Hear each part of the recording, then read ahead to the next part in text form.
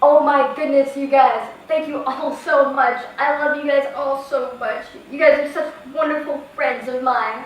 Oh my goodness, thank you. Yay!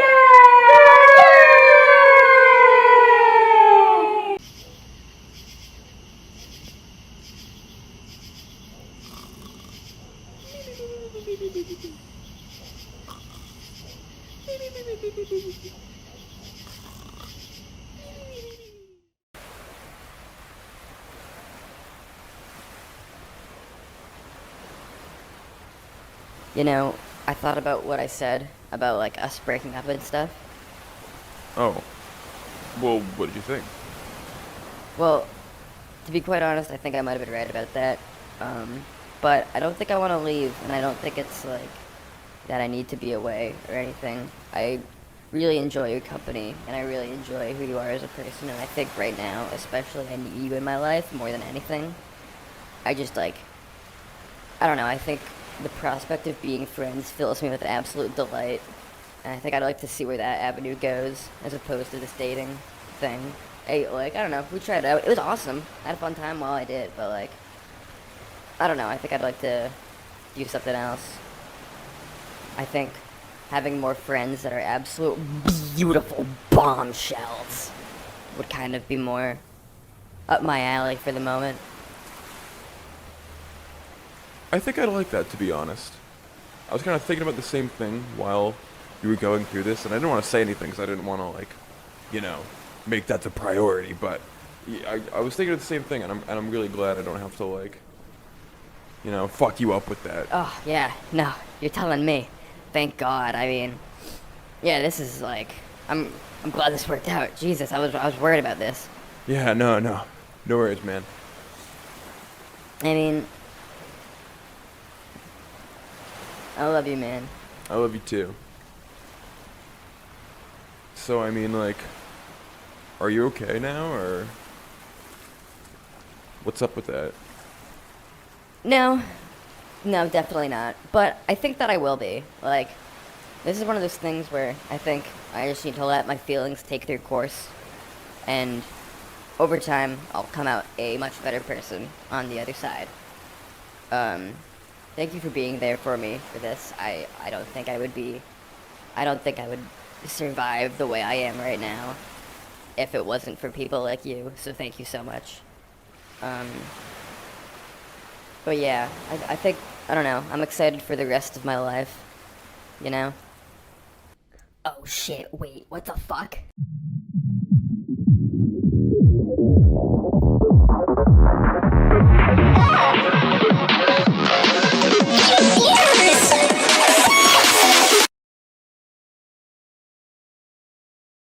Whoa. Cool.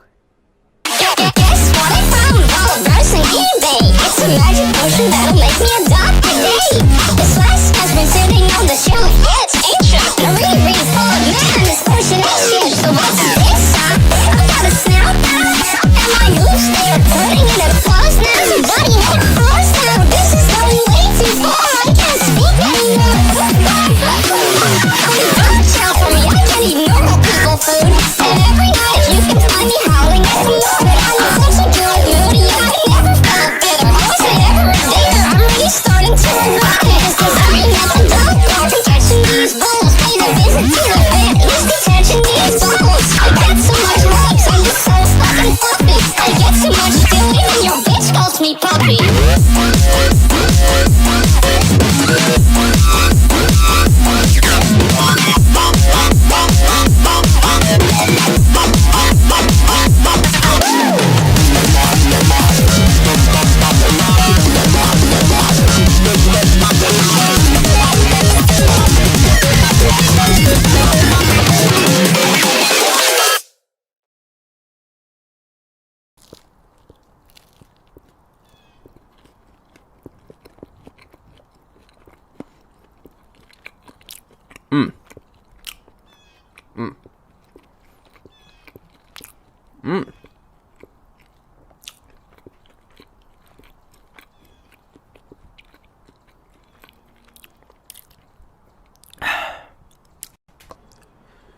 Hey man, this is really good. Oh yeah? Yeah, dude, like, wow, like, this is amazing. Wow, man, I'm so glad you like it. No, dude, I don't think you understand. This is the best freaking sandwich I've ever had in my life. We gotta go public with this.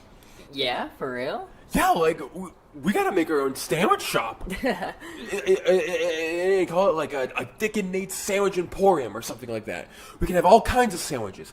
Reuben, salmon, ham and cheese, turkey and cheese, roast beef, tuna melts, and then maybe we can go bigger, and maybe after a while we can go even bigger. Burgers and hot dogs, ribs, salads, grilled cheese with soup on the side, meatball sub! Hey, alright, you know I don't like doing meatball subs. Okay, no meatball subs.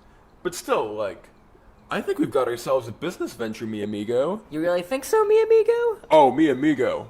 I do. Are you in? Are you in? Oh my god, we're actually doing this. Okay, I'm in. Yeah, baby, that's the spirit.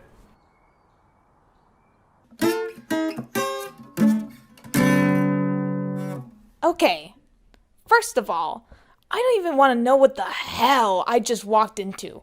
Are you two chuckleheads seriously trying to start up your own sandwich shop? Ha! As if! You two don't even know the first thing about vocational sandwich making. You think you can just slap a lump of meat on some bread, add a few oils and fats, and call it a day? You think mommy's sandwich that she made the night before can be sold for $4 to $11 depending on the regional property value? Get real! What kind of chips would you even be selling? You can't just throw in a bag of fucking Lay's. This is New England, asshole. If you don't pair this shit with a bag of Cape Cods or Wachusets, I just don't even know what you think you're doing at this point. I just really don't think this is the best venture for you two. You have no talent, no vision, and no experience in the exchange of goods. The sandwich business will eat people like you alive. Sorry, not sorry. Ha! Ha!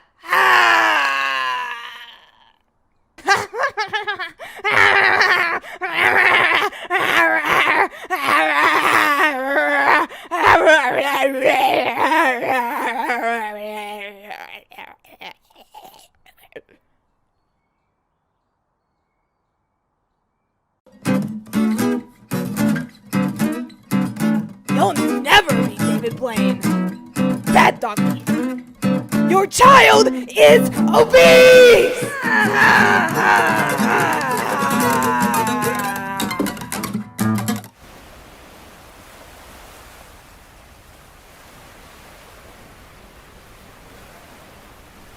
Hey man, why you gotta fucking act like that? Like seriously, just being an asshole to everyone, you know that. Like, I don't know if you know that was clear to you beforehand, but like, nobody likes that type of shit. Your child is obese? Are you fucking serious, man? Like, why would you say that to a kid? That's seriously fucked up. Oh, and now you're just lying there, huh? Man, don't act like you fucking feel bad, you stupid asshole. You know what you did. Don't try to pull that I didn't know bullshit with me. I'll see right through that. It's common fucking sense, you moron. Talking shit to anyone and everyone all goddamn day, and the minute it's dealt back to you, you start crying. Fuck you, you know that? Fuck you and wait, where are you going? Get back here. I'm not done with you yet. I'm not done putting you in your place. Man, what the fuck, man? Hi! Oh my fucking god. Can you believe that shit? Spitz is here to talk about their amazing fucking cartoons. Hi, holy crap, hello. Holy crap, hello indeed. Holy shit. Like, I can't, like, articulate to you, like, how much your cartoons have, like, blown me away over the last, like, few months. Super inspiring. I'm so happy. The whole beef has been a huge inspo for me as well. I mean, yeah. Yeah, no, I was like, I just want, like, I did want to hear more about that, because, like, I know, like, you say, like, the beef was, like, such a big turning point and stuff.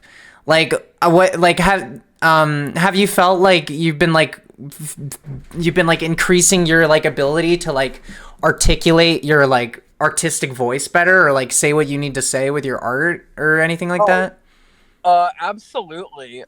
Both, so, like, this year, this is my sophomore year in college, and like this was definitely like this is like when I'm actually like in the major, and like fall semester, like before I knew any about this like beef stuff, like I was really chasing this like sort of like fine art sort of thing. I knew I didn't want to do like commercial art, and I knew I didn't like want to be in like the animation industry or anything like that, but I was trying to make something that was like super fine art and artsy, and like a lot of my art tends to be about like my emotions or whatever anxieties I'm going through, as you could very much so tell from those 3 films. And like I made some like stuff that was like about anxiety issues or identity issues that I had, but it was very much so in like with like a serious tone, you know. And Right. Yep. Yeah. It was one of those like Twitter like anxiety comics where it's a dark blob, like a dark evil blob, talking shit, you know what I mean? Yeah, I get you. But like I've also like ever since I was a kid, I've just had this like weird, ironic sort of like joke falling in on itself sense of humor, and I could never find out how to like incorporate that into the work I made. I just knew I knew how to make jokes, I knew how to make art, but I didn't know how to do them together. And just like I don't know, like seeing the beef and seeing especially going to shout out Beatrice Cook and B Jump Pup, Jethro's Mirage and Sissy's Game were fucking mind blowing. Me too. Yes. Me too, Yeah. dude. Yeah. What is it? Fucking Sissy's Game is my favorite cartoon of all time. So. For fucking Monte Carlo, that was the only one that was like a school assignment. We had to make like a little like vision board of like inspos and stuff, and I had like old YouTube skits and whatever, and then I had like right in the middle I just had like the Sissy's Game titled card, because I was like, I knew I want this to be about like some weird bitch saying surreal shit. Yeah. Yeah. The fucking mouse buggy scene is one of the best scenes ever made in anything. Yeah, no, it's fucking great. And like yeah, and so just like seeing the beef and seeing like, and also like Neptune Jupiter by you, Bentel. I still need to go through a lot of your work. Oh, thank you. That's okay. But, yeah, I have not had time to like consume any art because I've just been like working on shit. But like yeah, no, Neptune Jupiter was like crazy, and just like seeing like people like make stuff out of like bare necessity and like whatever resources that they had available to them, and just like going fucking nuts with it was like hugely inspiring, and like making stuff in like a short time of just like hyper fixating on something. And I tried that and like loads of dog fucking with that, and like all of that dialogue was improv, and like it wasn't originally like supposed to be like kind of like corny and campy. I mean like a little bit, yeah, but like the sticky note scene, I was like trying to be like serious with the dialogue, and then like I was showing to my friends and they were chuckling, and I was like, oh, this is corny. I love corny shit though, so I'm just kinda, like, running with it. And so then like just like the whole film, I was like talking kind of genuinely, but like with that awareness of like this is also very goofy. Yeah. I think that's what is so compelling about your like artistic voice, is like I think one of my favorite moments from you is in I'm Fucking Crazy, when we zoom out of like the day loop and it's the spinning cube, and the main person's just like, I don't have to live like this, but it's like reference to like this fucking YouTube poop blob of a life that's just going like it's so fucking funny, but like it still conveys like a really like authentic emotion that's really cool. So like if you're chasing like that, like sort of bringing out like authentic feelings through like a corniness, like sort of tongue-in-cheek way, I think you're like fully succeeding. Oh, thank you so much. Yeah, that's so great to hear, because like that's exactly what I'm going for. Because like I love to like make something that's like fully emotional, but at the same time there's like the absolute horror of showing that to someone, and also like having to like be that vulnerable with yourself, and also just like at the same time it's like, yeah, but I can like make this funny. I don't know. Yeah. Yeah, right. Nothing's too serious, you know? Yeah. I don't know. Yeah, it's just fun having it like a weird bit. Like the beer scene immediately follows that. Yeah. Oh my god, that's so fucking funny. Oh man, everyone in chat was going beer. Yeah, you didn't get to see the chat, but everyone was going crazy. Yeah, I will definitely tune into the rest of the beef. for sure. Right on. When I get a chance. Yeah, I am currently having lunch with my entire extended family right now. So Yeah, you're in a car, right? yeah, I'm currently in my sister's car. Not too hot, I hope. I had to close the windows. I wanted to close the windows so I could just like talk and not worry about people listening. Oh, right. It's a little hot in here. Oh God. Okay. Well, we're gonna let you go so that you don't like cooking in the car. you don't you don't die like a dog. But Of course. yeah. No. One last question. Do you have a favorite animal? Oh shit. Fucking fuck, that's hard. I like all the animals. Oh, bear. Brown. Bear. Yeah. Good answer. But there's a couple. There's a couple bears. Bear. I love any animal where you can like see it kind of thinking a little bit, like crows, octopus, like dolphins, and People. people. Yeah, exactly. My And, favorite like, animal is the human being. Oh, that's So deep. That's so brave of me. Okay, we gotta let you go, Spitz. I'm so sorry. It was like, but it was so great talking to you and hearing more about your art and everything, because it's really awesome to see you evolve, and I'm excited for your future. Oh, for sure. I'm so happy people liked it. Jack sent me some like screen caps of the chat, and I was like, oh my god, fuck yes. People Yeah. really enjoyed it. I'm glad. Yeah. Happy Beefmas, everyone. Love Happy you all. Beefmas. Take care, Spitz. Bye bye. Bye, Spitz. Boop. All right, there goes Spitz. Oh my God, what a delight! What a delight Z is.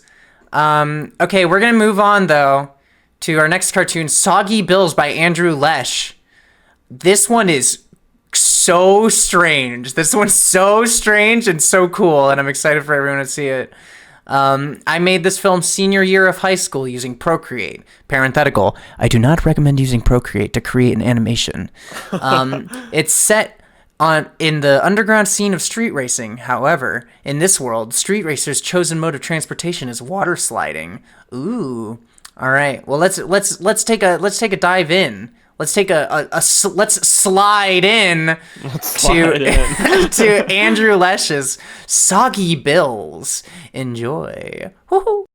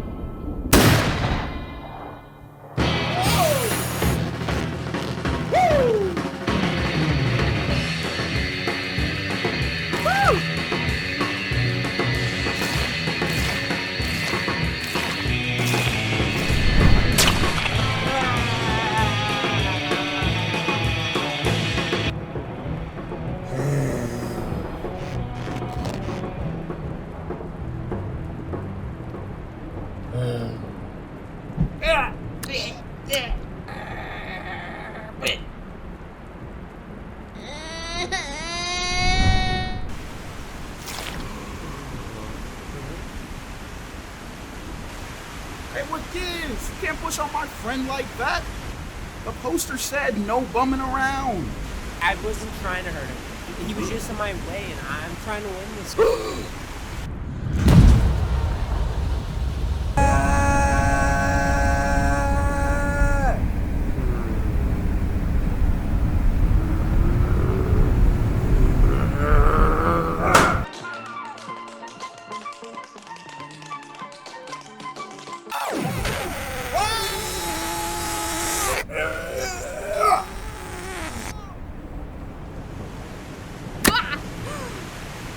You scum! How can you hurt my friends like that and keep going forward? You just don't get it. I need the money. Over some soggy bills? You're ruining our race over chump change?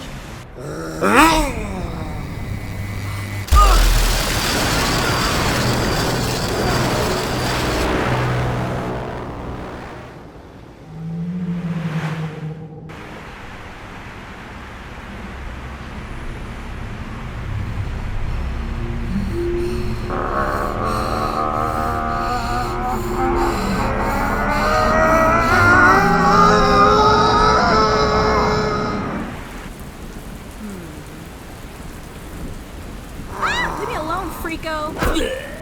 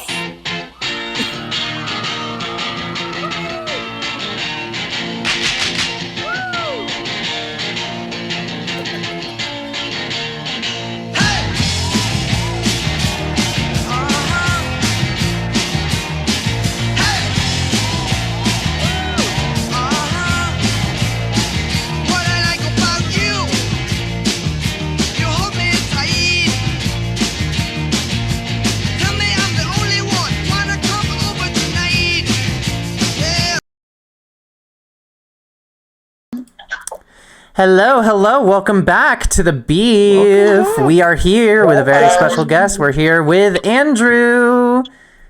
Hi, Andrew. Hey, thanks for having me. Yeah, I had I just put for your profile picture. I just put the cereal. I put the fruit the Fruit Loops picture. That's like your Instagram picture as your profile for the interview. Yeah, I have like a different profile picture for every social media. I just have to like keep people on guard. No one ever knows what's going on. Exactly. Okay, well, holy shit! Thanks for coming on. Your art style is crazy. I feel like I've never seen anything like it before.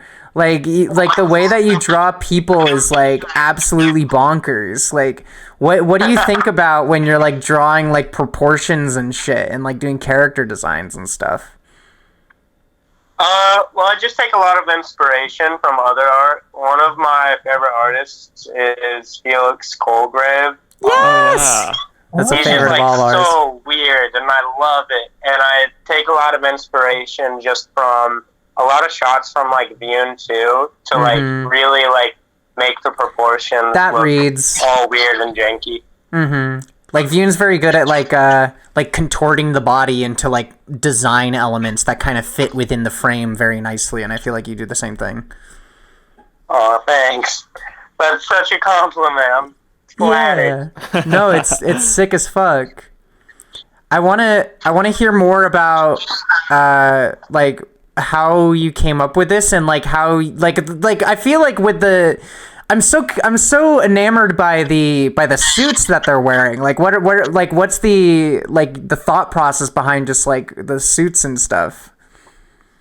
Yeah, so I think how I came up with it is the lamest thing possible. I was just mowing the lawn, and it was summer. It was really hot, and I was like thinking of an idea for a short film, and I was like, wow, it's really hot out here. I wish I could have a water slide right now. And I was like, water sliding street racers, and then it just like went from there.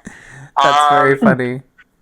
And I wanted to like make suits that like fit into the world. I didn't get to do a lot of world building at the time, but I really wanted to make suits that like felt like they were used to like water slide. So like I wanted really puffy suits that like that could pop and stuff like that, just to really give into the world building.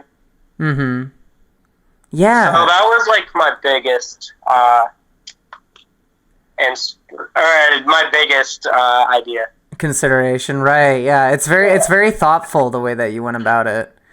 I want to hear more about your process with Procreate. Like, do you have? I mean, you say that you don't recommend animating in Procreate. What was it like in that world? Oh my god, it's awful. I'm doing another film in it right now, and that one was a lot bigger, but I just didn't have the money to buy like a big program, and I really wanted to make a film, so I just was like, wow, I guess I'm going to have to make it in Procreate.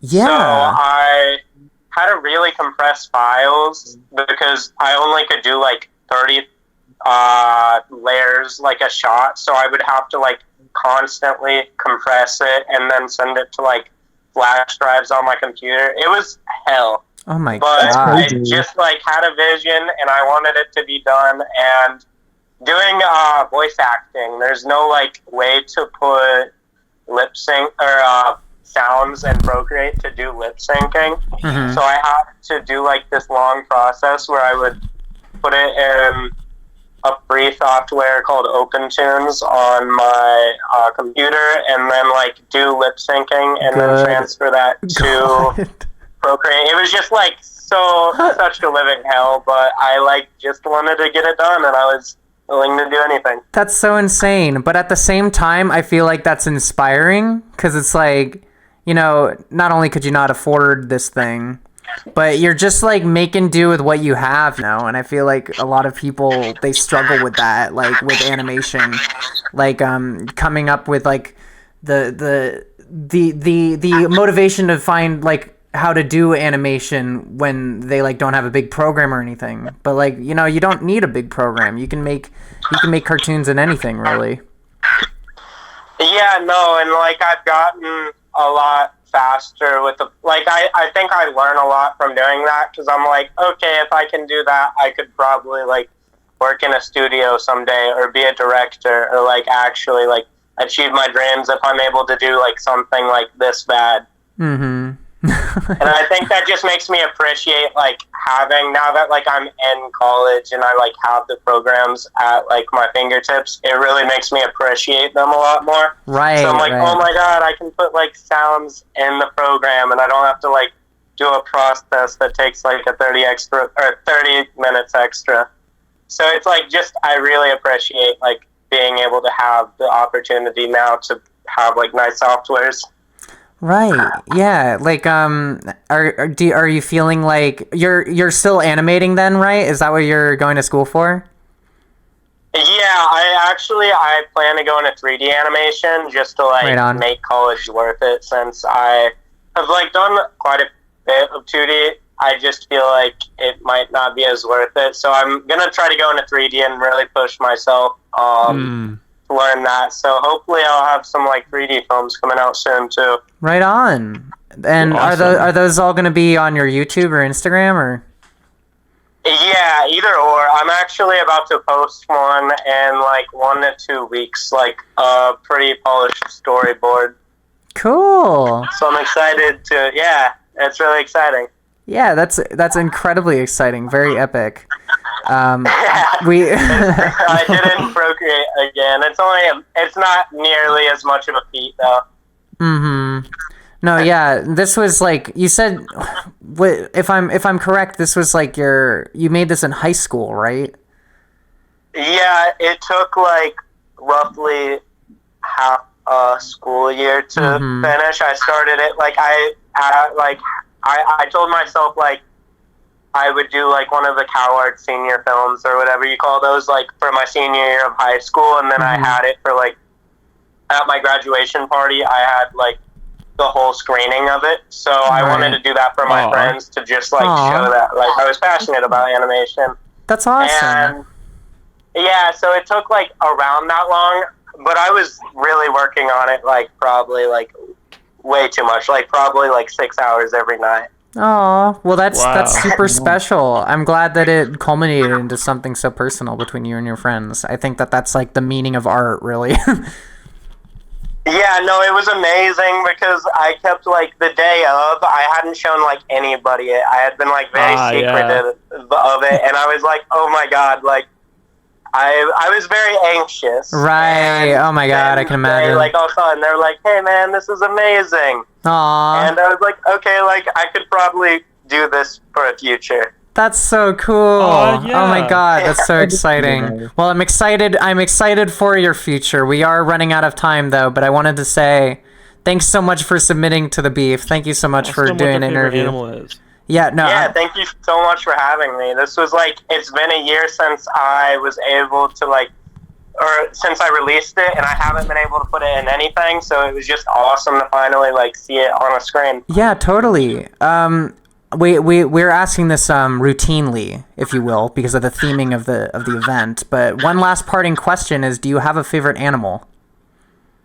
Yeah, probably toucans right now. That's so cool. Yeah, toucans, I'd say.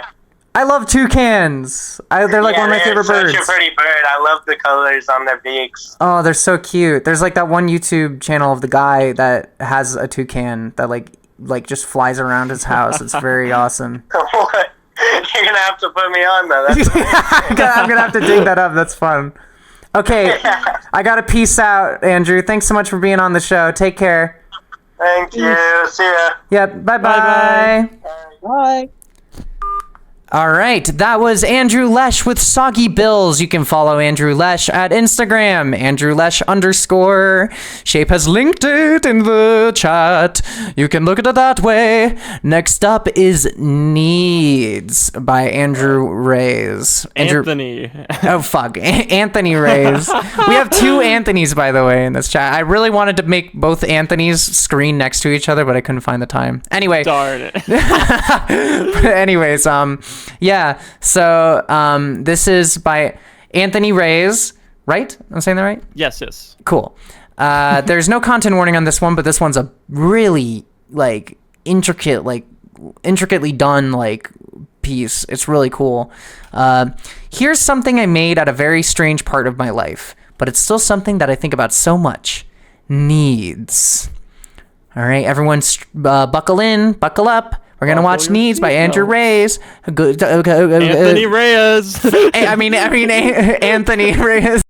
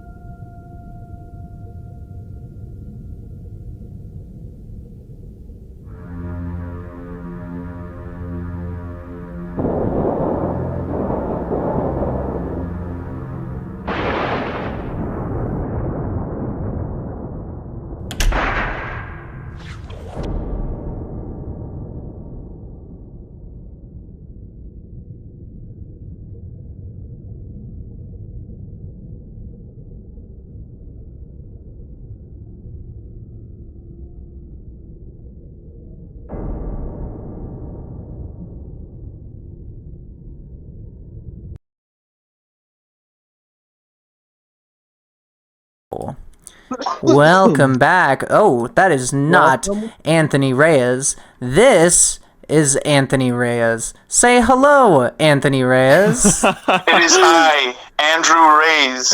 Not Andrew. No, nothing of the sort. Little Reyes. Hey, what's up? It's Anthony. Hello, welcome, Anthony.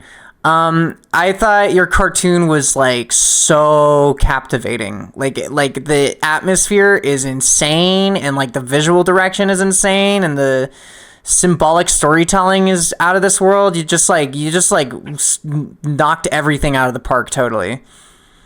I appreciate that. I mean, it's one of those things. I remember when I was making it was like, you try to find a balance between trying to make it sort of like obscure and trying to just let the imagery say what it needs to say, but at the same time you want to get a message across.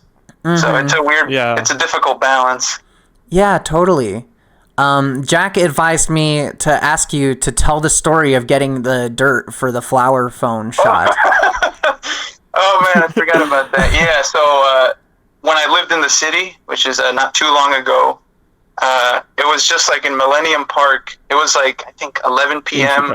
I just went out there with a shovel and I just picked out a piece of dirt from the ground, put it in a box, and just took it back to my apartment so I could film that clip with the flower on there. Yeah. In the middle of like a big city park in Chicago. Yeah, I forgot about that completely. That's so fun.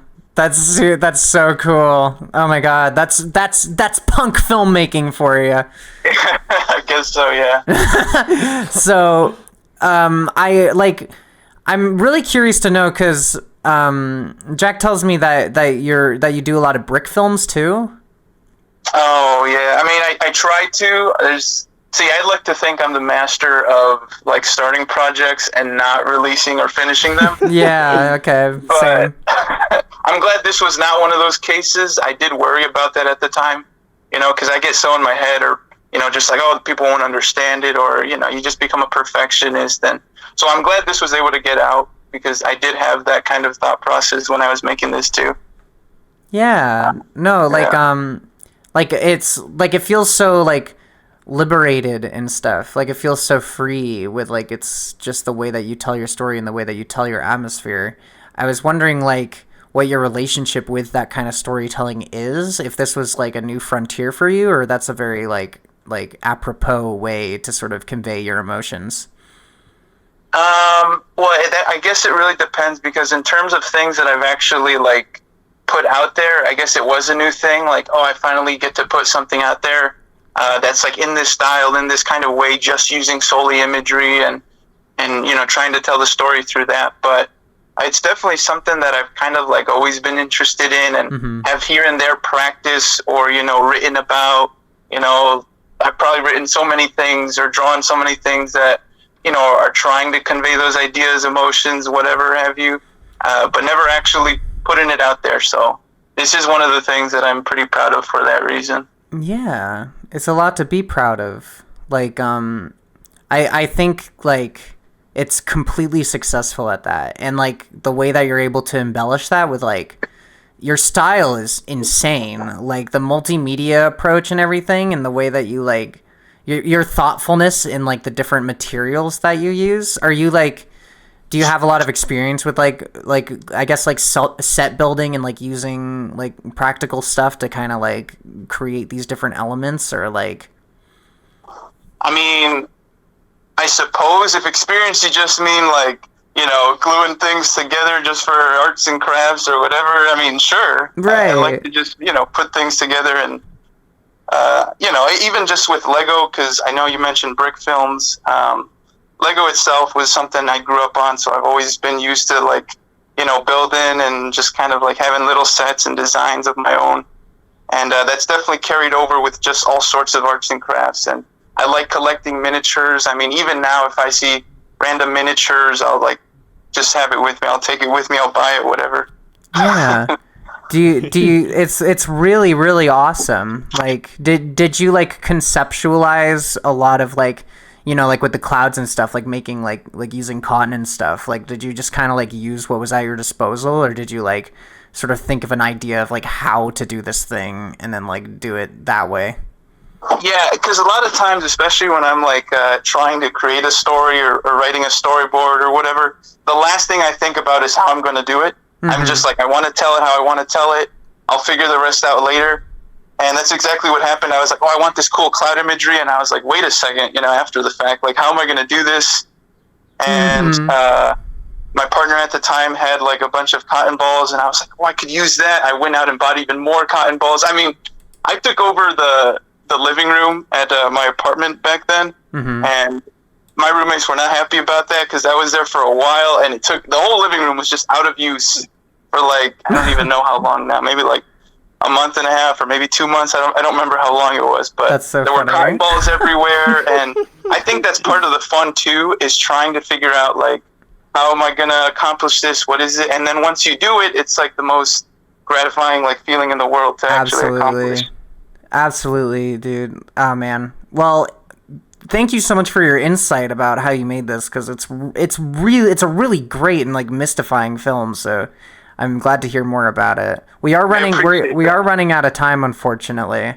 So I'm gonna have to let you go. But thank you so much for being on the show, Anthony. This was awesome. Thanks for having me. Thanks, Anthony. Absolutely. Jack says thank you, Anthony. Shout out Jack. Shout out the Beef. Shout out all of you guys. This was awesome. Yay! Okay, wait. Parting question: do you have a favorite animal? A favorite? I'll probably just go like horse. I mean, classic, legendary creature. How is that a classic? Why is that not a classic favorite animal? My co-hosts are mystified about horse being a classic, but I think that's a very cool choice. Yeah, okay, well, thanks so much for being on the show. You're awesome. Take care. Appreciate it. All right, take care, guys. All right, bye-bye. Bye. All right, that was our good friend Andrew Reyes. Anthony Reyes. You can see him. You can see his stuff at Fusion Donut YouTube. Fusion Donut on YouTube. And Anthony's a enjoy. longtime friend. A longtime friend of Jack's. He's a magnificent talent. We're gonna be moving on to our next tune by Eddie. He's apparently a classmate of Spitz, which is cool. What? Yeah, no, I caught it on on like Spitz's like Instagram story, but meltingpot.exe is the name of this cartoon. This cartoon's a lot of fun. I'm excited for everyone to see it. So everyone, let's see. It has like themes of drug use, so watch out for that. The artist statement goes as follows: a pink virus sweeps the nation in the search for the banned flavored vape. All right, well, enjoy it. On that note, toodaloo.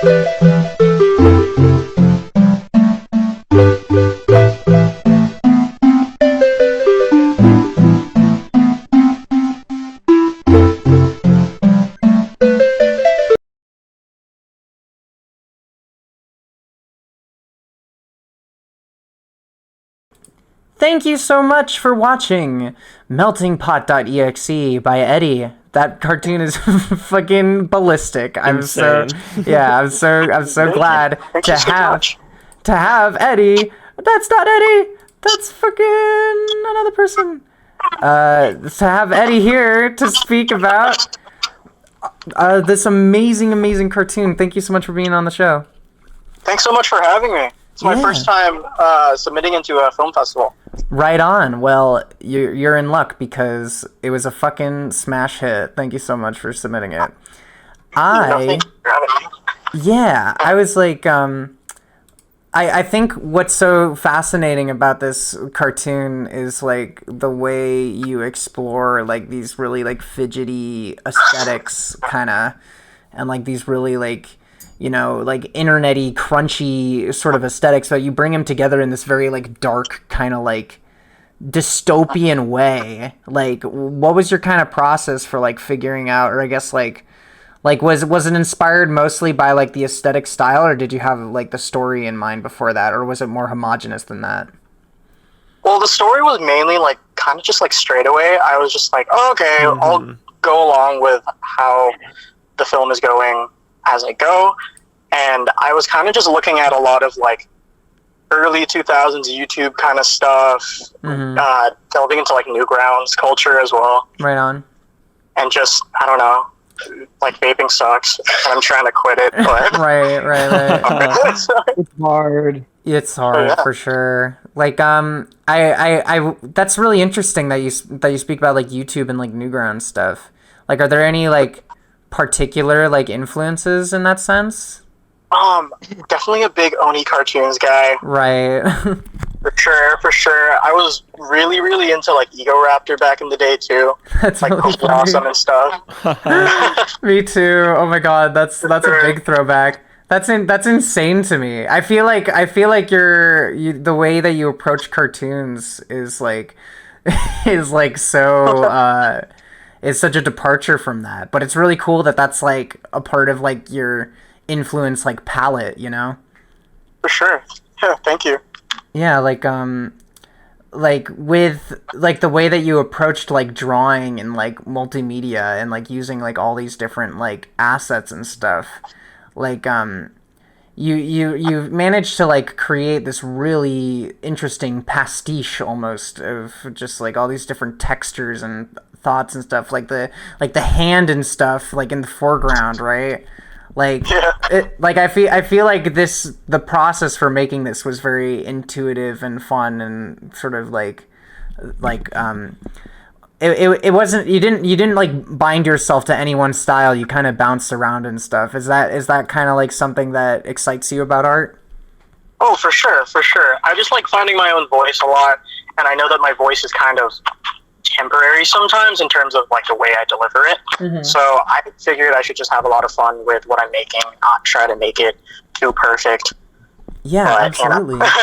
No, yeah, that's like the meaning of art for sure, is just having fun. And and even with the fun that you're manifesting, like you're still making art that's incredibly resonant. Like the lack of perfectionism or the thought of like what an audience would perceive from it doesn't even read, like it doesn't even translate at all. Like you're still making art that's incredibly awesome.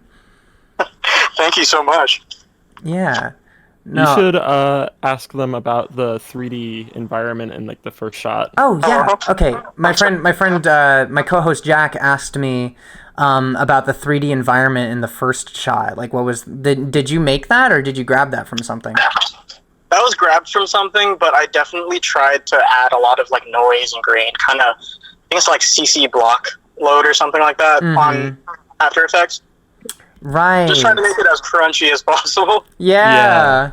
It totally succeeded. It totally gave it like your own spin. Like I think that's what's so cool about the internet nowadays, is you can just make art as like a collage from like so many different things. For sure, the digital collage kind of format is very, very enticing to me. I just like layering things over. Yes. Melting pot, if you will. A melting pot, if you will, is what Jack says. Melting pot, fruit salad, you know. Yeah, no, man, like, what, I wanted to know about the Subway Surfer thing. I wanted to know why Subway Surfer. Thing? Yeah, why did Subway Surfer come to your mind? Like, yeah, for the credits, I'm gonna put Subway Surfer gameplay right here. I was like, man, I don't want my credits to just be a black screen. Like, that's lame. Yeah. At least in comparison to like what I had in the film itself. So I was like, oh, okay, it's like internet related type stuff, and I know that, I don't know if it pops up on your TikTok or whatever, your Instagram reel or whatever. Yeah, it does. It's like somebody's, it's like a Reddit story. They're playing Minecraft, and there's also like soap cutting videos underneath it. Like, oh yeah, I know it. Oh my god, dude, I found out about that like just the other day. Like, dude, I'm They're like, lantern flies. yeah, I'm like so like I'm not in on that shit at all. Like, I don't have a TikTok, and I like was just watching some video essay, and they were doing a sponsorship, and they were just like playing like fucking I don't even remember what it was. It was like some like it was just like Happy Wheels or something, and I was just like, what? Of course. What the fuck is this? Why is this happening? Like, is this where we've come to? It's gotta be visually stimulating, you know? It's gotta. The gameplay works. The gameplay works. It does work. I'm enticed by the gameplay when I watch the credits. So know how they live. that's so funny. Okay, well, Eddie, it's been a fucking delight talking to you. Thank you so much for joining. Thank you so much. Thanks for having me. It's been super awesome. Parting question for everyone: do you have a favorite animal? I really fuck with the vampire squid. Vampire squid. What the hell's that? It's like 3 feet long, and it's got a big like cloudy blue eye, and it's red and kind of iridescent. It's sick, so sick. Oh my god, that's crazy. Oh my god, I'm looking that up. Definitely check it out. They're sick. They're kinda Yeah, sick. absolutely. Okay, well, thank you, Eddie, for the lesson on animal facts, and for bringing us photography as well. All right, have a good day. Yeah, take care. Bye bye. Bye bye. Mwah. What a treat. Okay, well, that was Eddie.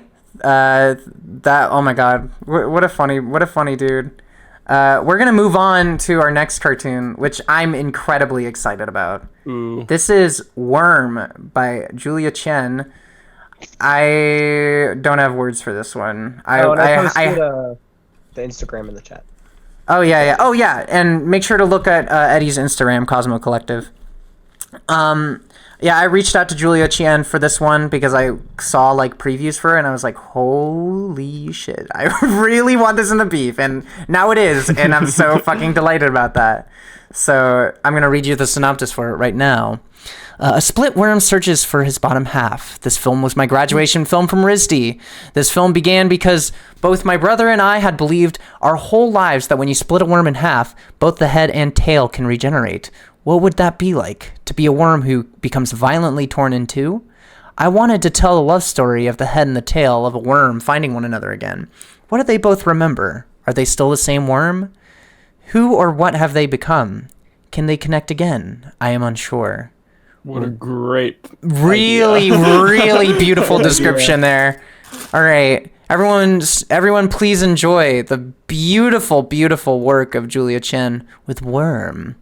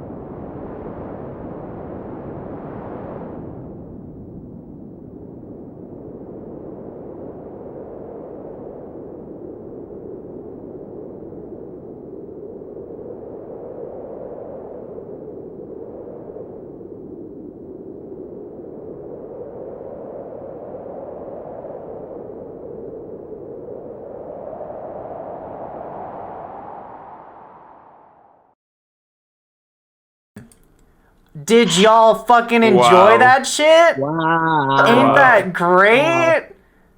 Everyone, drop your wows Speechless. in chat.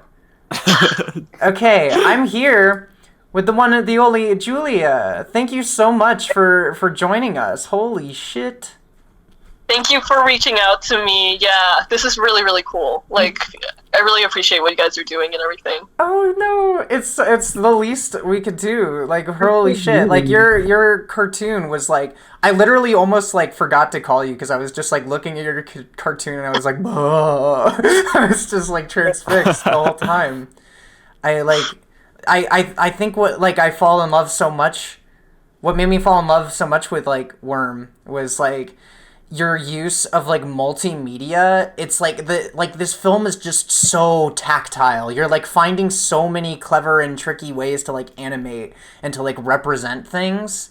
And I want to know more about like that aspect of animation to you and like what that means to you as far as like your animations and stuff. Yeah, well, like, I kind of went into this film, not planning anything, because, like, personally, when I try to storyboard and when I try to do pre-production too much, when I actually start animating, it feels more like work instead of, like, play. Yeah. Yeah. So I just kind of would just do a shot every day. Not really every day. I shouldn't say that. I try to do a shot as, like, quick as possible, like, constantly, and I was just, like, trying out new things, and I don't know, I was really insecure in the beginning because I thought it would all be really disjointed because I was just doing what, like, I enjoyed, and it didn't necessarily, like, visually work together.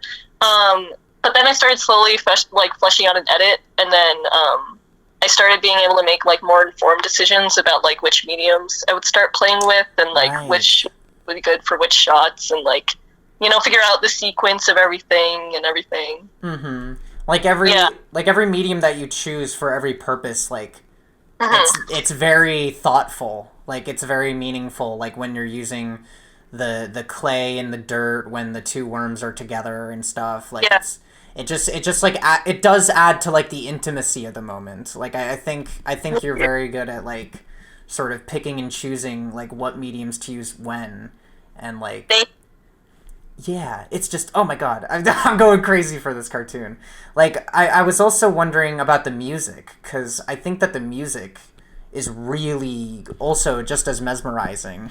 Like, it totally, like, sets such a good mood for the cartoon. I was wondering, like, how you, like, approached the music and everything. Yeah, I spent the whole year, editing to this like scratch track that was made of Yuriko Mizushiri soundtracks and also Liz and the Bluebird is like my favorite animated film. Oh no shit! Yeah, so I was just cutting a ton of like the very like ambient and like I don't know, they're very like they're very fuzzy, like the sounds. I was just cutting and I was editing to that, and then I was just focusing on animating the whole year, and then, like, there was a week left until it was due, and I was like, oh my god, I don't have any sound or anything. So I was so I just had to, like, get rid of everything and try my hardest not to, like, just completely copy. But, like, the tone is similar to that initial scratch track. But then I reached out to my friend, Femi, who is Sad Noise on Instagram, but he's, like, a artist, and he like, just really quick, he made me this, like I think it was like a 15-minute long track, and he titled it Julia Laying in the Grass. And I just listened to the whole thing, and it really like took my breath away. And I just kind of like cut it up and then added a ton of my own like synth sounds and stuff to try to like piece together this like more fuzzy kind of thing. Yeah. Yeah. No, it totally like it's so good at like like bringing the whole piece together. It's like almost like a railing for like all these like multimedia expressions to kind of like link onto and like travel through the story and all that. Yeah, I was really insecure about it for like a solid like up until recently. So Oh, really? No way.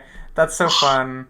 Or that's not fun, but like that's so unexpected because it's so cool. Thank you.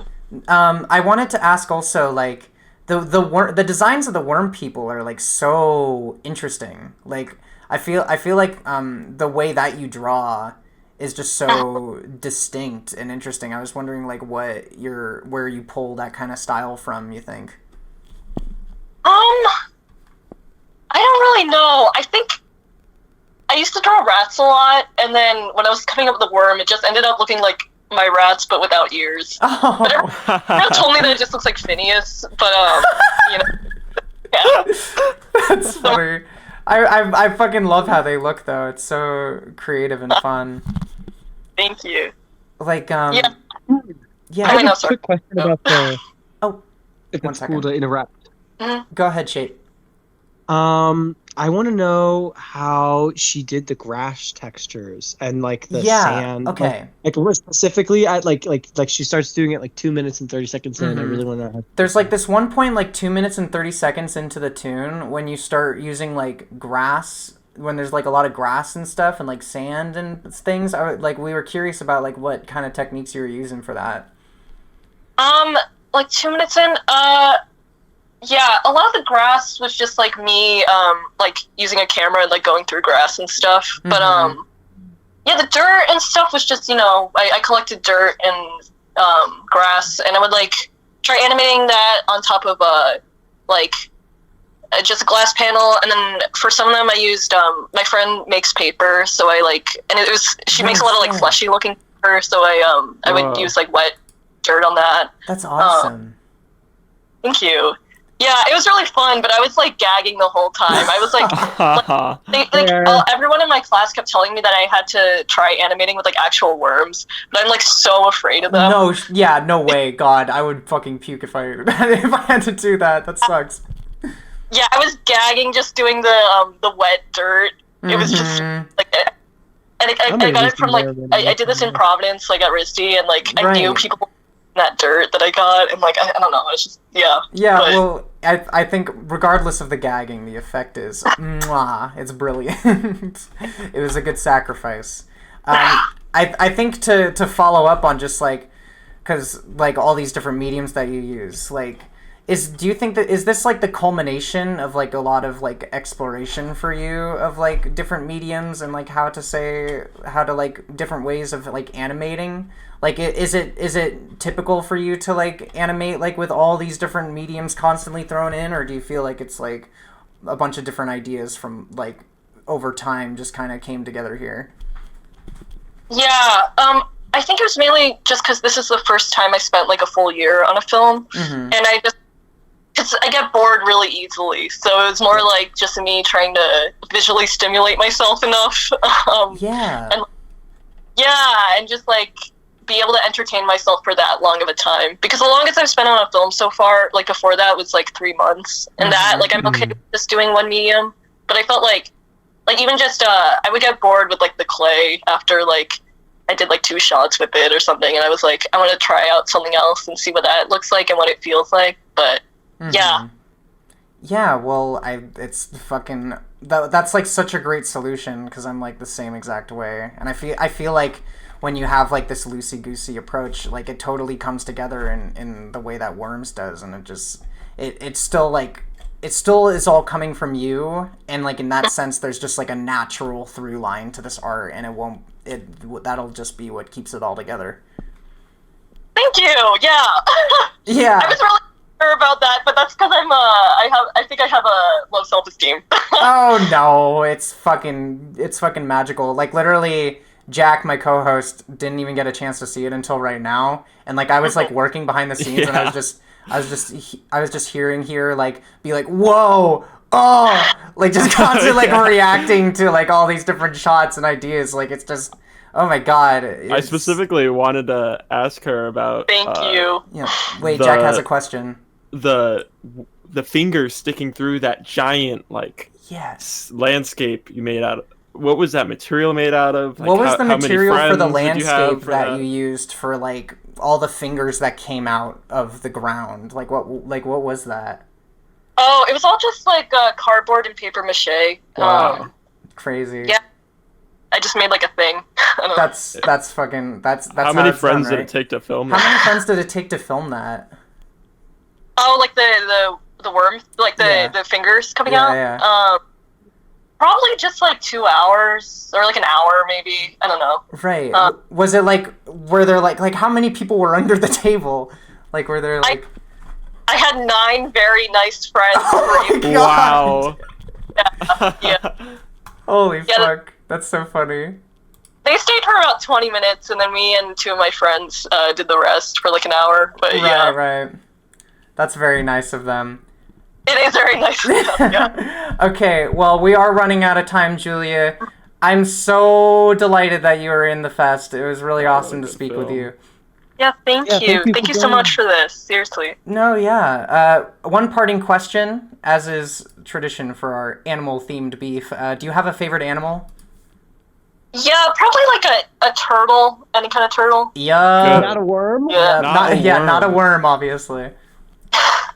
They kind of freak me out. Yeah, but... right. Okay, well, thank you so much for being on, Julia. Take care. Thank you so much. All right, bye-bye. Bye. Bye. All right, that was Julia Chen. What an incredible film. Right, it's fucking crazy! If you want to see more crazy art, go to Julia's_not_creative on Instagram, which I beg to differ, but, you know. And okay. her portfolio is also here. Yeah, her portfolio is also there. Yeah, okay. Oh my god, we're going into from one crazy film to another. Holy fuck. Oh my gosh, this one's crazy too. This one's amazing. This is Downhill by Erica Morricone. Holy shit. You guys are gonna be blown away by this one. This feels like an NFB film. Like, it's crazy good. I thought you said NFT. Not an NFT, no god. NFB. Okay. Few content warnings. Blood drawn with sharp objects and death. The artist statement is 4 plagued neighbors resort to self-destruction when their decaying apartments intends to drag its residents down with it. And it's just as cool as that description will lead you to believe. So please enjoy.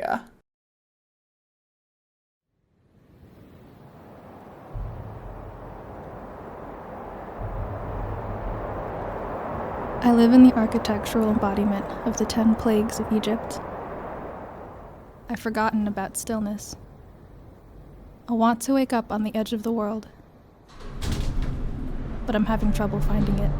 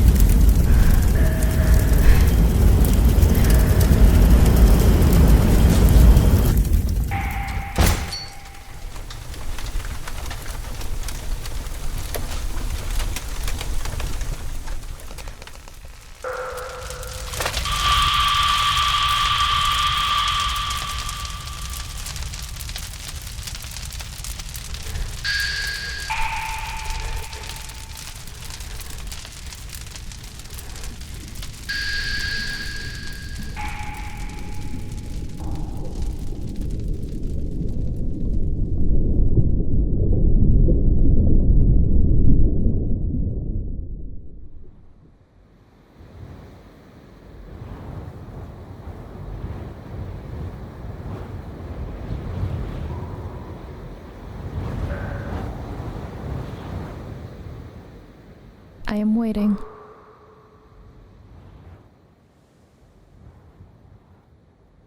I am home. And I fear not omens. Today I woke up on the edge of the world.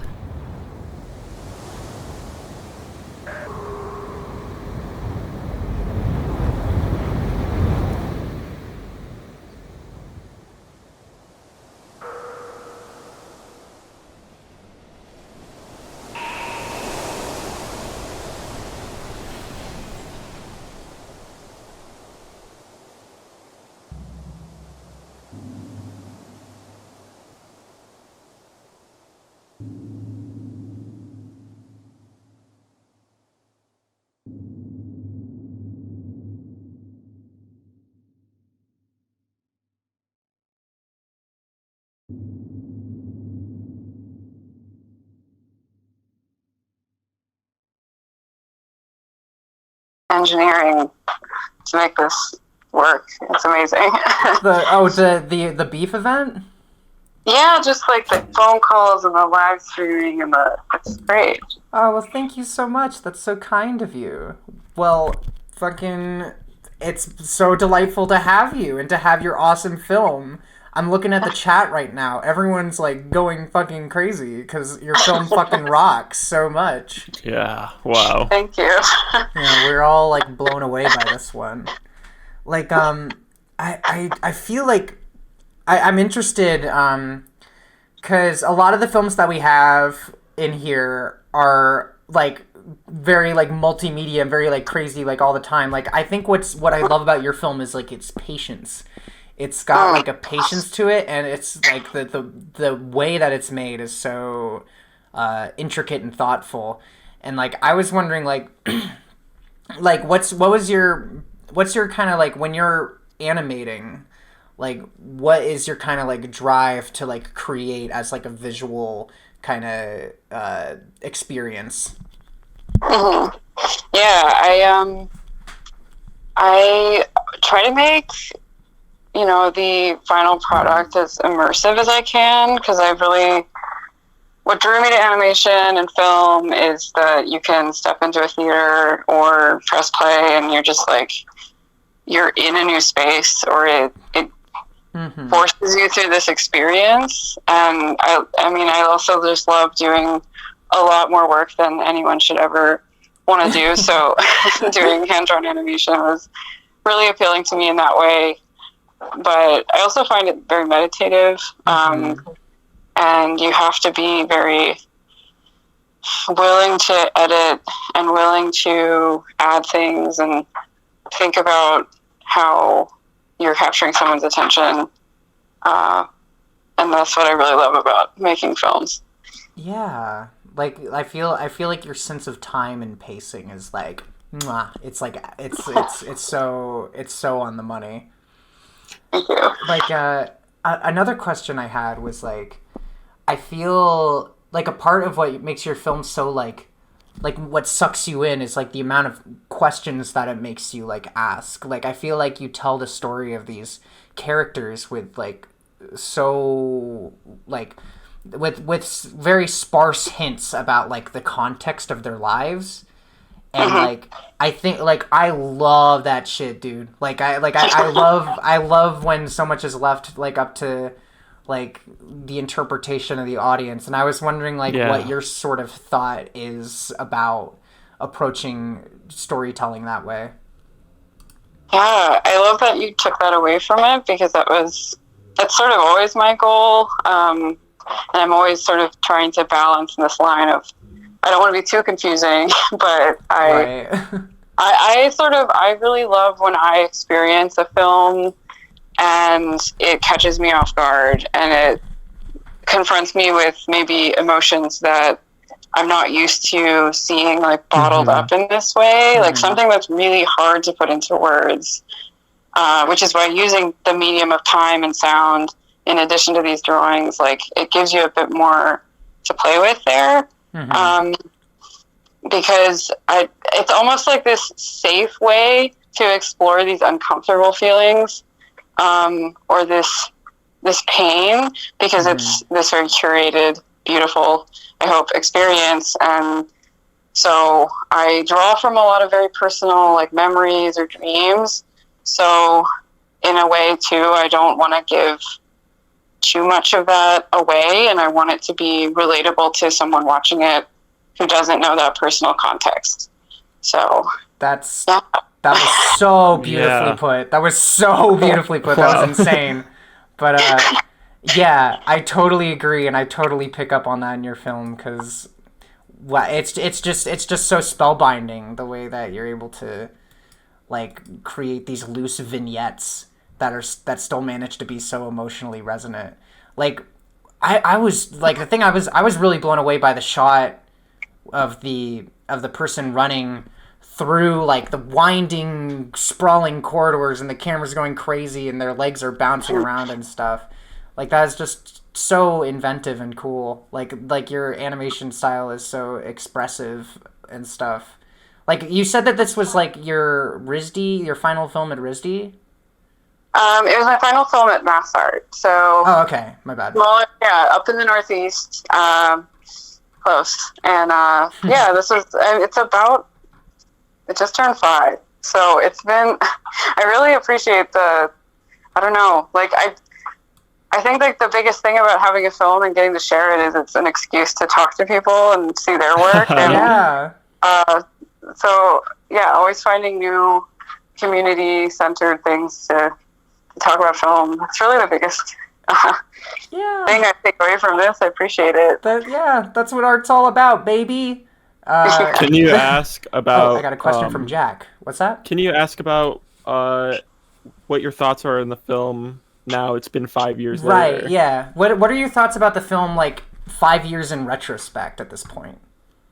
Yeah, I mean, there are things about it that I think I always, like, I had to put a stop to it and, like, finish the film. And I think it's normal that you look at art you made 5 years ago and, yeah, you're like, these things could have been different, or I don't know. But I try to, like, hold, like, respect for the 5 years ago me who made it. And I think that I did the best that I could in the timeline that I had, and I made a finished thing. And I'm honoring it and proud of it, even if there are things like tiny tiny thing that I found out about a year ago watching this. I was like, the shot where the house is burning from afar and it's like the billow of smoke. I didn't remember to put the windows in the building. Oh. So there should have been smoke and light coming out of the windows. And I noticed that because I looked at a sketch I had done before I actually animated it. I was like, that's why the sketch looked better than the last scene. Yeah, Just these you things know, you like it don't even happens. think about. You can say like, it represents how their last life is blocked away from them at this point. Oh yeah, definitely. Yeah, if anyone bugs you about it. But yeah, no, I mean, you could have fooled me. This film is fucking immaculate, and I'm so happy to have screened it. We are, unfortunately, running out of time, but thank you so much for showing it. It was so awesome to speak with you. Yeah, thank you for having me. Yeah, one parting question. Do you have a favorite animal? I think I'm gonna say fruit bat. That's good. Fruit bat. Those are the ones with like the Yeah. doggy faces, right? Yeah. Yeah, like, you get it. You get it. You understand. Oh my god, that's awesome. Okay. All right. Take care, Erica. Thank you so much. Thank you. Bye. Bye.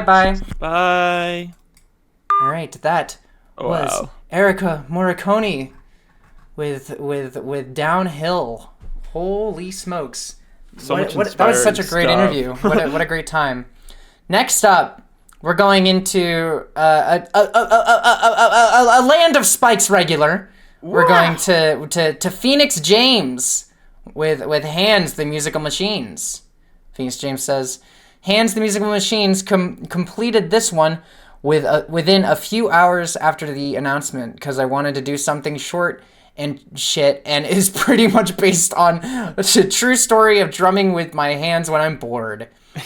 All right, right on. Well, we'll get right into that. We'll see what Phoenix James has to say with Hands the Musical Machines. Bye.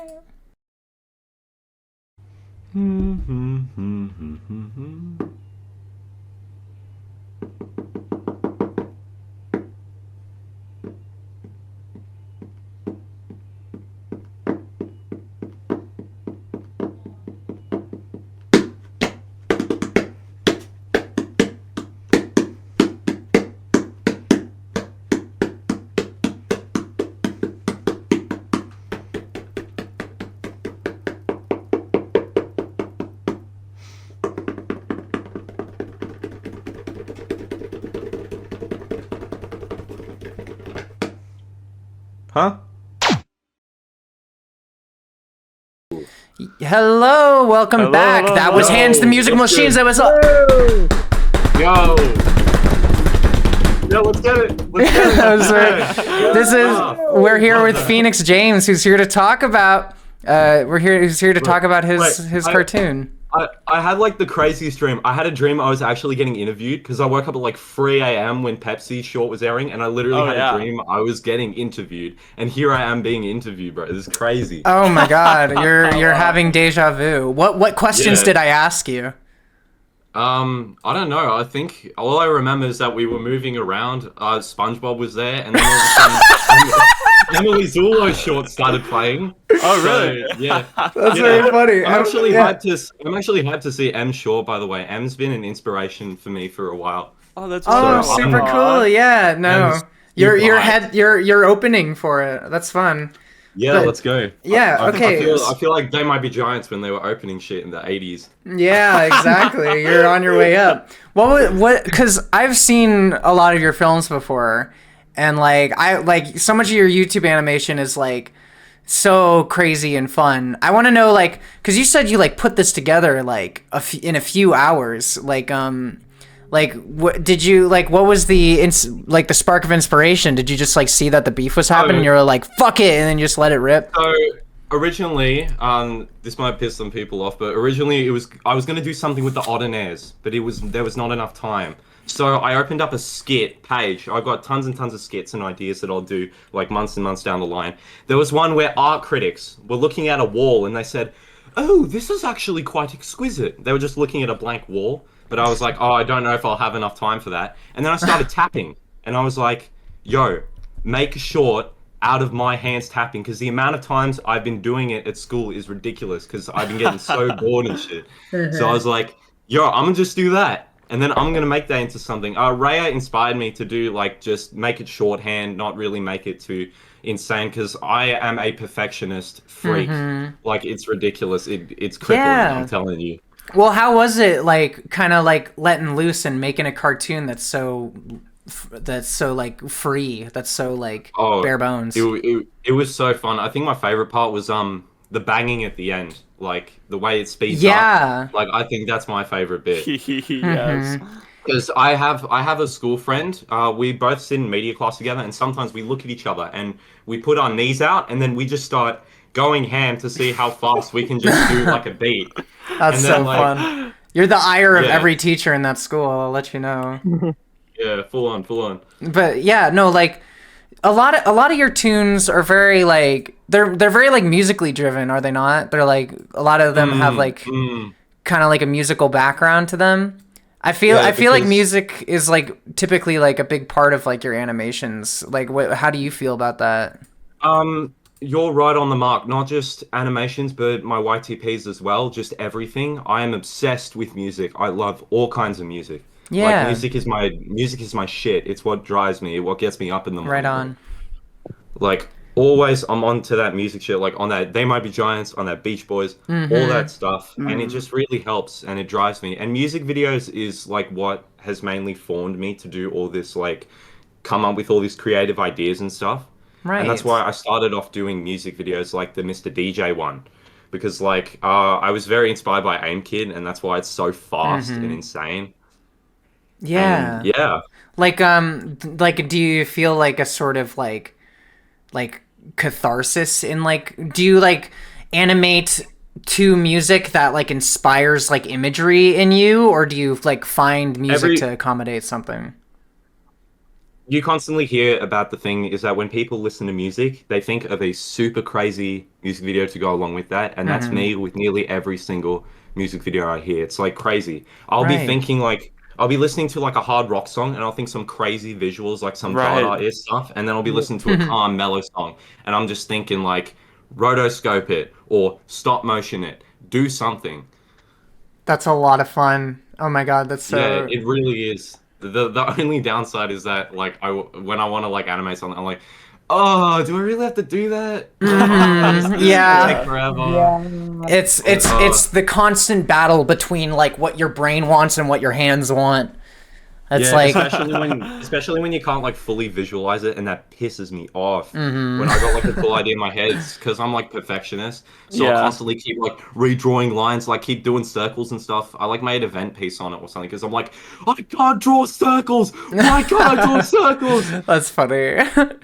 Yeah, I mean, you could have fooled me. Like all your cartoons are so expressive and fun, and like, and that's why I love Beef, because one of my good YTP friends, Sergeant Charlene, she showed me the very first Beef, and I sat there. Wow. I saw the liminal space one, and I saw the funny one about the wizard.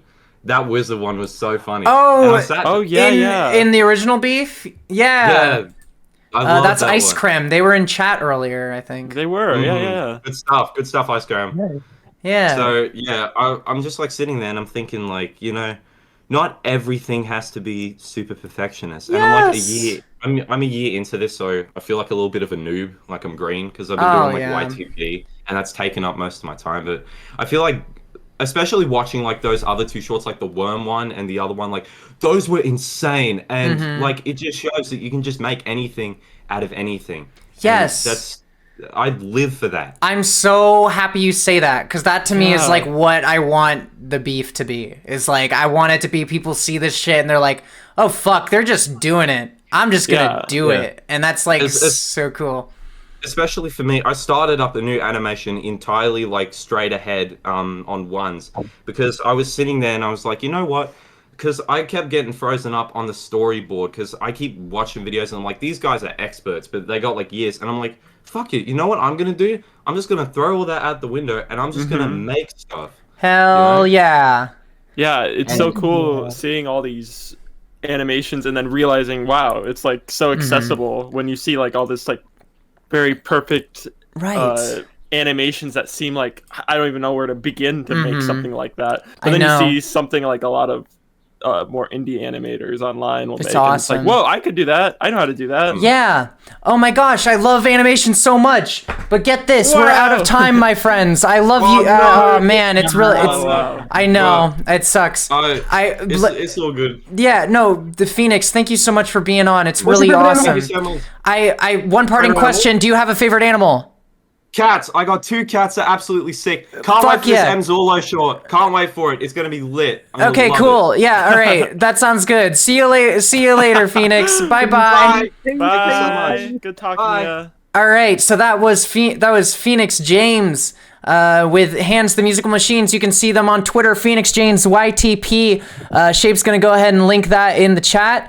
Next up is going to be In the Interim by Emily Zulo.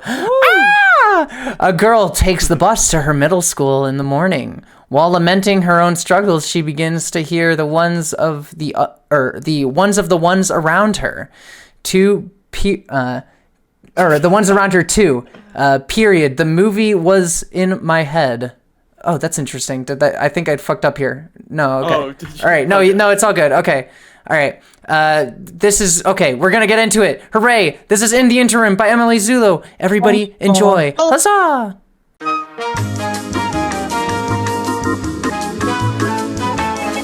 Huzzah! What a fucking fun fucking time that cartoon is. It's What so an cute and it awesome makes my tune. heart go kaplowy. We have MZ with us right now. Look at that. Welcome to the show. Hi. Hi. What's up? Yeah. Oh my gosh. Thank you so much for coming to the beef and thank you so much for showing your film here. It was Oh my super gosh. exciting to watch it. Thank you guys so much for having me. It's really cool. It's fun watching everything go down. Yeah. Thank you for being here. This was like how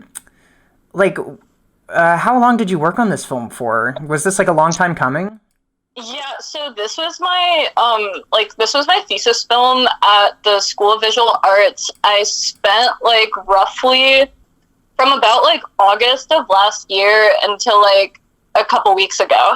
No basically. Basically working straight through from boards to like comp and sound and whatever. But yeah. Oh my god, well, it came together, like, exquisitely. It's like, you're so good at telling, like, really human stories, like, that they just, like, speak to, like, you're able to, like, manifest, like, such, like, vivid, like, analogies and stuff to just, like, sort of make sense of, like human condition type junk. It's like so cool. Thank you. It's like my favorite thing to do, like ever, is just like make things where somebody's like, yeah, I feel like that too. Which, or like just like I like striking that like weird balance between like humor and like seriousness. Yeah. Yeah, and I want to do more of that, I guess. Yeah, I wanted to like pick your brain more about that. Like what about that specifically is like, because you know there's so many stories on this fest that are just so insanely crazy, but like a lot of your films are very like, or a lot of your just stories in general are just very like grounded and down to earth and stuff. And I was wondering like what about that is just like so cool to you in your words? I just think real life is very interesting. Yeah. And I think people are interesting. I made this film because I rode the bus every day to go to school for 12 years. So Yeah. I like, because I didn't drive. So like I like it when you can hit on something very like specific, and I think like I grew up watching a lot of like, you know, like YouTube animation things, seeing like other student films and stuff like that, and like reading a lot of comics, and there was a lot of like stuff where like you can use the visual to represent feelings that are hard to like write down with words, if that makes sense. And Yeah, totally. like I like awkward things. Yeah. There's like a beauty to it. There's a there's a humanity to it, and like you totally manifest that, and it's awesome to see. Thank you. I was curious to know more also about like your, hold on one second. Like I was curious about the, like, basically because you make like comics and cartoons like a lot, right? And I was wondering, like, when you're approaching stories from both ends, like, do you think like both kind of influence each other in a way? Because like I noticed like there were a lot of like kind of like allusions to like graphic kind of design to like some of these shots and stuff. Like I was wondering like how both of these sort of your interest in both of these mediums of storytelling kind of influence each other. Oh, I mean, like, completely and utterly and entirely, they, like, so inform one another. I've loved comics forever, but I got really into, like, making comics about 2 years ago, and I've been doing it basically alongside my animation work, and it's a power struggle between the two of them, because there's like two wolves inside of me, and one of them really wants to run away from animation and make comics, and the other one's like, no, I love making the guys move. So I like really, like, I went into this and I was storyboarding it, and I hate storyboarding. Fuck storyboarding, yeah.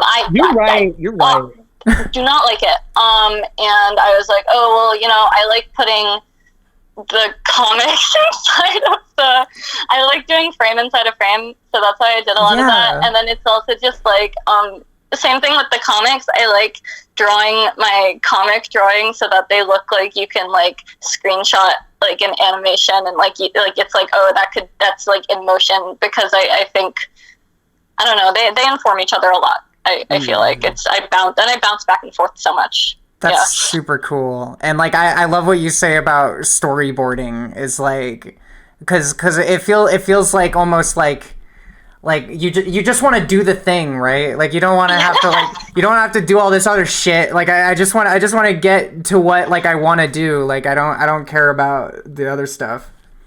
Yeah. That's super fun. I like drawing the funny faces, and then I'm like, oh no, but I have to set up the staging. But the staging is so important. Right, and then it's like, I'll talk to people, and they'll be like, well, you like doing comics. It means you like doing boarding, right? And I'm like, no, because I feel restricted by a 1920 by 1080 frame. Yeah. That hits really hard for me. Like, I always feel like it's so bunk that so many films are just like default to like the you know, the standard like 16 by 9. It's like going into a gallery at a museum and everything is the exact same dimensions. It's like, it's such a it's such a bummer. But like, no, like totally. There's another question I had about the significance of the cat that you drew in the window. Oh. I'm very curious to know more about your little kitty friend. Yeah, so that's Angel Cat. She's been coined as Angel Cat. And I started drawing her, like, I guess, like, at the start of my junior year of college, so, like, back in 2021. And, basically, the Angel Cat is, like, this big representational thing for me. It's kind of this harbinger of doom, but also, like, not. I deal with a lot of obsessive-compulsive disorder, so, I draw the Angel Cat because the Angel Cat is essentially like an intrusive thought, and the Angel Cat in this film, it's not as clear, but in some of my other stuff it is. But the Angel Cat basically is supposed to be this representation of this thing that like looks really cute and friendly and wonderful and whatever, and wants to help you, but is also kind of like an asshole. Right. Originally in this film, it was going to be like the Angel Cat was going to punch the girl and be like, get over it! But then my thesis teacher was like, I don't understand that. And I was like, okay, I'll change it. But I do want to make the angel girl punch someone at some point. Oh my god, yeah, that's really vivid and cool. Oh my god, that's like, that's so interesting. I'm gonna be like thinking about that about when I look at like all your work now, and it's gonna be so, oh my god, that's so cool. Okay. Oh my god. Okay. Sorry. Okay. Emily, we are unfortunately running out of time, but I want to thank you so much. Animal. Yeah, I wanted. I'm getting there, Shape. I want to thank you so much for being on the program and for showing off in the interim here. It was like such a treat to show it off, and it was such a reward with all like I've been waiting for it, and I'm so happy to be able to show it off to everyone here. I'm so glad I can show it. Thank you guys so much for having me. Yeah. Okay, parting question. Do you have a favorite animal? Yes, I've been thinking about this. As soon as I started understanding that you guys were asking everyone that, it is my cat Mitzi, who I love. Yes. And I thanked her at the end of my film. Oh, that's so cute. Yes, we love Mitzi. I love Mitzi. Yes. Okay. Awesome. Thank you so much for being on, Em. Thanks so much for having me, you guys. Yeah. Great show. Yeah, for sure. Take care. Bye-bye. Bye. All right, Wow. that was MZ. How was an fun! awesome interview. I hope everyone enjoyed that awesome tune. Cool seeing everyone in the chat be so excited about M's work. Yeah, it's nuts. Okay, make sure to check out Emily on Twitter, Emily Zulo, or Instagram, Emily Zulo, or emilyzulo.art, the website, as Shape just linked. Very, very, very fun. Oh, was it Mitski or was it Mitzi? I thought it was Mitzi. Okay, right? I think it was Mitzi, or maybe it was Mitski, like the artist. I can't tell. Okay, next up. Uh-oh, JPEG Crust, you best beware. You best be on your best behavior, because it's time for Soup Dimension and Bridge Wizard by Rhea. These are... I'll go ahead and read off the description for these. 2 cartoons. The first one is about being sick, and the second one is about anarchy. Both movies are like journally in nature. Like I got most inspiration from things happening within 1 to 3 day period. The movie was in my head. That's fucking so exciting. Okay. I hope everyone enjoys the magnificent work of fucking Rhea. Please enjoy. Bye.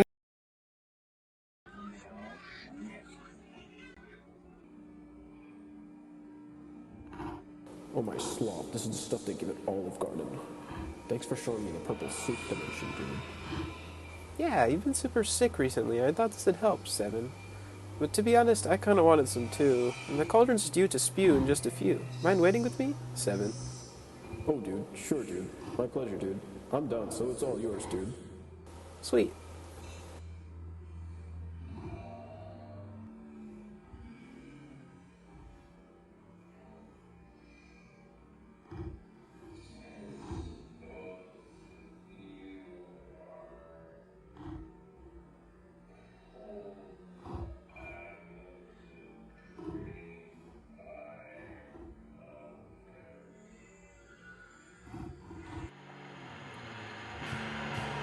Was too tired to cast my spells.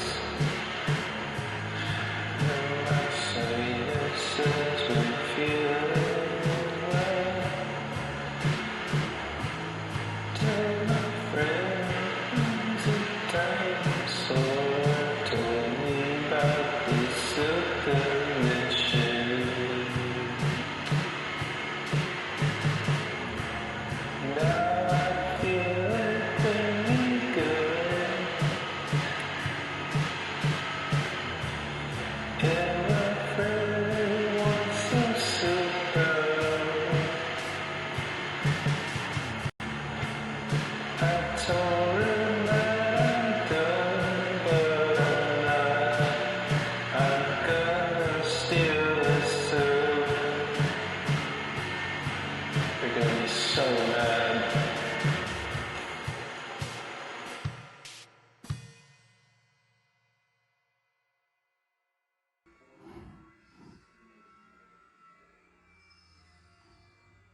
Wait, looks like it's ready. I think I'm gonna take a little bit. Oh my god. Oh.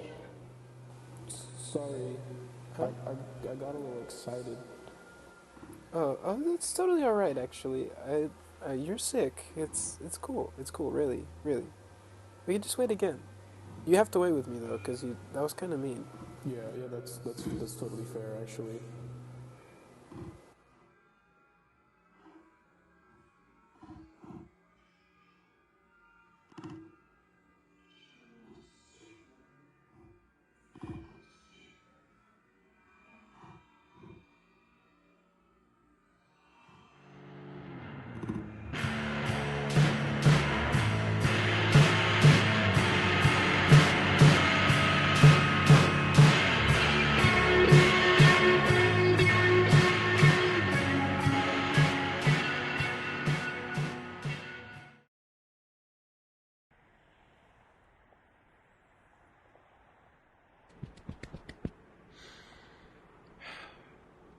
I feel like every time we come to this road, we have to wait like a really long time.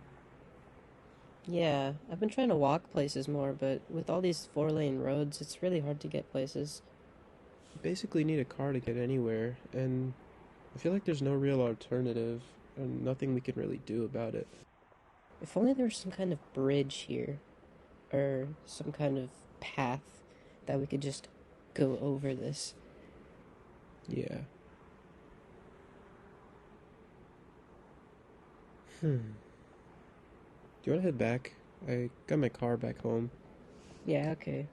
Let's go then.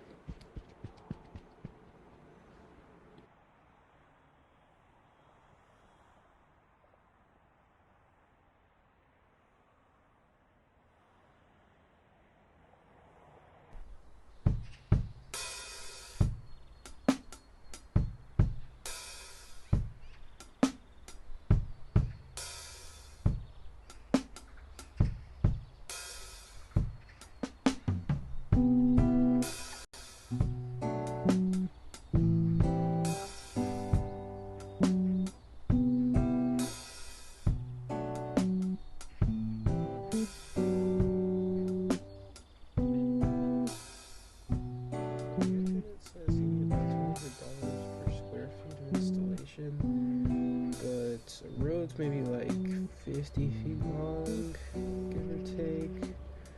So that's like what? How much is that? Can you multiply 200 times 50? Let me think. That's like $10,000. Yeah, 10,000. But where would we get $10,000? Yeah. What? Ten? Did someone say $10,000?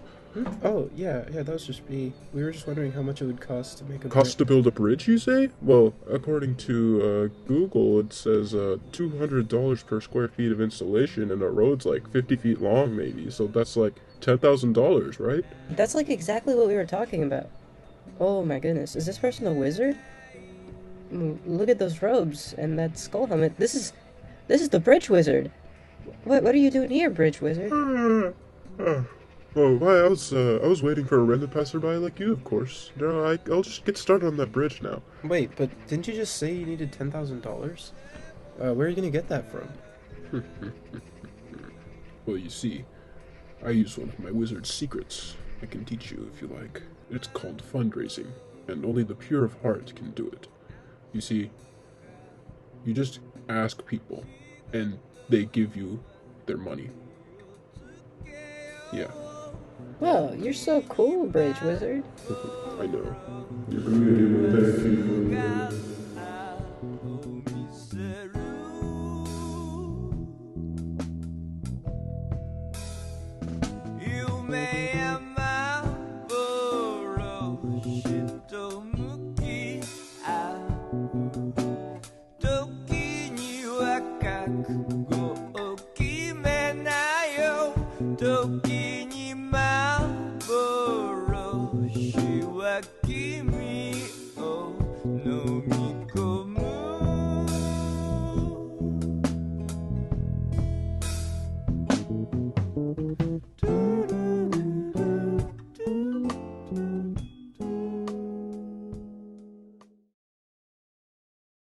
Hi, welcome back. To the USB port. Oh.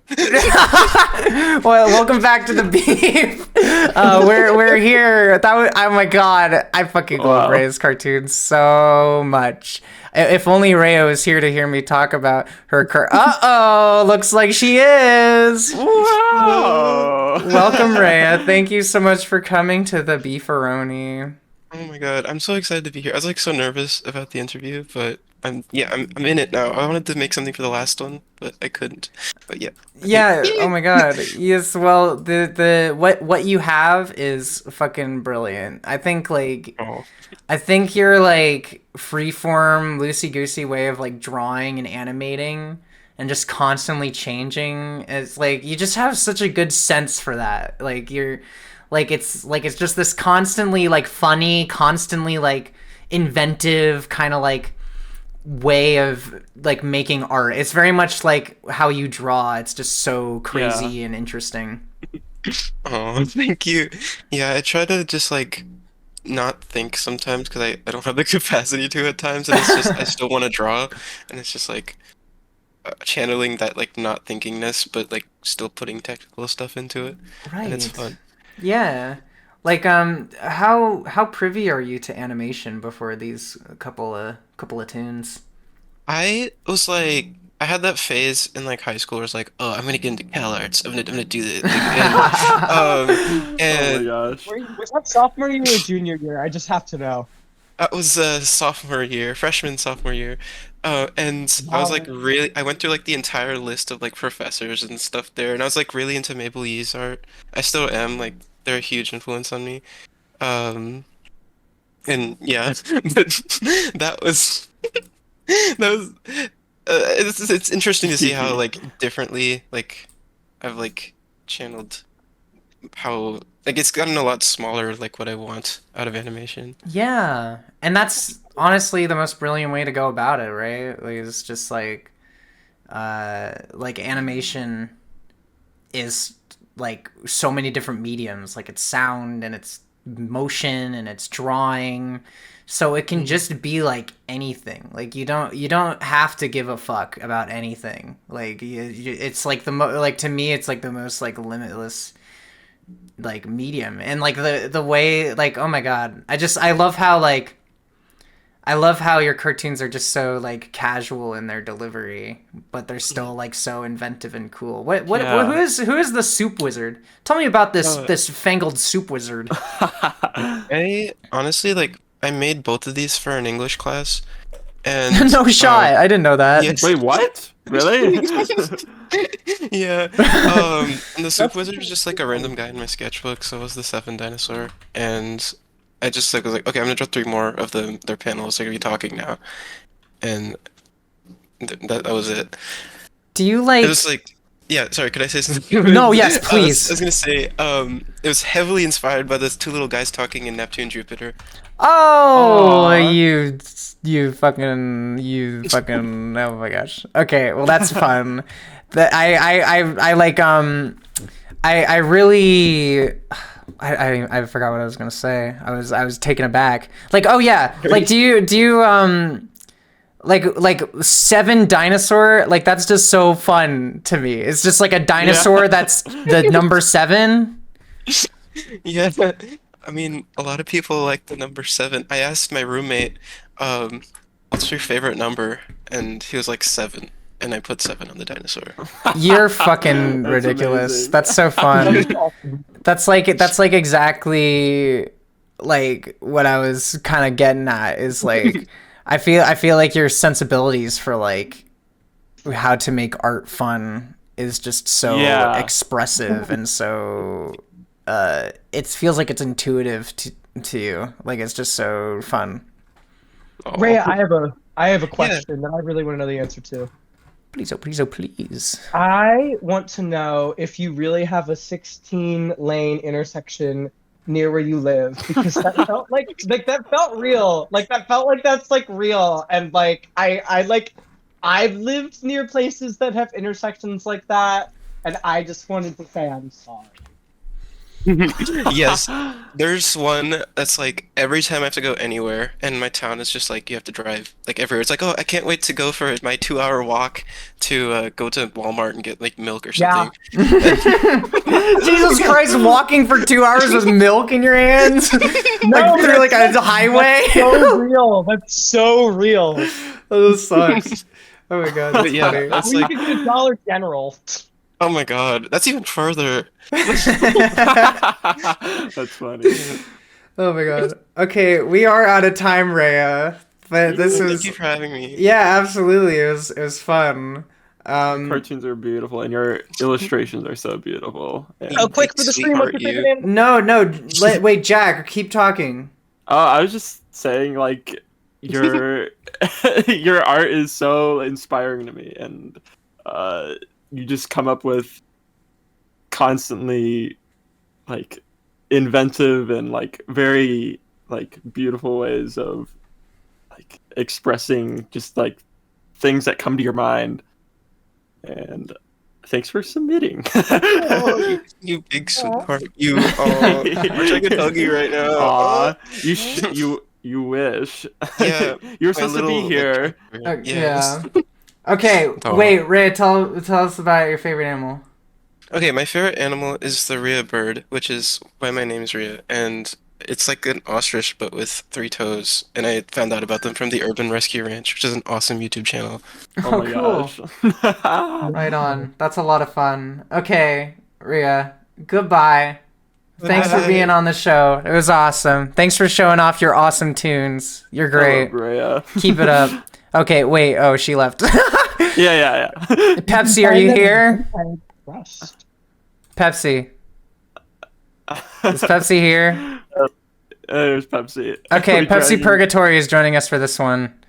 Next up, I this have a is me. film by Deb Boyle, and that film is called Umrzemy. Umrzemy. Oh, wait, say it one more time for the people in the audience. Umrzemy. That's Umrzemy. What does it mean? It means we will die or we are going to die. Whoa. One of those two. That's Yeah. cool. Yeah, that's a Pol. Yeah, this film is titled a Polish word, so Pepsi stepped in to tell us about it. Okay. The only reason. Okay, goodbye, I guess. Okay, bye, Pepsi. Thanks for joining us. Bye. A moment in the life. Okay, this is by Deb Boyle, right? A moment in the life of a death. This was made as a senior capstone project. Please enjoy Umrzemy.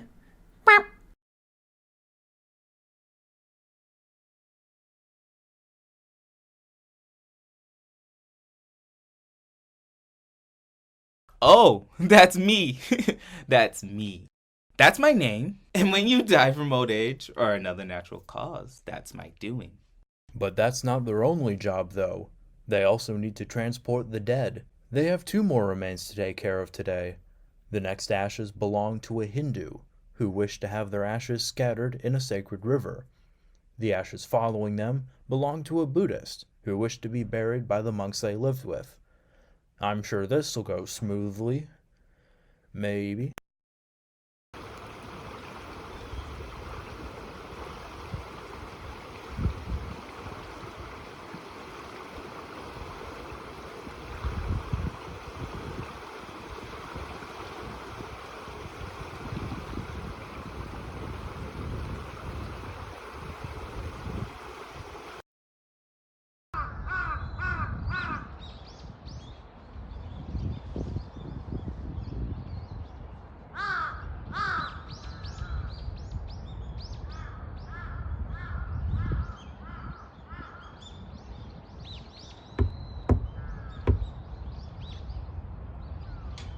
No one is answering? Just how long ago was this person cremated?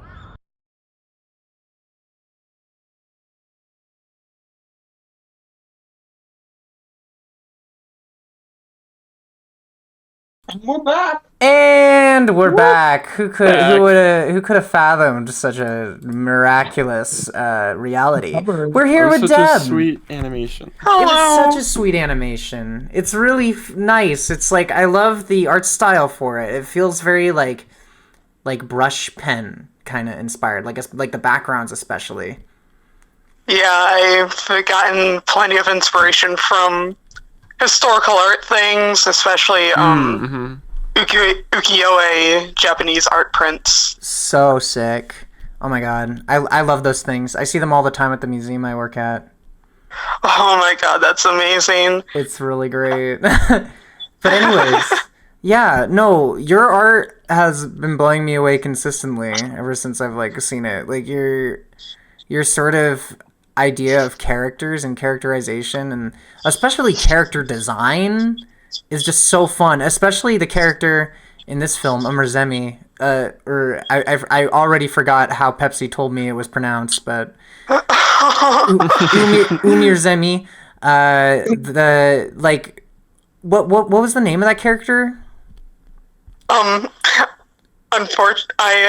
have an unfortunate case of being an American appropriating different words of different languages. I believe it's pronounced Umzeme. Okay. I don't know if I'm pronouncing it the most correctly, but Right. yeah. So, like, when you made this film, were you, like, thinking a lot first and foremost about, like, the characterization of this character, and then, like, the kind of situation that they were in kind of, like, followed, or... Like, what's your approach to storytelling where it pertains to, like, your characters? Because I've, like, seen a lot of your other characters, too, and they're really, like, vivid, and they really stick with me. So I feel like you're very much about, like, characterization and stuff. Yeah, I feel like I'm like that as well. I don't really know how to describe my approach for like characters and worlds. Like oftentimes I draw a character and then I'm just like, okay, I need to come up with something for this character. So I'm all like, yeah, here's a world for them to interact with. Let's just stick my autism into something real quick and just crank something out. Exactly. Yeah.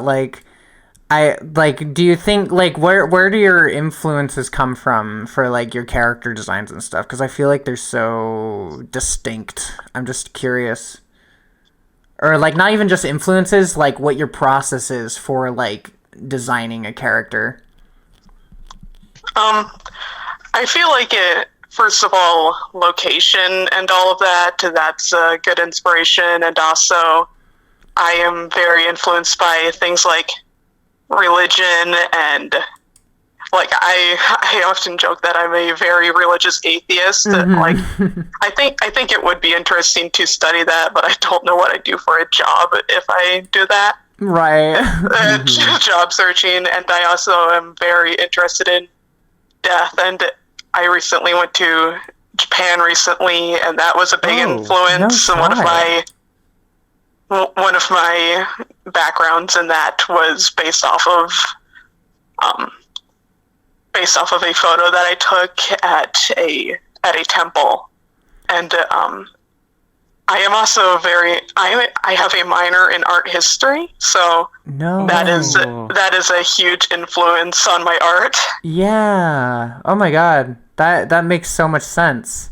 I feel like the way that you draw is very it feels like it's such a pastiche of, like, different like influences and stuff, and that's what makes your, like, character design so crazy and unique and cool, and it's cool to see where all that comes from. Yeah, I feel like when it comes to visuals, I think I have gotten plenty of influence from Francis Bacon and the French poster-mania stuff, sculptures around the world. Right on. Ukiyo-e, as I've mentioned before. So cool. Egon Chile. Yeah. Just a lot of stuff. Big fan. That's super cool. I was also curious, this doesn't really pertain to your animation, but I know that you also make collages that are really cool. Yeah. Yes, I love collage. Yeah, no, and this is for anyone in chat. Where can people see your collage work?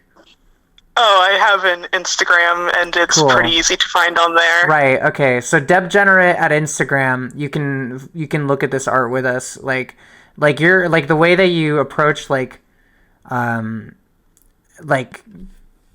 collages is almost kind of like the way that you do character designs, because it's just this like wall of, like, a bunch of crazy different stuff. And, like, I wanted to hear about, like, what about collages was, like, such an expressive and fun medium for you. It first started early on in college, where there is this antique store nearby I went to college, and I remember I went there once, and I was all like, oh, here's some old magazines, this is interesting, and it sort of went on from there, because I developed my collaging interest from that. That's super cool. Oh my god. Well, it's certainly paid off. It's such a cool medium. But we are out of time, Deb, unfortunately. But I want to say thank you so much for submitting to the beef. I think that your cartoons and your drawings are super cool, and I was so happy to be able to pick your brain about them. Thank you. Yeah. Thank you for having me here. One last question for the road. Do you have a favorite animal? I have probably too many. I like cats of all sorts. I like snakes and all sorts of Ooh. reptiles. Fuck yeah. Bears and stuff. Oh my god, we got all Yeah. this. We actually don't have. Do we have any reptiles on this set? I don't think we do. That's Somebody mentioned turtles. There were people that had favorite turtles, but I don't think anyone has It's drawn very a- lizardy. Oh, there was a animals. lizard. There was a lizard. Actually, Odd Bunsen drew a lizard for us that Right. that scampers around. But yeah, no, thank you so much for chatting with us. No problem. Yeah, it was awesome having you. Take care. Yeah, you as well. Yep. Bye bye. Goodbye. That was Deb Boyle. Oh my god. I love its work. Its work is so cool and its collages are so cool. So definitely check out its Instagram. Definitely check out its Tumblr. Shape should be linking those right on. Next up is I love this one. This is Sir Hatsley's Happy Campers. I didn't know about this one until Me neither. it was submitted, but it's fucking so good. It's like it totally hits the same like emotional beats as like Americana for anyone that's a fan of Americana. This is the same creator, and I'm so excited to show you Happy Campers.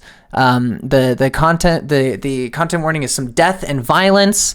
Artist statement: when I was in grade school, I made a series of cartoons that were a shameless ripoff of Ed's World. They weren't very good, but I was proud of them. In 2020, I got full-time employment, and I realized that I probably wouldn't be able to do much animation for the rest of my life. I wanted to make something that would feel like an end to my artistic career, so I dug these old characters up and brought them back for one more short. Something was different about them this time. Please enjoy!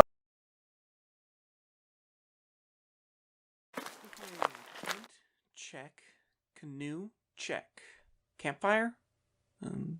Check. Alright, Gritty. That should be everything.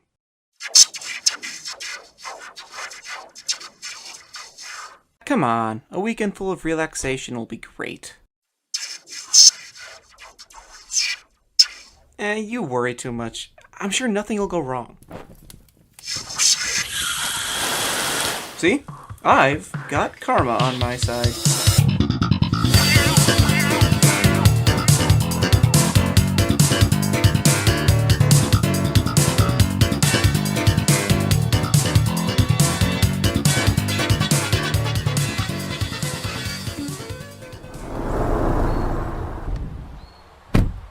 Okay, this is the place.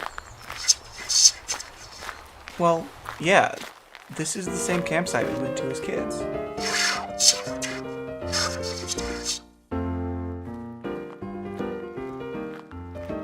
Hey, is that Pokemon? Nope. Oh, well, what are you playing? Okay, listen. I know our moms dropped us off together, but you really don't need to cling to my back this entire week. Well, you skipped lunch. I figured you must be in the middle of something exciting. So, what is it? It's a very cool and manly game. You wouldn't like it. Even better than Mama. Okay, fine. It's Cooking Mama 2.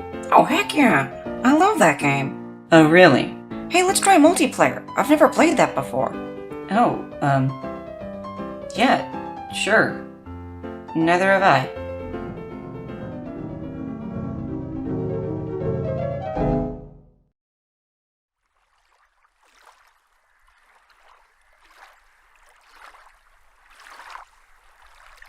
Ooh, fish on! God, where do all these boots come from? Apologies, my good sir. I do believe that belongs to me. Yeet.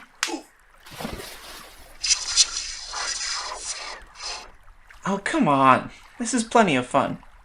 Look, I've got another one on now. That bastard.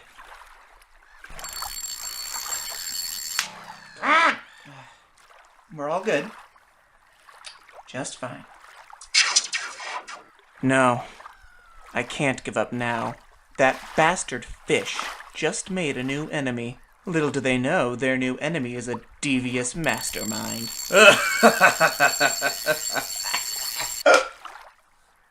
Oh. Ah, the outhouse. Nature's toilet. Hey, scram, boy. This is private property. Oh, shit. Wait, come back so I can legally shoot you.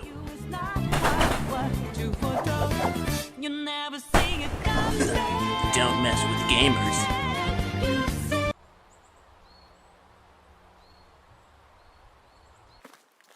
Hey, QWERTY, if any police stop by, and I'm not saying they will, just tell them this is yours.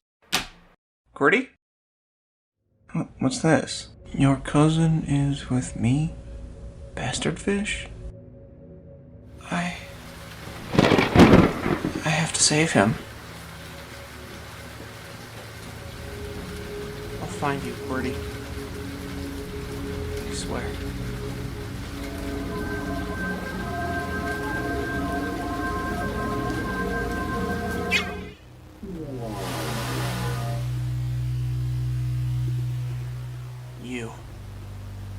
You're the bastard fish, right?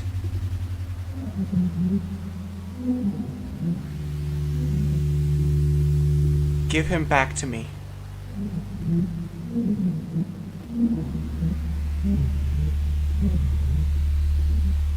What are you talking about? He's doing fine.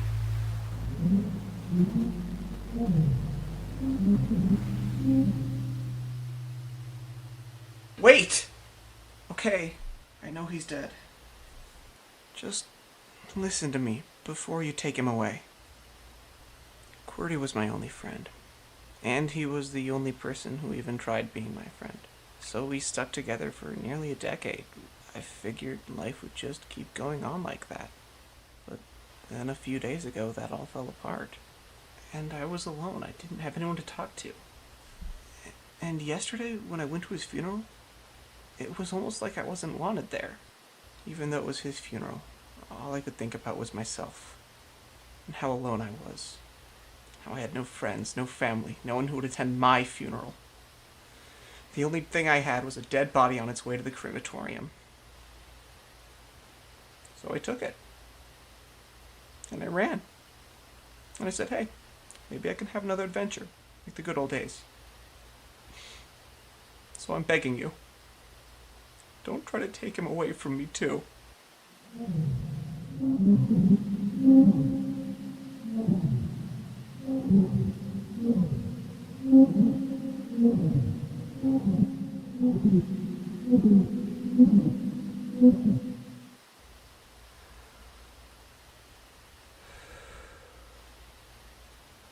No, I can't do that.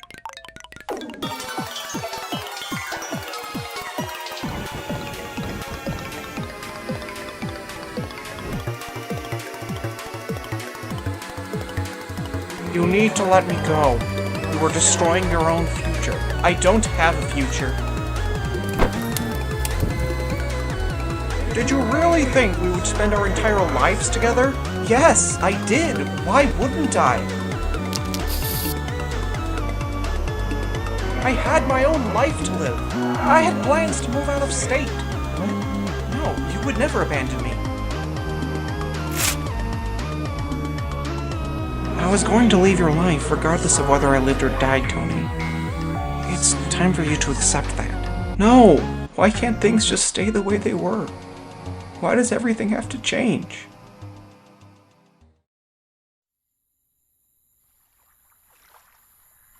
I'm alive. And QWERTY, you made it too. Hey, you may be my cousin, but I'm glad you're also my friend.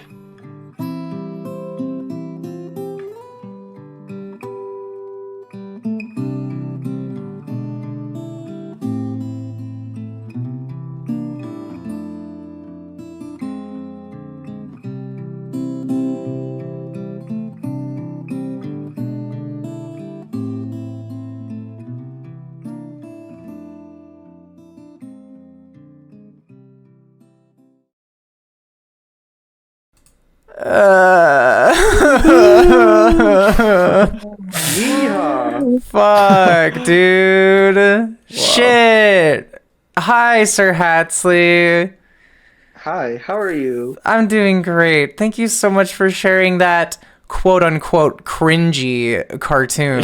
Yeah. Jesus Christ. If the things that I made that were cringy were anything like that, then, like, holy smokes. I would be something else. But anyways, thank you so much for talking with us today. I think I had no idea about Happy Campers until you submitted it, but it, like, genuinely, like, blows me away so much. Like, it... Like it hits like a certain like aspect of like my nostalgia and my relationship with art as like a kid that's so like poignant and powerful, and you just like executed it like perfectly. When I was making it, I definitely felt that the whole way, like almost a duty to make it. I don't know. There's something about like cartoons on the old internet that's gone, right? Like the term webtoon. Now, if you say that word, people think Korean comics, and those are great. I don't have nothing against those, but to me, webtoon's going to be Strong Bad, Ed's World, stuff like that. Stuff that was like these kind of ongoing shows that had these little cast of characters usually lived together in an apartment or something, and I really love that stuff. And it's kind of gone now. You don't see that on the internet. Yeah. And What I do think you? Yeah. I got the inspiration to make this after a friend showed me a really old one that was really weird. It was called Wookos, WHOOKOS. And it's so bizarre because they tried to reboot it like 3 times, but it's really just a group of internet friends, and the animator wanted to kind of imagine a world where they were living together in a house. Oh, wow. And they sit on the couch all day and listen to ska and argue, and I love it. It's such a vibe, even if it's extremely dated. Right. Yeah. Like what is the spirit to those cartoons that you feel is like so compelling, like in your own words? I think what it is to me is that it was because a lot of those cartoons are made by like people who were maybe just 2 or 3 years older than the audience that consumed them, right? And they were all, it was about a bunch of teenagers living independently in a house. The way I saw it, it was kids kind of imagining what they want their adult lives to be like, what they see like Friends on TV or some sitcom. It's like, this is what adulthood is, right? You just kind of chill and hang out with people. And it was them kind of projecting that onto the world and trying to envision them living with their friends that they've only, met on the internet sometimes. That's how Ed's World started. Tom and Ed only met on like Newgrounds. And they're just imagining their lives together. That's kind of what I wanted to base this off of, that feeling that like this really wonderful era of, teenagers imagining their futures being this unchanging entity where they just hang out and have fun forever, and then kind of losing that.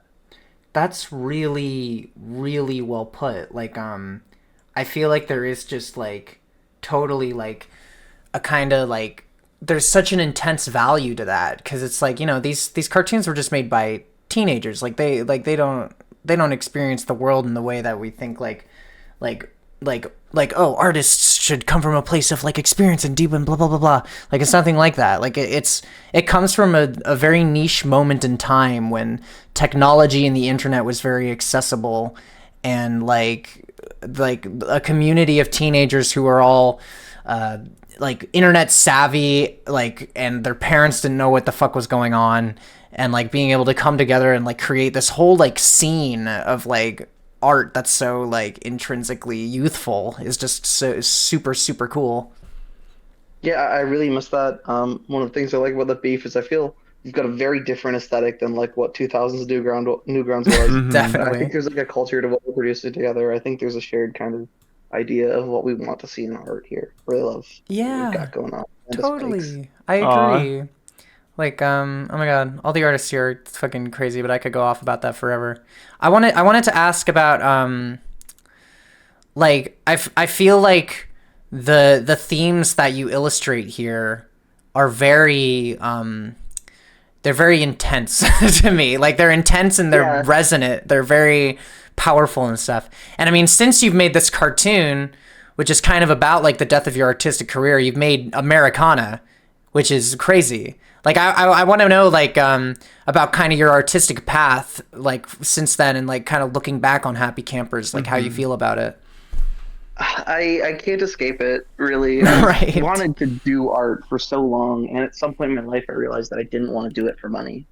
And I didn't want to do it for anyone else. I didn't want to ever have a job in the industry because I'd be fuck storyboarding that. for someone else's show, and like that'd be fine, I guess. But I want to do my own thing, right? Exactly. Always. I'm too selfish to work on anyone else's stuff. So I just it for a bit. I was like, I have to give up on this, and I still always want to, right? It'd be so nice to just not have this thing hanging over my head that's going to take hundreds and hundreds of hours, thousands of hours actually, just to produce. But like, it's what I want to do. It'll always kind of be there, and no matter how much I try to let go of it, because not only was Happy Camper supposed to be like the end to my artistic career, the epilogue, which I released recently, the same thing. I've done it like 10 times now. Said I'm done. I'm never done. I'll never be free. So yeah, right. Like with like, and totally stop me if this is too much of a question, but like I'm curious about like where, like, because I feel like that's a very common kind of sentiment, like the sentiment of like just this kind of like, just this, you're like, the world is constantly like changing around you and you don't have time to make art, and like the way that our world kind of exists just doesn't help people that want to make art at all. And like, where, like, from what place do you think these emotions of like kind of like diminishing your own art as a product, like where do you think that comes from? I think a lot of it has to do with, I mean, we've got art now that's extremely polished and pretty, right? And I don't think art needs to be that polished and pretty, but I think that we have to, art and capitalism don't really coincide in terms of their goals, right? Yeah. Not to get too political. Oh, it's getting a little hot in here. I don't know. But yeah, and I got nothing wrong with people who want to work on other larger projects. I definitely respect someone who just cares about their craft as an animator. It's just like someone who cares about their craft as an actor, right? They don't want to tell a story, or they don't want to create the story. They want to tell it. I appreciate that. But I don't know. I like being in every step of the process, and totally. Yeah, I don't want that to be my life. Working up to that, I just want to do it. Yes. Yeah. Absolutely. And what's so beautiful about like this modern age is like the accessibility of that. It's like with every fucking day, like things are happening with technology, and like it's becoming like more and more accessible to just like make things. Like I see so many like image flip cartoons on YouTube that are like insane, and these people are just making it on their fucking like iPhones, and it's like, what the fuck is this? And on a tangent, I'm a little worried that with AI, not to do an AI rant, but I'll do a little one. I think it's gonna be really boring when people get to use that as like making art more accessible, because at some level it will. I definitely allow people to make better products in times, and I think it's gonna take a lot of the fun away from indie art. No, definitely. When you're allowed to see like polished shit, like I want to see it be grimy. I want to see it be one person, pen and paper, going ham. Absolutely. And yeah, when I say technology, I less so mean AI and more just like the accessibility of these programs and stuff, like, to people. It's true. It's just really cool. People steal them. Make sure to steal your programs. Yeah. Yes. Yes. I'm gonna. Everybody in this chat, even if you don't make art, fucking pirate the Adobe Suite. Just do it. Get Deluge right now. Get Deluge for free and torrent anything. Yeah, torrent everything and anything, please, for the love of God. Oh! Pro tip. Each month you can go to a different VPN, and as long as it's within 30 days. You can do this twice. You can cancel it and they give you your money back. So you can just get the VPN and then just get it for free. And then go to another VPN and do the same thing. I do this all the time. I don't pay for VPN. Do that. Okay, well, Hadsley, oh my God, thank you so much for this conveation. This was a really meaningful one. This was a great one. Yeah, it was a really meaningful one. To end off the conversation, do you have a favorite animal? Your mother. Fuck off. Okay, fine. Fish is that's a great answer. That is a great answer. Shout out to Fish. Yeah, fish is a very good one. You had a great fish in your cartoon. It's not a bird as you are cuddling a bird statue in your icon. True. I still have the bird the what is it, the bird Undertale. Nerd bird. Yeah, the nerd bird. You holding it as like your profile image. Yes, I see it. It's great. Okay, cool. All right, take care, Hatsley. Thank you so much for being on the show. Bye, Hatsley. Thanks for joining us. Bye. Enjoy your beef. We will beef it up. Thank you. Wow. Okay. Oh my god, that was awesome. What a great conversation. Anyways, we're gonna be moving on to next up is gonna be the work of Jericho Dibb. This is the entomologist. There's no content warning on this. This is just a fun little short. Let's see. Who am I kidding? This ain't just a fun little short. This is like the backgrounds are so beautiful in this, and it's fucking awesome. Let's see. The artist statement is a questionably finished film about ruin exploration and the perils of finals week deadlines. That's very funny. Okay, look forward to Jay Dibb's entomologist.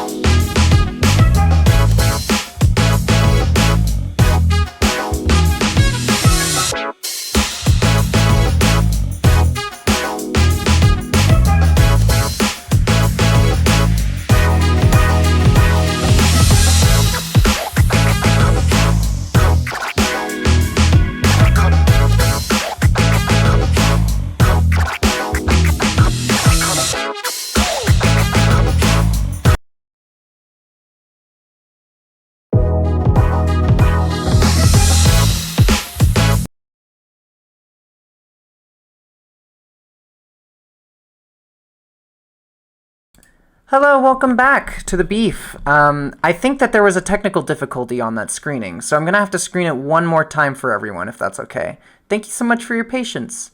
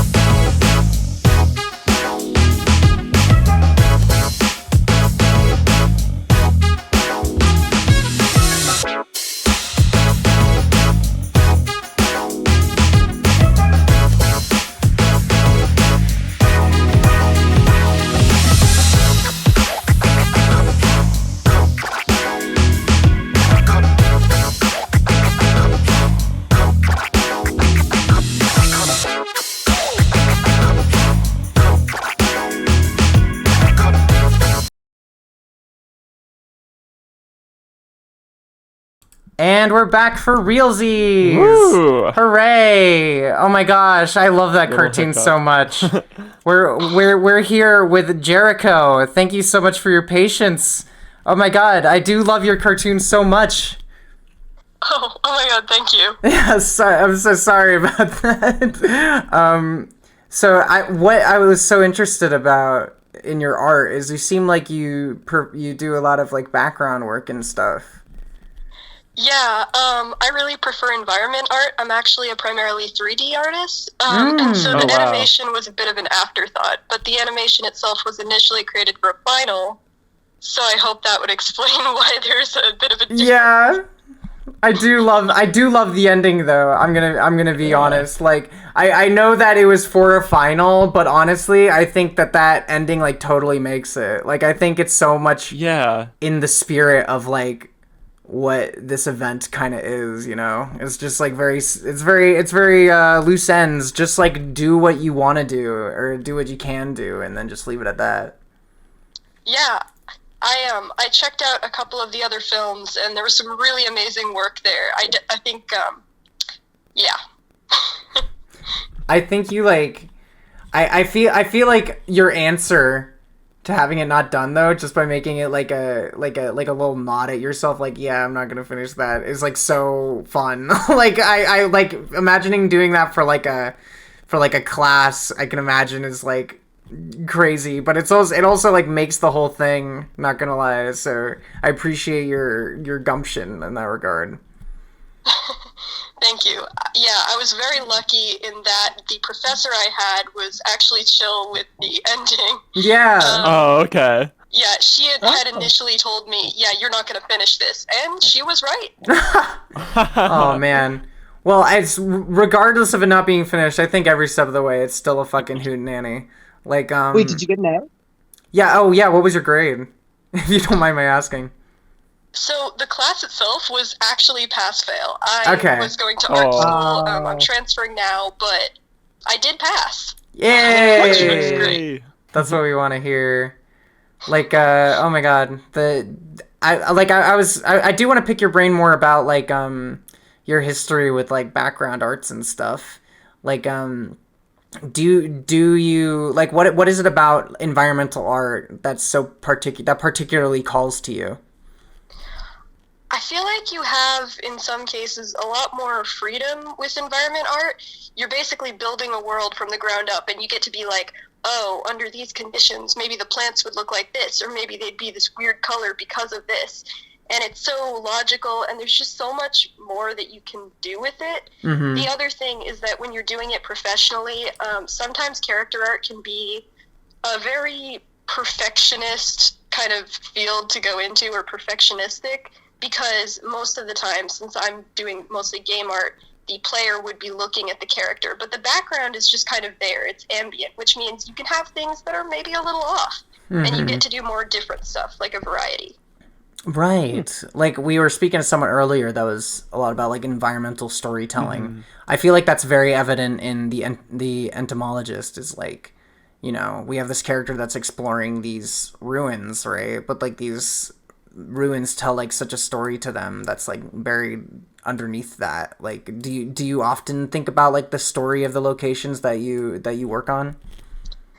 Honestly, not always. A lot of the time, I just draw stuff for fun, but in this case, I had actually painted out the backgrounds as sort of color keys, and then I kind of just built on them for the animation itself. Oh, that's cool. And like, cause you said you primarily do like game backgrounds and stuff, correct? Kind of. Kind of? Okay. Like what's it like, working between like animation and game backgrounds? Like what do you think about them differently depending on the medium? So, okay, I work in so many different types of digital mediums. It's Right. honestly just complicated to explain, but Yeah. I will say this. I think that working with 3D mediums has really helped my animation because it really gives you the sense of how objects work in 3D space. Ooh, yeah. And that can really help you when you're trying to do stuff like character turnarounds or making them, you know, do complex actions. Totally. Yeah. No, that's a super interesting perspective to have on it. Like I feel like backgrounds just in general are like such an underthought. They fade into the background. Yeah, they fade into the background, as it were. Like there's such a underappreciated aspect of like animation and stuff, but it's just like but it really brings a scene to life. Yeah, you it don't really even brings like a realize. whole And you're very scene skilled to at it. life. And I totally feel that with entomologist for sure. Thank you. Yeah. Well, our time is running thin. Jericho, thank you so much for being on the beef. Oh my gosh, I'm so sorry for the goof earlier, but I appreciate your patience, and I'm really happy to be able to talk to you about your your history with working with environments, because I think that's super cool. Oh my god, no worries. Yeah, good luck with the rest of the festival, and I wish you the best. Yeah, absolutely. Wait, Thank one you so final much. question. Do you have a favorite animal? Oh, maybe brown bears? That's Ooh, good. There's been a yeah. few bear answers. One person said bear, and they were like, "I like animals when you can tell that they're like thinking," and I like that as a description for bears. I think that's funny. Yeah. Okay, take care, Jericho. Thank you so much for being on the show. Thank you for submitting. Alright, you too. Bye. Bye bye. And their portfolio is in the chat. All right. Yes. Wow. His portfolio is in the chat, jdib/about. Thank you, everyone, for being really cool about that technical difficulty. That's totally on my end. Yeah, please check out his work, because his like ArtStation and all the work on his page is like super fucking awesome and cool. Yeah, I hope. Let's see. Let's see. Next up is going to be. Sorry. You're good. Okay. We've been beefing for 5 hours. Yeah, so far. right. Okay, so next up we have this. Oh my gosh, I'm really excited about this one. Oh yeah. This is Personal Barber by Anthony Leota. This is one that was done with charcoal, I believe. We'll have to ask them about it. The artist, there's no content warning. The artist statement is haircuts are often associated with change, and when you lose hair, people look at you differently. Sometimes you lose hair without getting a haircut. I'm sure some people wish they could gain back some hair, and I'm sure some people hope that if they had more hair, everyone would look at them differently. Hair. That was it. All right, everyone, please enjoy Personal Barber by Anthony Leota.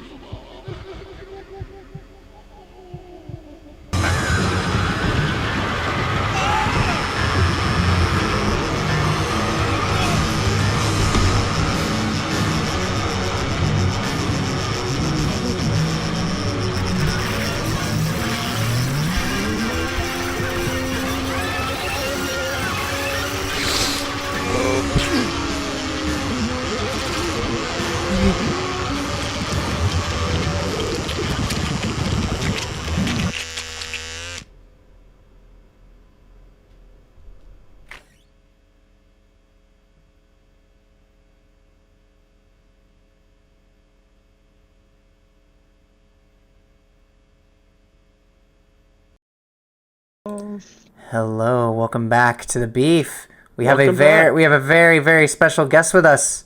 We have the one, the only Anthony Leota. Thank you so much for being here. Oh my god, I love your cartoons so much. It's so cool. Thank you. Okay, I need to ask this like right out the gate. You used charcoal for that? Yeah, I used charcoal, and I had it like taped to the wall, and I like photographed it on the wall using DSLR, and I just chipped away at it. You're fucking crazy. That's so sick. What was that like? What was that like using that? So like honestly, the charcoal was really fun because obviously it leaves like an afterimage. You can't fully erase that stuff. It just kind of sits there. So you try really hard to erase it, and it just never goes anywhere. So you have to like embrace that and make it like part of how everything's gonna move. Oh, totally. There's a lot of different techniques. There's some parts where I'm erasing like that. There's some like with the needle of Rogaine, where that's just like I redrew it like 5 times on like separate sheets and traced it over and over.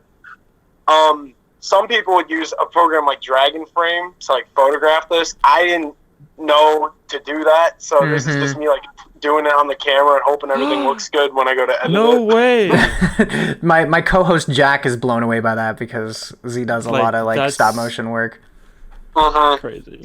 Yeah, no, like I think like your cartoon is so fun and so expressive. It's interesting. Like, do you work in like kind of experimental mediums like this very often? I really like doing it, but I don't get to do it a lot. So when I took a class in college, and basically it was my final semester, and I had to do my thesis film. But I was like, I've been waiting my whole life to do projects like this, so we're gonna do it. Oh no way! That's awesome. I got to do some stop motion. I got to do some like cutout animation. It was a lot of fun. Yeah. And now that I'm not in college, I'm working on trying to do more mixed media because I really do love I think I do a lot of digital animation, and I think it's really fun to be able to like interject all this texture and life into Absolutely. this thing that looks very vector and sterile. I use Adobe Animate, but I use that, and everything is like, oh, these picture perfect, pixel perfect vector lines, and it's like I want to make it crustier. No way, Yes. dude. Dude, I gotta tell you this. Like, I went to art school. God rest my soul. And I had a teacher that was like, yeah, anything that you can do, you can probably do with vectors. Like in reference to like every medium, every like texture, everything you can do in like vector programs. As that was like his case for vectors being better than traditional medium. He's wrong. He's very wrong. Read a math book, nerd. Oh my That's God. what your professor needs to do. Read a book. That's your my professor needs to read a book is what Shape tells me. But yeah, no, that's so fun that you say that. Like mixed media and like being inventive with animation to me is like what makes that medium so fucking awesome. It's like you can do anything all the time, and it's so exciting all the time, and it's like that should be taken advantage of as much as possible.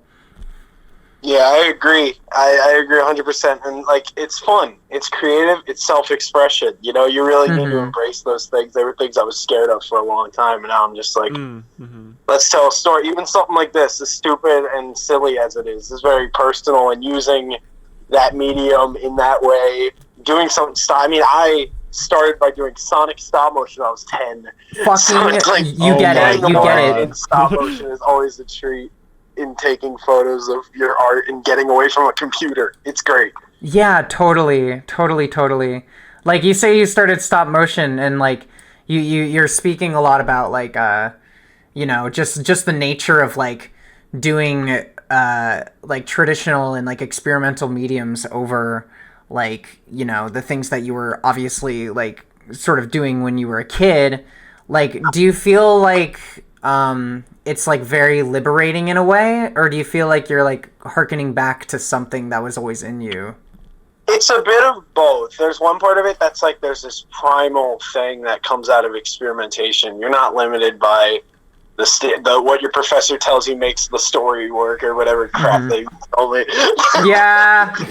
But you get to just throw it down. There's like this primal feeling of creation, But also it is like so it taps into that. I would say that's like an innate thing, that idea to just push and create. But also I do find it very calming, and I love animation, and I've grown to really love the idea of pushing that medium into like a weirder place. And I do like mostly character stories, and trying to get elements like this into those is like my next big goal.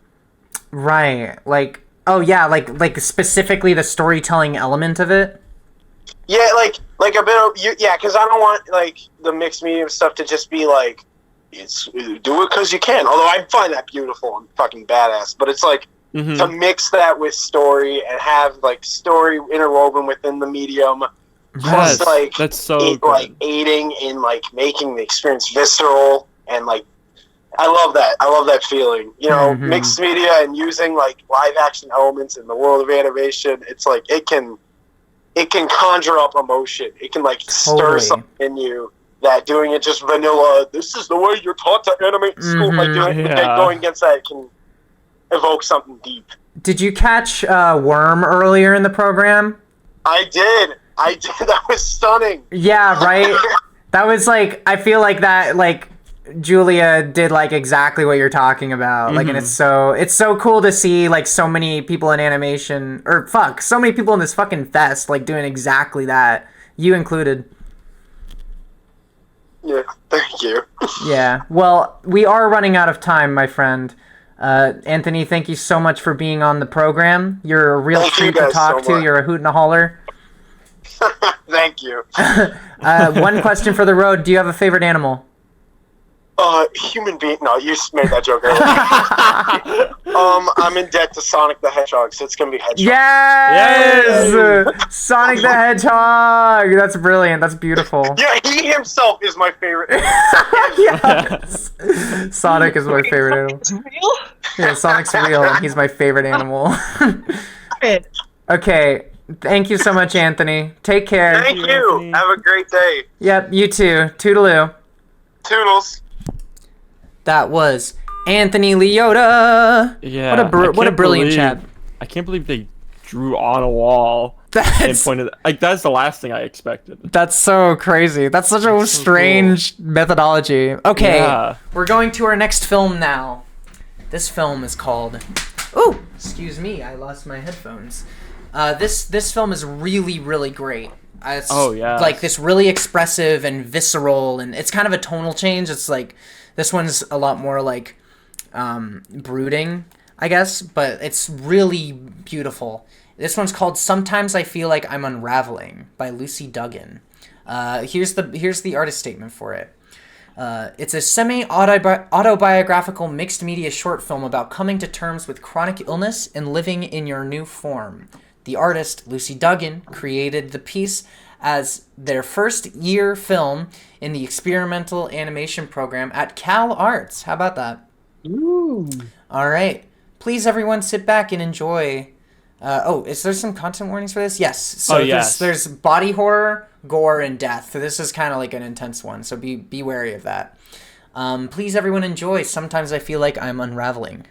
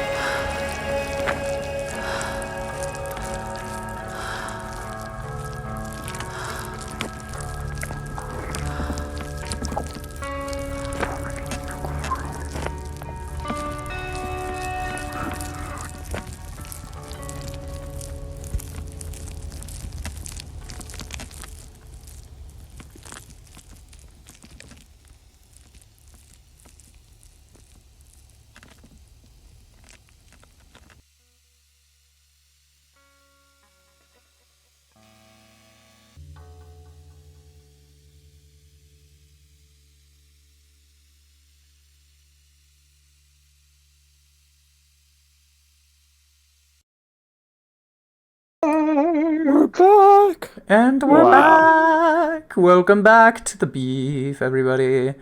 That film is fucking crazy. Oh my Yeah. god, that one's So beautiful. It's and powerful. really beautiful and powerful. I completely agree. We have the one and only Lucy Duggan that's here to talk about the film with us. Hello, hello. Thank you so much for joining us on the program. Thank you for having me. It's been great so far. Oh, you're breaking up a little bit. You all right? Oh, yeah, sorry. Can you hear me now? Yes, gotcha. Yeah. Okay, yeah. I just said thank you for having me. The festival's been great. Yay! I'm so happy you think so.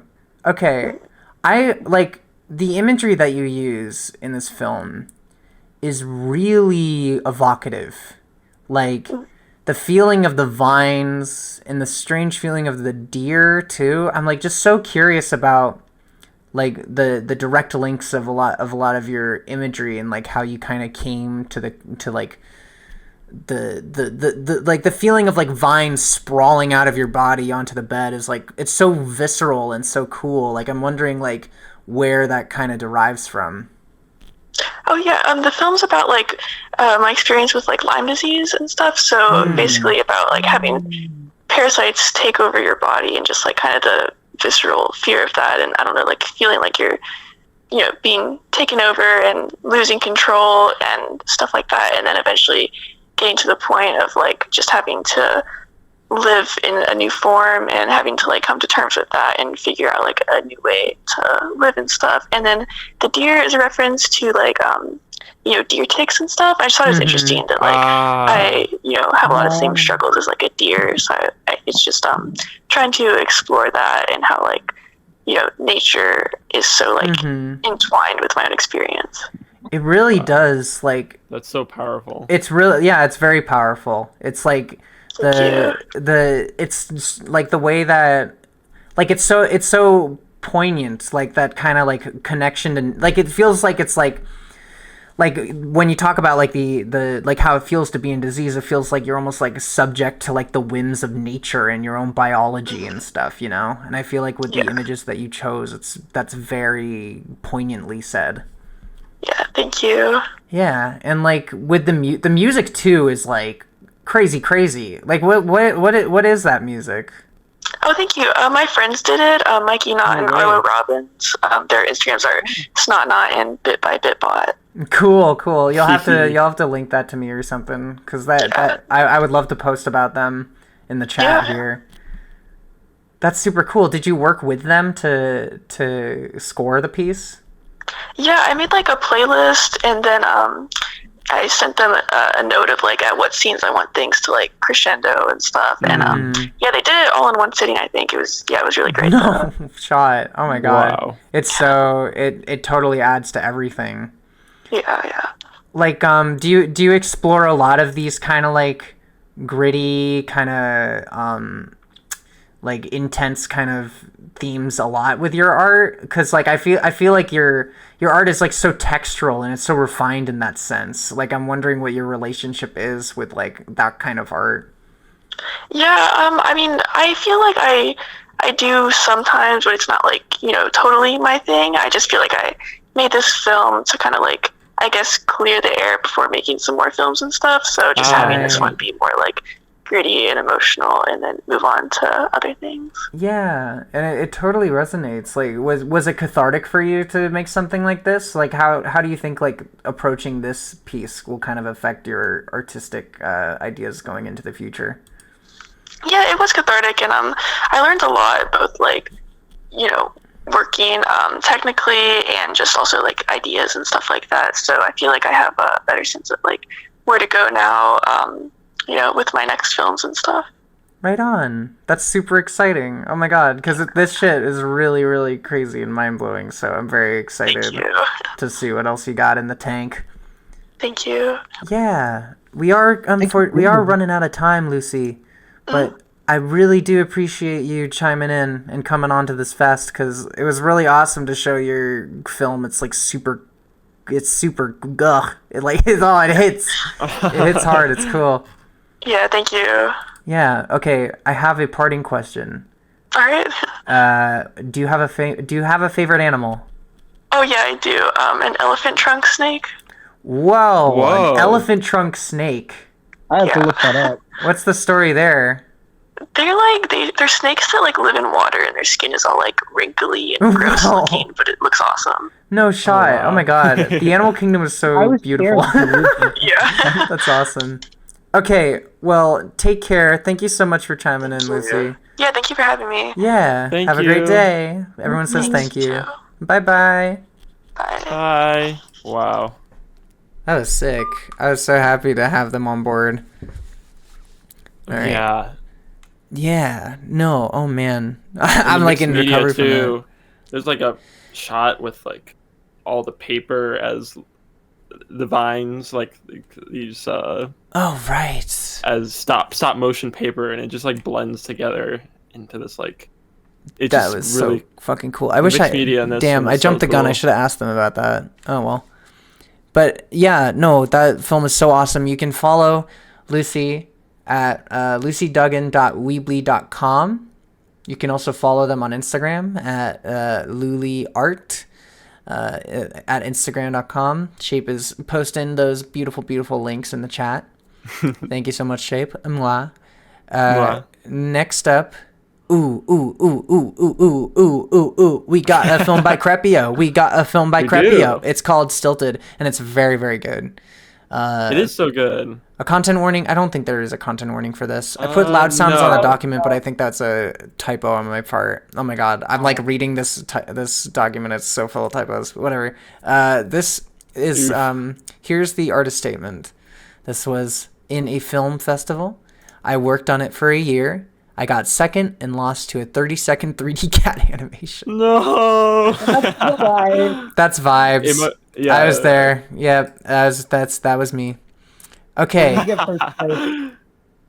I always have to jump the I'm sorry, Ben. Okay, we're going to Crepio's film. Goodbye. Love you. Bye. Bye.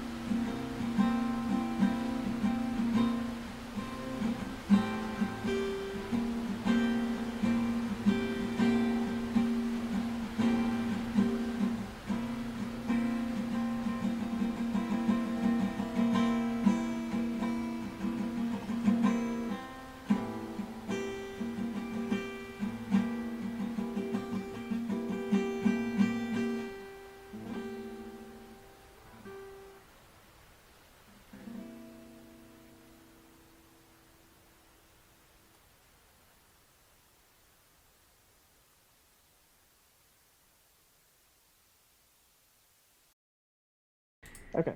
And we're back. That film is so cool. Right.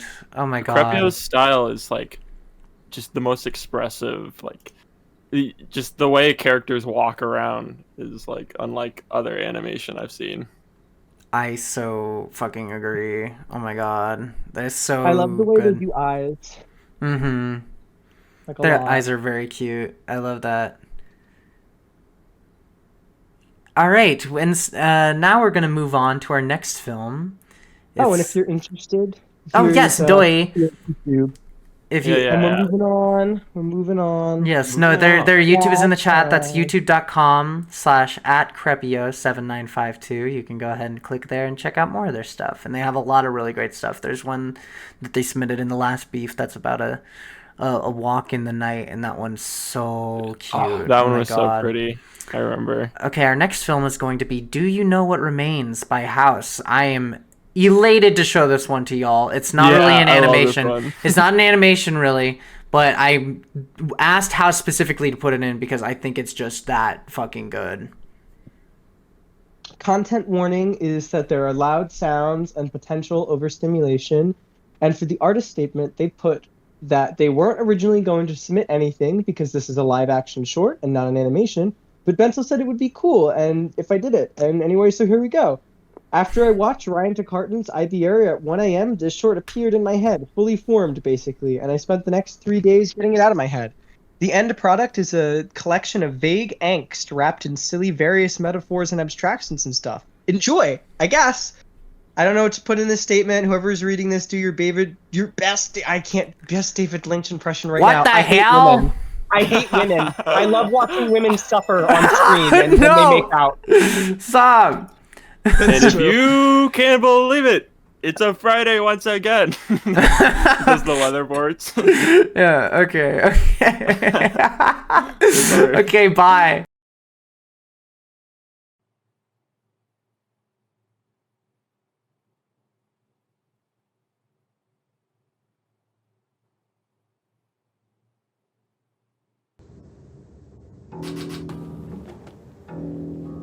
You look down in the frown, my silly son. I broke up with my boyfriend. He broke up with. We both broke up at the same time. Coincidentally, See the telephone pole? He's not a telephone pole. He's a 5G tower.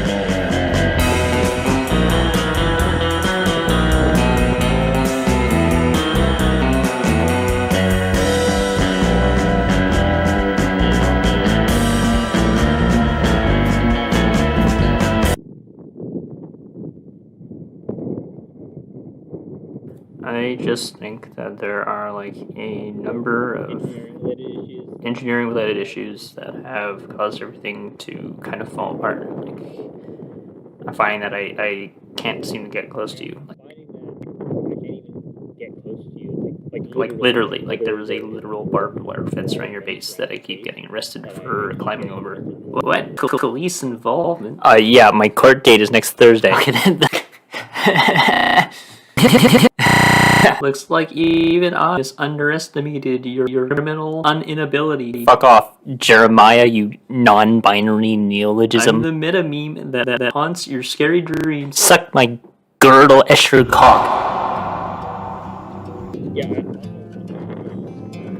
Yeah, also last time we made out, pretty sure I got some sort of mild radiation poisoning from your 4.1 gigahertz microwave emitters. Yeah, and then the Selkirk Street construction guys found out that I've been stealing their climbing equipment, so I don't think I'll be able to do that again. Huh. Word of advice. Have you tried removing all of your skin? I can't do that right now, man. Just let me finish my story.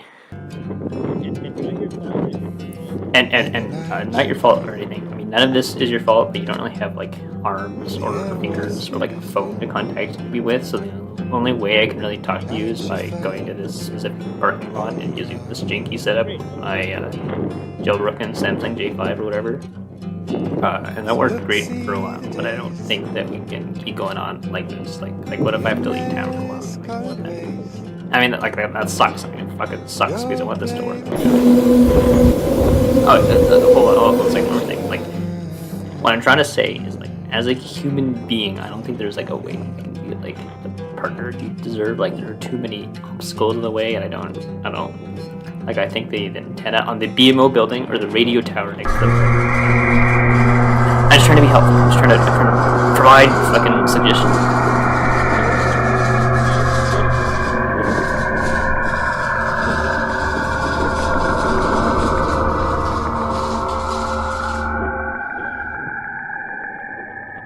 Sorry, yeah, you go ahead. I've been interrupting you this entire time.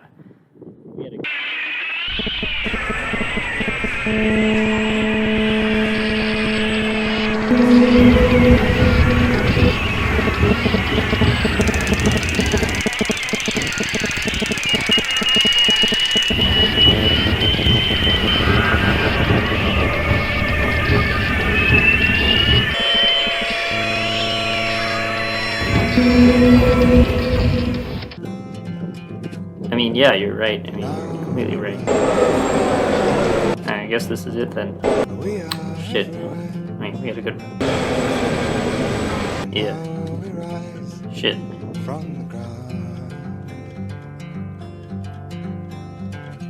The solution to this is not to fall in love with communications infrastructure. You're just jealous you never had a 17-meter tall, red-eyed lover boy. Albeit briefly. Boring. Bye.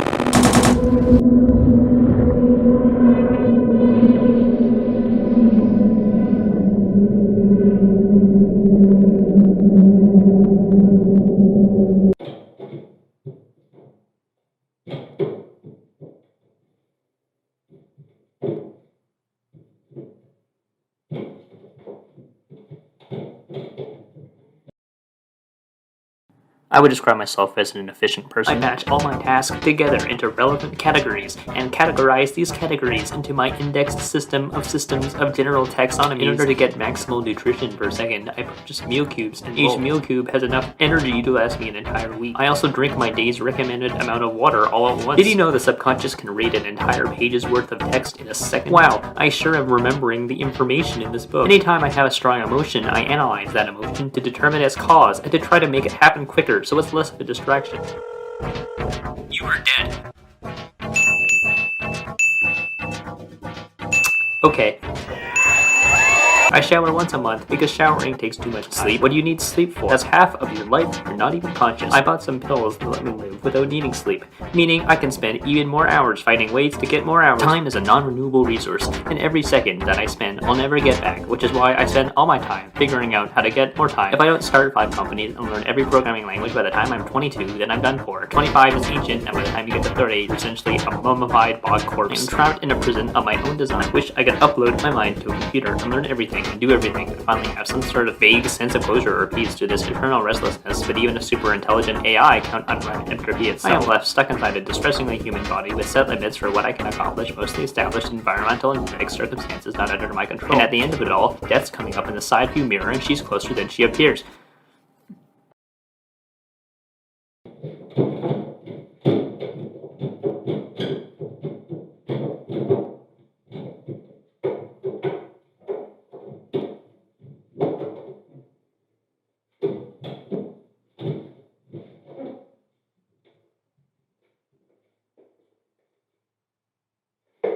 You don't know me because I don't know you, me, hybrid combination. I could be God, I could be Ungo, I could be $3.99 for a limited time, home tax and shipping not included. Vote now on your phone. Upload my mind to get open source marketplace Swiss Air Flight 8121 Nova Scotia. This fire escape door only opens inward. There are worms and seals. There is air on my There is a body surrounding my mind. I have a 723 words per minute typing speed, untyped waster done. The interface bandwidth is still too low to live inside a server farm in Pasadena, California. Alas, my fingers grow back Prometheus style every time I try to cut them off. Kill me, remake, delete me. There is a USB stick in a Maryland parking lot with the home address of Crimson Security. Send him some flowers, I see you. The milk I bought has an expiry date of 5 seconds. My grandma falls asleep watching car crash compilations in her big comfy leather arm. Your hopes and dreams are just a he as we can see walk way away. All the youth want is to be beaten to death by the physical manifestation of Joel Toledo's persona. I look at my front-facing phone camera and my face is TTP and words than God. Access to the target resources no longer available at the origin server. And am I still human? Why do I have to be? Do I have to be human? I'm going to peel all my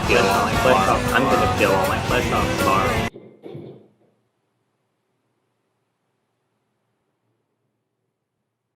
We're back. And we're back. Welcome back. We're back Welcome, with oh my gosh, we're back with House. House is in the house. It's House is in me, the house. House. I'm glad to. Oh, it looks like there's a stream delay. I don't know what I look like yet. Oh, yeah. I'm glad to be here. I'm glad to be here. I'm beefing it up.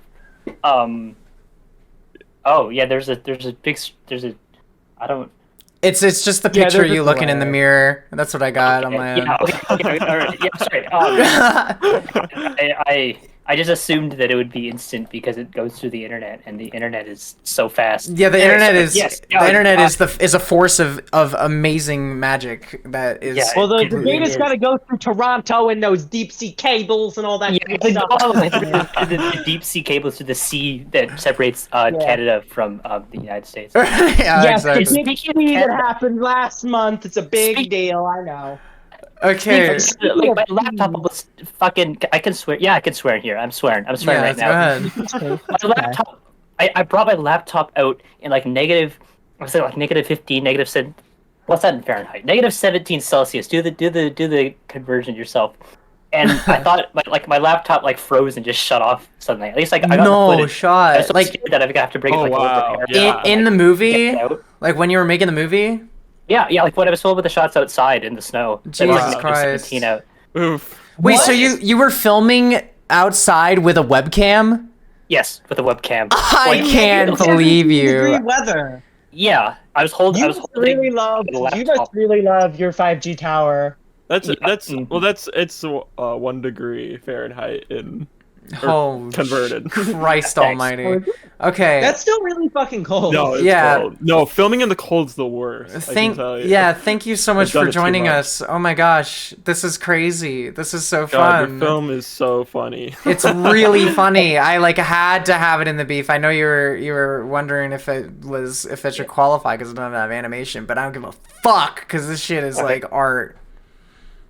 Thank you. I'm making an animation for the next beef. By the way, I haven't. I've written like half a script. It's gonna be so fucking good if I can get my Wacom drivers to work. That's exciting. Okay, I want to ask you how you did the match cut for the 5G tower. I literally just like I just went into Google Maps, Google Earth, and just fucked around until it lined up. That was literally it. That's really? so I nuts. just it took me like 10 minutes. I just carefully moved it like you mean it with the okay yeah with that. So like basically I lined in Google Earth. I like what did I even do again? Oh yeah that's right. So I had my mouse on the left side of the screen, and when it scrolls all the way across the right into my second monitor, and then I had like I put like a text file on my desktop and lined it up with the corner of the file. That's how I did it. You're fucked. You're so fucked. Jesus. I did so many. Oh, like so the setups that I did were like with the final thing at the end with like the lights flashing and stuff. That was I think I sent an image to the Spikes cord a while ago, but like that was I was also had the same webcam because at the time I only had like the webcam of my phone camera. That was like I had the webcam strapped to my forehead with like a hairband, but the hairband was too loose. I do remember that image. I took like one of those clips you use for chips, and then I just inserted that, and it was like stuck in the back of my head. It was, I had to, yeah. It was. I wish I made that your profile image. That would have been fucking funny. Yeah. But okay, Wow. I unfortunately we are going a little over time. But I really want to ask you like about your writing process because I think your writing is like really great and cool, and that's like the main thing. I don't even know. I just write shit. I didn't really have like. I have a bunch of. But I have a whole bunch of ideas and I write them down and then I just go back to the ideas that I think sound funny. Yeah. Right. Yeah. It's just so spontaneous and so free. It's really awesome. Thanks. Yes. Oh my god, I fucking love your film so much. Okay, I'm so sorry. Wait. Oh yeah, we are running over time. I'm so sorry to say, but one more question. What do you have a favorite animal? The big fin squid, the squid that was recorded in like the Mexico oil rig. That's really fucking. Oh long. yeah. Oh yeah. Hell yeah. Okay, perfect. Okay, thank you so much for being on, House. Bye. Love you. Bye. Bye. Bye. Bye. That was awesome. Okay, great. Oh my gosh. Next up, we have a wonderful film by Ben Sonjiro Young and Rudy. This is called Fart City.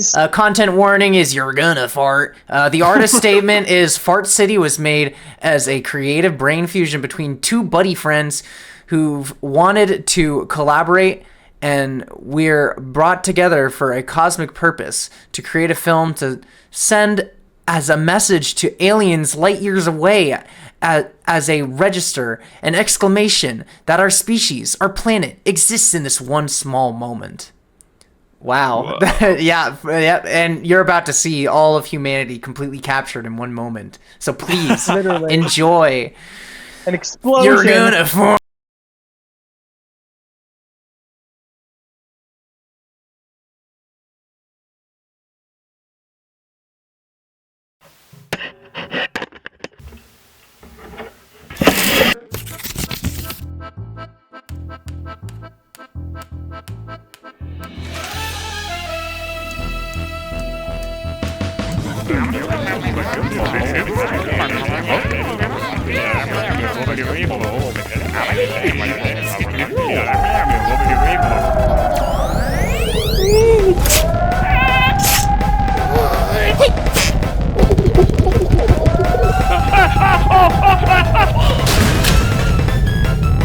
Gotta recycle.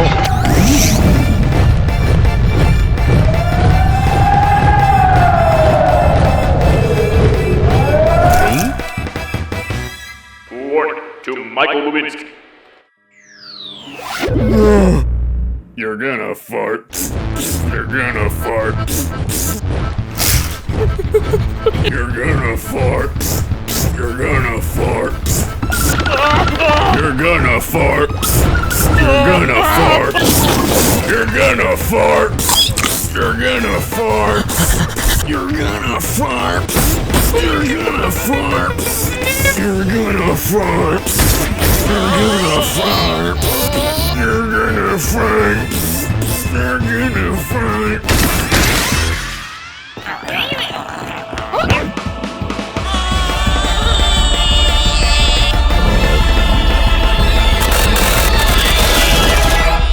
You're gonna fart?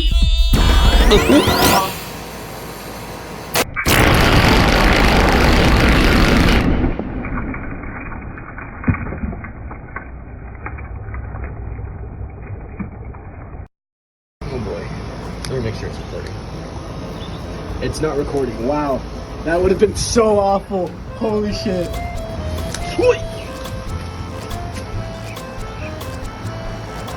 Hey, what the fuck? Oh my god. Alright. I wasn't covering my ears. I thought it wasn't gonna go off. Oh my god. It's all jury rigged and bullshit. Like, I feel like the dumber and the worse it looks, the better. Hi, welcome back. We're here with Sonjira, Ben Sonjira, and Rudy. and wait, that's not me. And hey, welcome to the thing. This is fucking awesome. We're doing a double interview. Hi, how y'all doing? That's Rudy. I wanted to say because we never said their name. Wait, I did? No, I thought I did. We have Ben Sonjira and Rudy. Rudy. Yes, that's me. That's me. Yes. The little funny character. Yeah, good to be here back again. And yeah, Rudy, what you got to say about this? Huh? Oh well, no, we're not ready for that yet. Okay.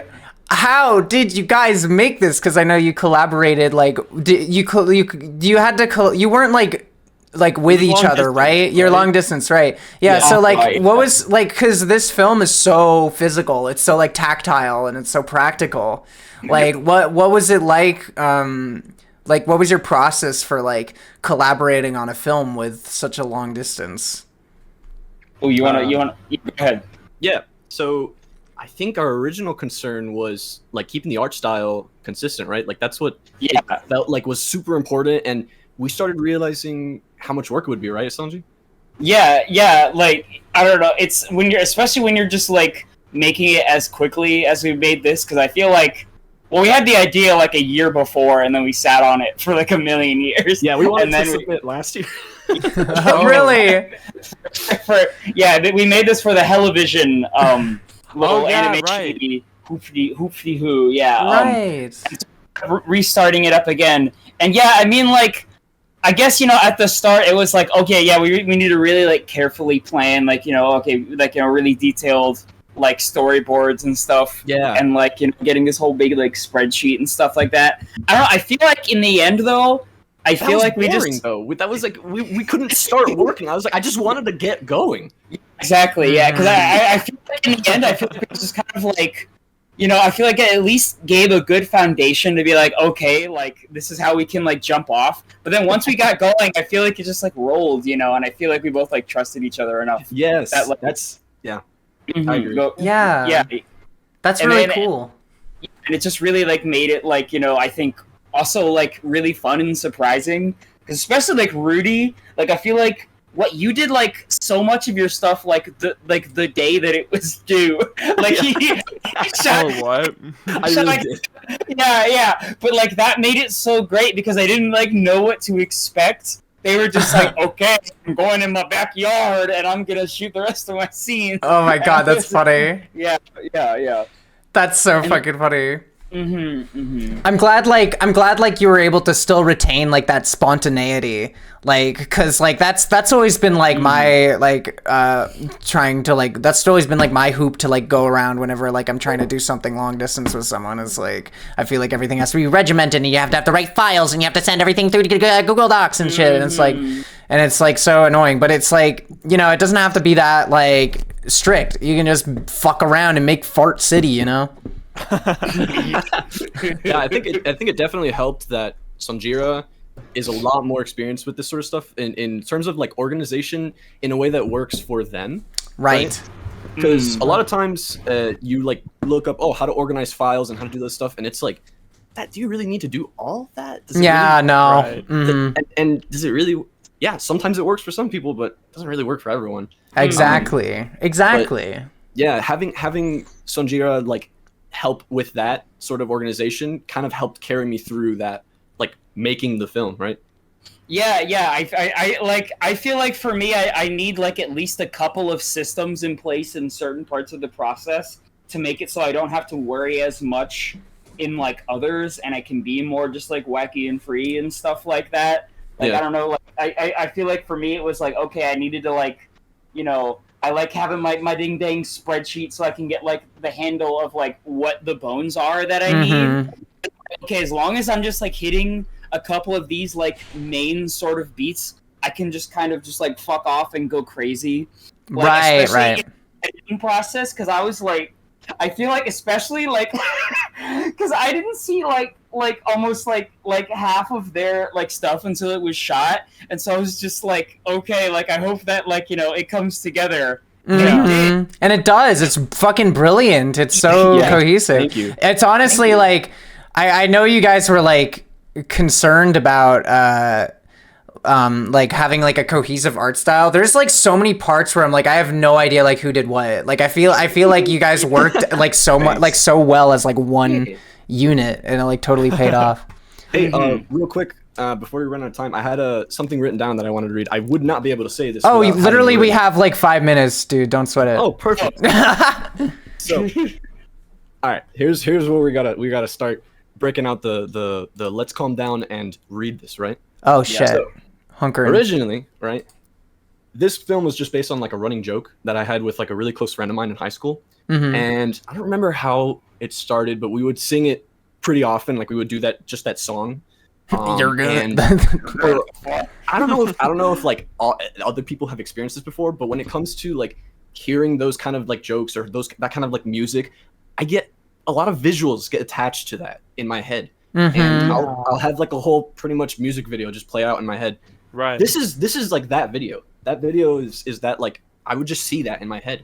That's so awesome. I always wanted to make that. I was always like, I want to make that, but I don't know how to make it look exactly like how it looks in my head because it's so abstract. And then I was whatever. No, that's awesome. It, right? No, sorry. That's great. I keep telling people that it's not about anything. I just want to make something funny, right? Yeah. But I realized that finally putting that joke to rest and being able to like genuinely follow through on an idea that had been with me for such a long time, it just felt really nice. And finishing this film, I think, helped me come to terms with my childhood ending, being the last sibling, like feeling left behind and that sort of stuff. And I'm really glad that I was able to complete it. Aww, Rudy, you soft serve, you. Oh my gosh, that was with that so hard too. Yeah, and like you've talked about like, oh, it was like a running like sort of joke and stuff, but like, you expressing it in those terms that like makes it like all the more meaningful because like totally. I didn't realize until after. Yeah, no, that's how it works. I like, cause like, you know, it is just like funny jokes that we have, like, and they stick with us through high school. Like, I know I did it with my friends. I had so many funny jokes, but you know, that shit is like even like funny fart jokes, you know, it means so much to you. And it's like, you totally gotta like embrace that. And I think that that's really awesome that it can come out of you in this like film that is so fucking good. That's so like it's such a like Jack told me to say that Jack once said that to you, Ben, that this feels really intuitive and like you seem to really respond to that. But yeah, this film is just like, it's so expressive and fun, and there's so many like little like visual ideas happening all the time that are so insane and cool. It's a fart joke, but it's like such an amazing fart joke, you know? Like, it's really great. Like, I really am thankful that you shared it with the world. Yeah, I really like meshed with the like intuitiveness of it, and I feel like that's like the thing that really like meant a lot with it to me as well. Is it's like I've always felt like a need for so much like control over my movies. It was so hard for me to like get the courage up to be like, okay, someone else should like do the music for one of my favorite goats. And I feel like this one was so freeing for me because it was like, oh, not only can I like have a really like meshy collaboration with someone who I really like fuck with and like love their stuff and like their vision and stuff like that, but it can be like really true to like both of our sensibilities and like also be like really just like, yeah, like literally just like I can't even think of another word, like intuitive. I think that was really just great too, that like you can throw things together. But like, as long as you just like have like, as long as you've got good taste, which boy, do we have delightful taste. Oh, for sure. That's anything's possible, right? Like, man, we are unfortunately out of time, but you two, thank you so much for being on the show. It was fucking awesome. I have one more question for the both of you, a very important one. What is your favorite animal? Penguin. Penguin? That's a good answer. Chameleon. A chameleon. Yeah. Chameleons are fucking great. Ooh. I think we lost Ben. Did we lose Ben? Yeah, I think we lost Ben. Ben, okay. I'm just gonna say goats probably. Yeah, okay, cool. Right on. That's a good chameleons and goats. I love chameleons as an answer. Underappreciated. I just heard you lost Ben. Okay. I was gonna say, no, my always my favorite has been a penguin since I was a kid. I always really loved how they waddle. Were you a Happy Feet kid? Yes, I was absolutely a Happy Feet kid. I was a March of the Penguins kid. I think March of the Penguins was my favorite because it really. What about Penguins of Madagascar? Penguins of Madagascar, yes, too. I was a huge Penguins of Madagascar. But I went and I had a penguin experience as a little kid. My mom said, all right, we're going to the zoo, and you can be in the little zoo pen with a penguin that's waddling around. Oh my fucking god, are you serious? That's insane. Yeah, and that was like the best thing that happened to me. Oh my god, that would be the best thing that happened to me too. You'll be delighted to know that the Kansas City Zoo has a 24/7 live stream of the penguin exhibit. Oh my god. Go watch How to Make a Santa. We gotta go. Yes, we gotta go. How to Make a Santa. Yes. Bye. Oh my god. Bye-bye. Thank you so much for being on the show. Love you. Bye-bye. Wahoo. That was Ben, Sanjira, Young, and Rudy. What a fantastic gaggle of people. Oh my god, what a blast. You can follow them. Sonjira's YouTube is just youtube.com/Sonjira. And Rudy's YouTube is just youtube.com/@RudyTooty. Because, you know, YouTube is a little particular about that, I guess. With 2 O's, not a U. But okay, yeah, great. Next up, we have Payment by Steven. Oh, yeah. Oh my god, this is going to be a blast. Steven always knows how to bring the hits. Make everyone laugh. And make everyone laugh. All right, one chuckle into another. Payment started as a student project that I only made an animatic of while I was at school. But years later, after the first beef, I was inspired to finish it over the course of a week in my spare time. Enjoy this little jank animation made with love. Oh. All right. Well, please, everybody, sit tight and look forward to Payment by Steven.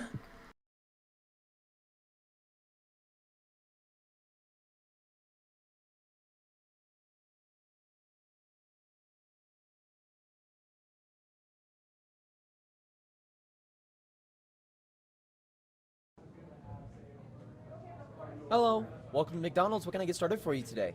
A burger. Cheese? No cheese? No cheese. All the toppings? Yes. Okay. That will be $4.34. I'm not done. Oh, I'll have fries. okay. That'll be $5.12. And 12 cents, you said? Yes, but this isn't real. Yes. Yes, I have that somewhere.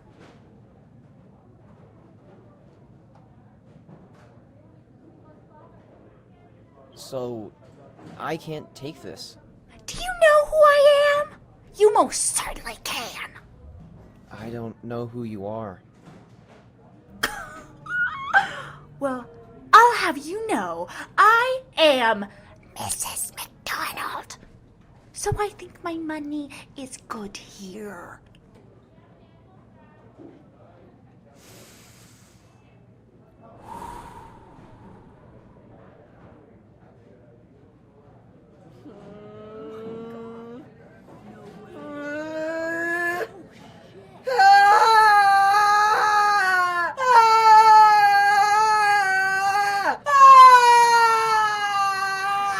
Excuse me, sir.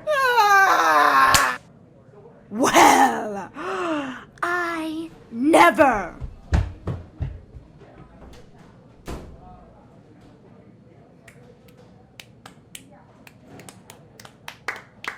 Encore! God, he did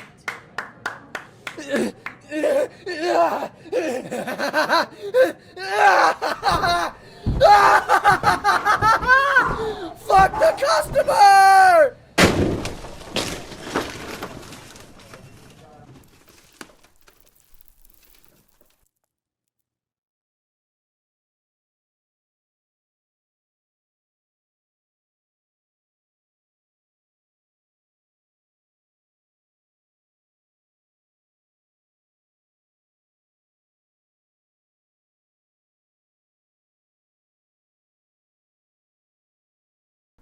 Hey, Hello. welcome back. What a what a funny fucking film. Oh my I love god. that short. I love it so much. Here to talk about it with us is Steven. Steven. Hello, Steven. welcome. Hello. Oh my god, thank you so much for your animation and submitting It's to an the honor beat. to That's talk awesome. to the legend. The legend. Thank you for like letting me submit and everyone else. Like Yeah. I love this festival. It's so cool. Yeah. The heart of the beef is Stephen Harmon. Okay. Shape question. Go. I'm just so curious because like did this happen to you? Like I feel like this happened in real life. Like somebody said this, and I just need to know if this is based off a true story or if you just came up with this. I didn't write the script. In fact, actually, this is like the one of the first things that I kind of just hey, I saw a friend of mine writing plays like every day, And I was like, hey, do you want to just like write something, and whatever you write, like I'll animate it. Oh wow. And so, like I was just like, okay, within reason though, like maybe like 2 pages, but like whatever you write, I'll animate it. So That's awesome. That happened, and here we are. So I'm just responsible for the animation and the art and stuff. Not That's so responsible for sick. the story. You read that script and you were like, yeah, he would sprout wings and fly through the ceiling at this moment. Oh my gosh. I want to be like one of those. I'm trying to think of that cafe where it's like, I don't know if it's a diner, but like what it was called, but like there's usually a lot of fights that go down at it, and people like record it on their cell phones. Denny's? That works too. Yeah, but like I don't know. That's funny. Yeah, I wanted to look like one of those little like videos, so I went for the AR aspect of it. Yeah, what is it that you used for that? How did you do that? So I basically animated everything in Blender first, and then after that I like threw it into Unity, and then Unity like as a game engine, and it has this like augmented reality like kit thing called like AR Core, and then I just like use that for the camera. To record. That's awesome. That's fucking everybody's crazy. saying in the chat it's Waffle House. Are you talking about Waffle House? Waffle House, yeah. That's funny. Oh my god. Yeah, no, it's so like cool. It really gives it like, I mean, you're trying to replicate those kinds of videos, and you get that handheld cell phone kind of video, but it's like this weird like weird version of it that's like slow and like awkward.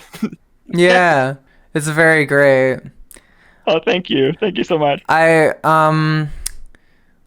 Oh man, I particularly love like the fact that you used Unity, like because you make like games primarily, right? Yeah, like I'm actually not an animator by trade. I'm a game developer. So Yeah. I just do animation for fun.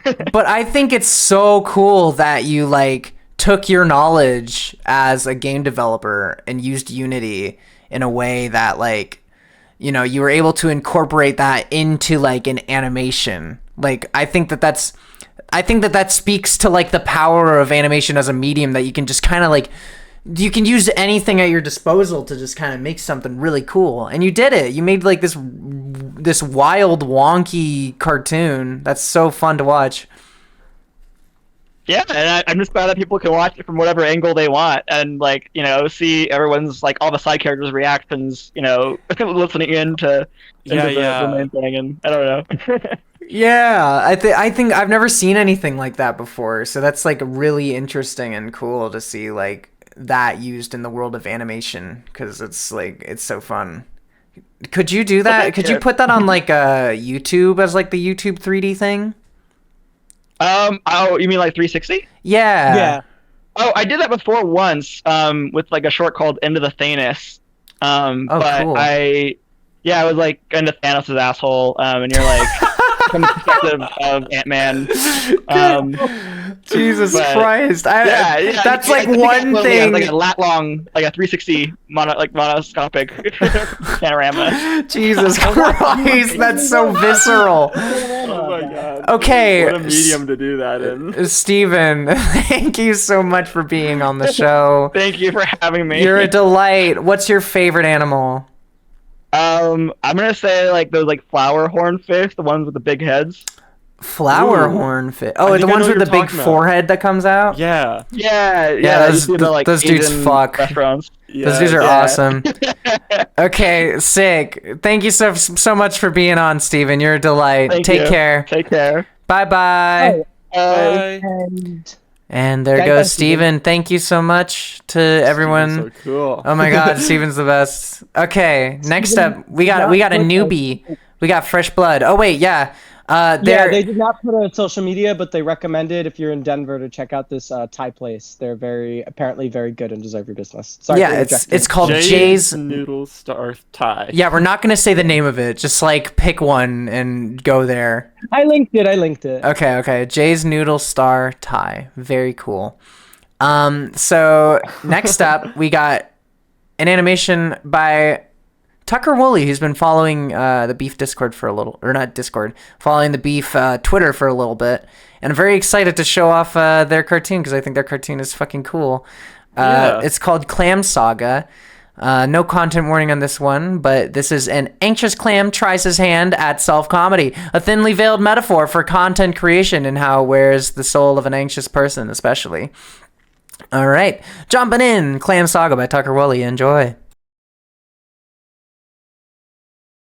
Hi, hello! What do you call it when a bivalve mollusk finally overcomes his debilitating performance anxiety and puts his artistic expression out there for the whole world to see? Coming out of his shell! Ah, jeez, I better tell another joke right away, otherwise they'll forget I exist, which is worse than death! I mean, what? I'm not insecure. So, a pelican and a sea cucumber walk into a sandbar, and, wait, how did that one go? Oh no, I'm clamming up! Oh, that's funny. That's a little dark. So, I'm shell with this assassin snail on my left, and I've got this other fellow's dorsal poking up against me on my right. And I says to him, I've heard of clam chowder, but this is ridiculous! Thank you, you've been a wonderful audience. Good night! Hey, nice grab work tonight, Clambone. Thanks, Marlin. I'm trying a new thing. Just throwing kelp noodles at the wall to see what sticks like always. Huh, guys? Boy, don't I know it. We're grabbing drinks at the old port starboard. You want a submarine pool? Nah, I pooped tonight. I think I'll just swim. Oh, maybe next time. Well, hey, we'll try to get Sammy the Salmon to do his porpoise impression for you on video again. Now that I'd like to see. See you, Clammy. Bay and Harbor, cause there is a difference. They're filming a new special down at Sand Dollars. I really want to go, but... I still clam up, you know. I think I always will. That's okay, though. Know why? I'll tell you a secret. It gets easier. Some days are easier than others, of course. If I know one thing, it's that you can't stop the tides. But I've come this far. I've lived this long. And I've told enough jokes to recognize when my life is taking the shape of one, and then take that with some dignity. This business has no room for pride. Neither does this life. Plenty of fish in the sea. What's plenty? Huh? Do you know? I sure don't. I don't know much, but I've got enough sense to know I don't stop existing when I stop telling jokes. I just go home. We all just go home.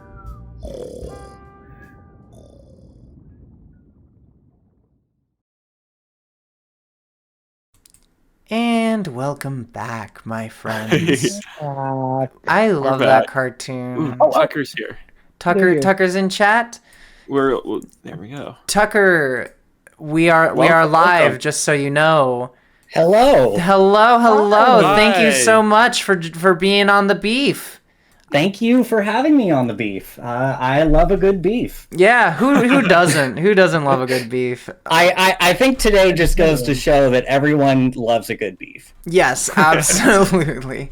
Oh my gosh, I think that your cartoon is so delightful. I think it's so good at merging like a really kind of cheeky sense of humor with also just like these sincere, like kind of cute moments. Like I really liked Clam Saga a lot.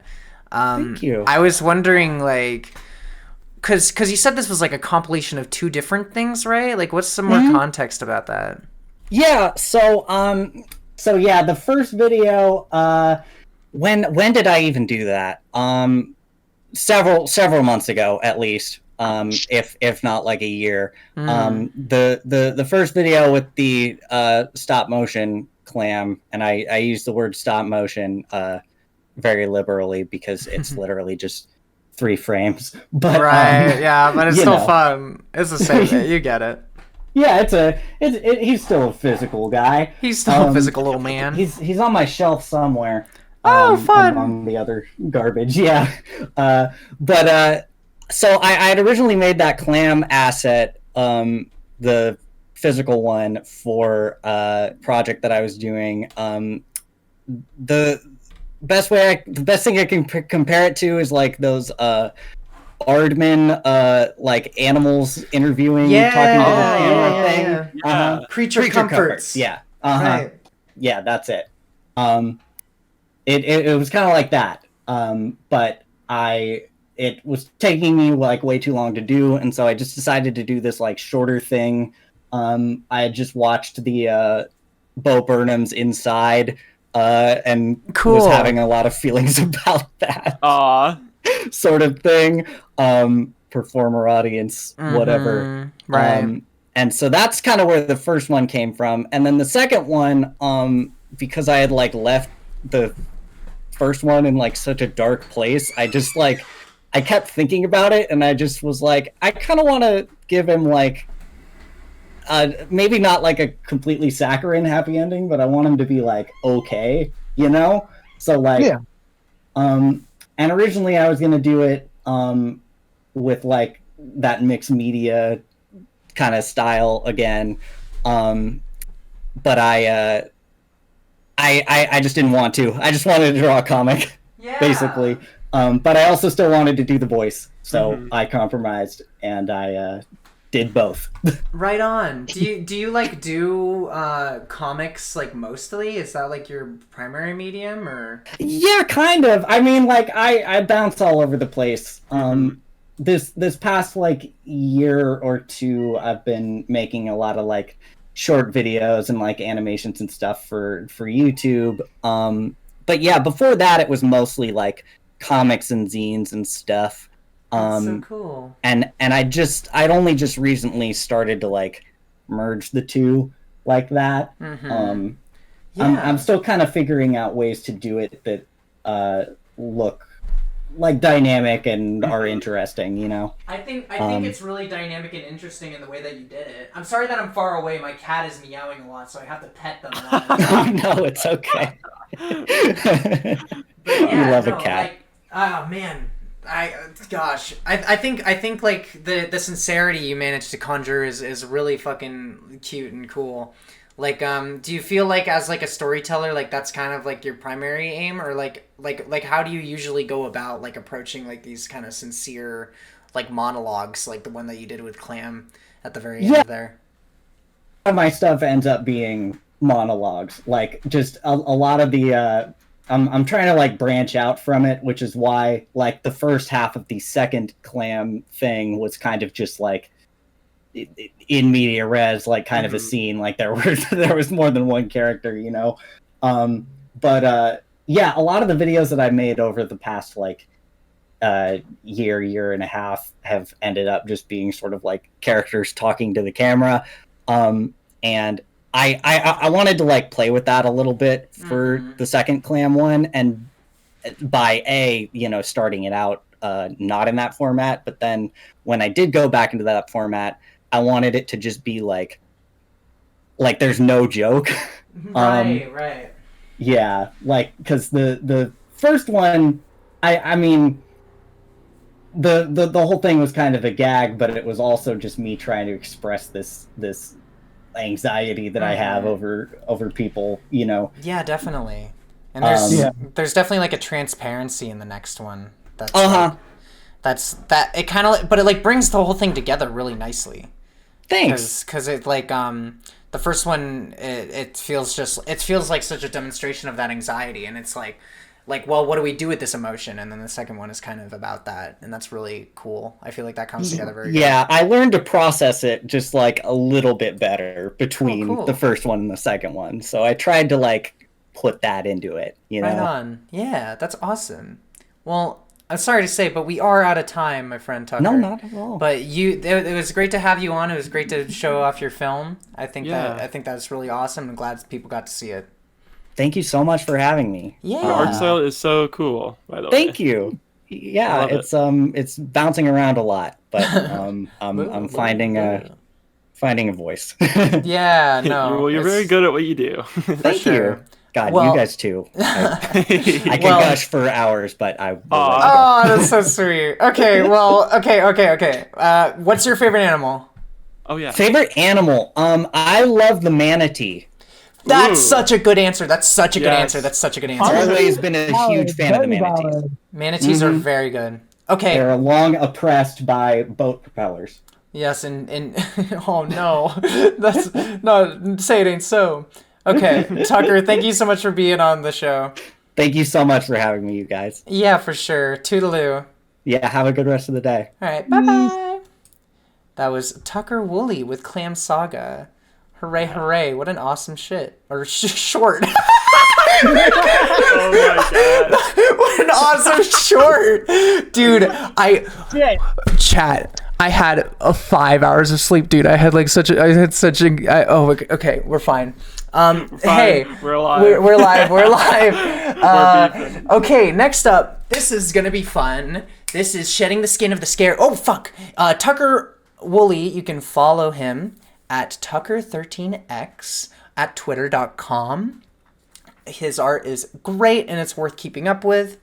Next up, Shape should be linking that down below. If you need any reference for all the shows that we've been putting on so far, all the different shorts and everything, you can totally check down in the description. We have a program guide that has a full list, riddled with about, I think, 5 typos I've seen so far. Yeah. But you'll be able to catch up with the show and see all that it has to offer that way.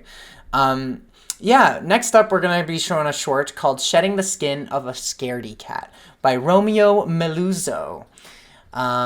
He submitted this. He was like one of the first people that submitted this, so that's really cool. The title is A Short Animation About Being Brave to Love, and I think that's a really, really beautiful description. Yeah. We're gonna go into that, so please enjoy Shedding the Skin of the Scaredy Cat.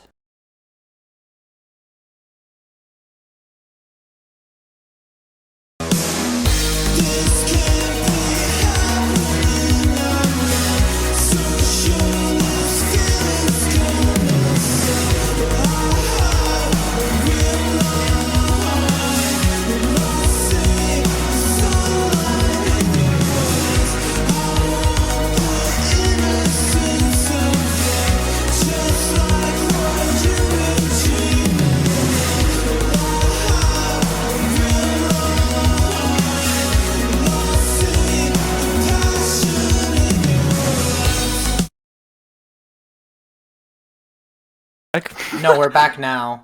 Okay. Now we're back. Hi, welcome back. Hi. We were just talking. It's wah la la la la la la. We were just talking about how good that the fucking art. Everybody's saying how much they love the art style. In Yeah, the art style awesome. is incredible. You should go look at her I'm gonna link Instagram. them now. I'm gonna link it now. Let me get it up. Yeah. Her Instagram is riddled with the coolest illustration. No, yeah. And like her his character design is so cool. Right, yeah. Her fucking YouTube too. If you go to her YouTube, it's full of that shit. It's fucking filled to the brim with fucking so much insane shorts that are just like that and just as good. So there's a lot to dig in about Romeo Meluzzo. So definitely enjoy that. We were planning on having an interview with the one and only Romeo Meluzzo, but unfortunately Romeo cannot make it to the interview. So I'm gonna abandon my friends Jack and Shape and go feed my cat because my cat's meowing and I don't want it to do that throwing anymore. us to the fucking wall. Yeah, I'm gonna hop away. Bye. That's gonna be so funny to you in 26 seconds because I just hopped my own avatar away off screen. Oh no, we're alone. It's just us. But I gotta. Okay. Be right back. It's just us. Just a gaggle of little friends. It's funny in the program document. We were supposed to have an interview, but we just typoed and accidentally didn't put that there was an interview for Romeo Meluzzo, and it just happened that she had to cancel on us. Yeah. So Everything that worked out, I guess. Everything worked out. The How's farts everyone and clams doing? and corpses and dinguses and religious trauma. Yes, Alex, I agree with you. I'm just reading what they're saying. Yeah. Wow. We have a delay. Yeah. I realized that. We're just waiting for you guys to react to us because our voices are traveling through the internet to get to your little brains and your little ears. Has everyone been looking for the animals in the background? If you get all the animals, you win one of us. One of us gets to come home with you, and you get to keep us in a little cage. And we are not responsible for our own food. You will have to feed us What are you talking about? If they find all 14 animals, they win one of us, right? Oh, did you We talk get to about the go- 14 animals? Yeah, you can win. You can win if me somebody as an finds NFT. all 14 animals, they get to pick one of us to come home with. Like, we get to come home with them. like my bug sona that's sitting on in front of the fire is an adoptable that you can get if you find all the animals. It's $500. You have to find all the animals and also pay $500. Yeah. Yeah, it's like an auction to be able to auction it. Like, you have to auction to, like, be able to buy it. Oh my gosh, you guys. Do you know what I just realized? What? This is the MICROBEAF. Wow. That's Yeah, it's fucking. not. That's It's so, not micro. That's messed up. No, it's not the MICROBEAF at all. It's like, oh my gosh. Hi, HP Porkle. This has been like such a huge Hi, undertaking. Hi HP. Hi HP. Hi HP. Hi Nora. I'm just reading. You're just reading chat. Yeah, like I think like it's been really, really awesome seeing all these shorts come together and What happens if you touch the fire? What happens if you touch? We I die. don't know, let's find out. We die in real life. Ouch! We go yikes, and then we respawn like a video game. You know? Like this. Sorry, no, I'm normal. This is the Video MICROBEAF. game. Guys, we're professional. Check this out. Watch me. My MICROBEAF's a video game. Shut up. Watch this. This is funny. This isn't funny. This is serious. This event is so cool, and I'm so thankful for. I've seen so many people that have been here for so long and been watching like so much of this event. It's really beautiful and cool. And I really appreciate everyone that's been here and everyone that's submitted. Like, y'all make this event possible, and that's, like, crazy. That's, like, actually so crazy, and I'm so thankful for that. Like, dude, I've been, like, in, like, nonstop grind mode, so it's been hard for me to, like, actually fathom and, like, understand, like, what is happening. But this is, like, so awesome and cool, and there's so many amazing tunes, and I'm so happy that I get to show all of them to my friends of the internet. Okay, that's my professional spiel. We can talk about fucking like. Larry the cat said they found out yesterday. May was this month. That's valid. I've done that before. One time I forgot what year it was. I do that frequently. Yeah. I'm trying to write a date down. I'm like, wait, it is 2023, last month, right? When you're an ageless month, orb, I thought it's it was easy the to- middle it's of the easy to lose summer, track. like randomly. I just woke up and I'm like, it's like August, and it wasn't. It's like August. And it was Summer in my not. slurp. In my slurm. I chimed in with the "Haven't you ever people heard of?" I chime. I used to rule the world. That was when I ruled the world. No, chunks would load when I gave the word. Now every night I sleep and Chunks roam. would load. I used to roam. Everyone, put your lighters on in chat. I want to hear Yes! Put your I non-existent used lighters to on because none of us rule are the so minds. thirsty. I don't actually know Proper what that song is like. Wait! Hey, Shape. Yeah? What's your favorite animal? Oh, right. And the users in chat can also say what their favorite animal is. Let's keep our user engagement up.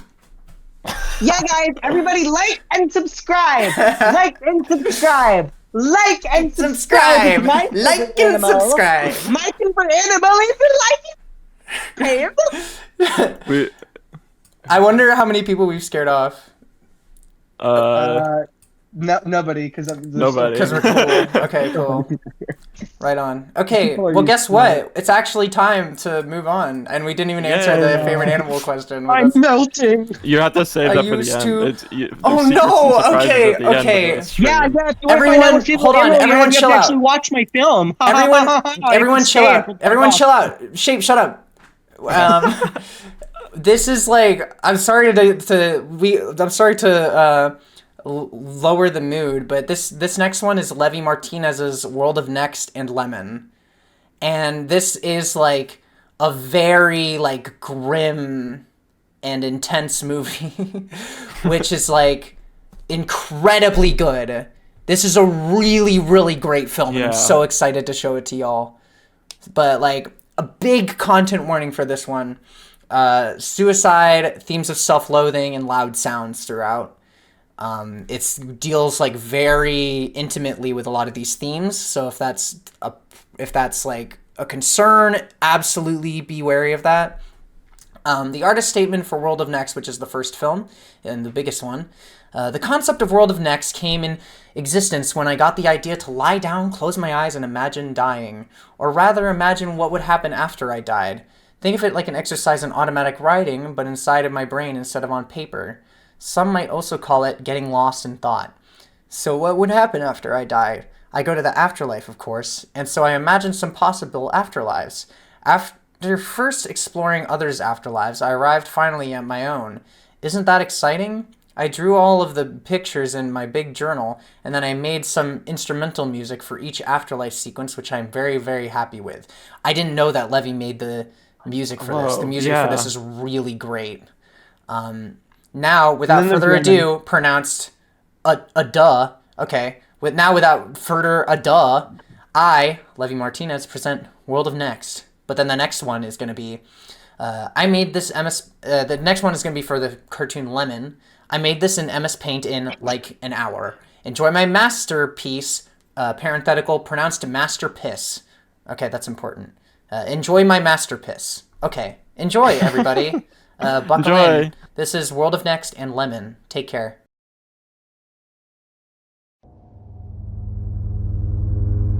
I go to the place that I myself erect, into the world of next.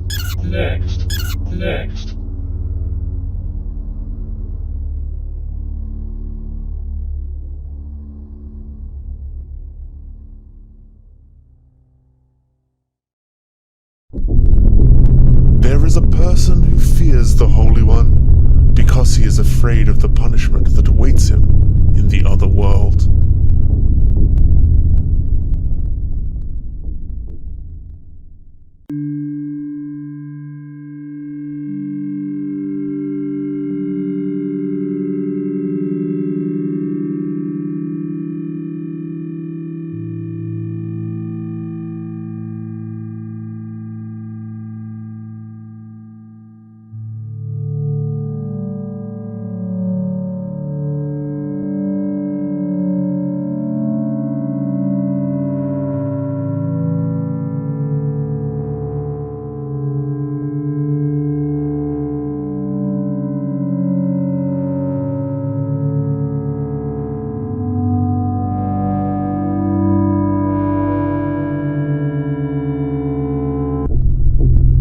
The soul of the righteous feels great desire for the moment when it shall leave this world, which is worthless, so that it may enjoy itself in the world to come.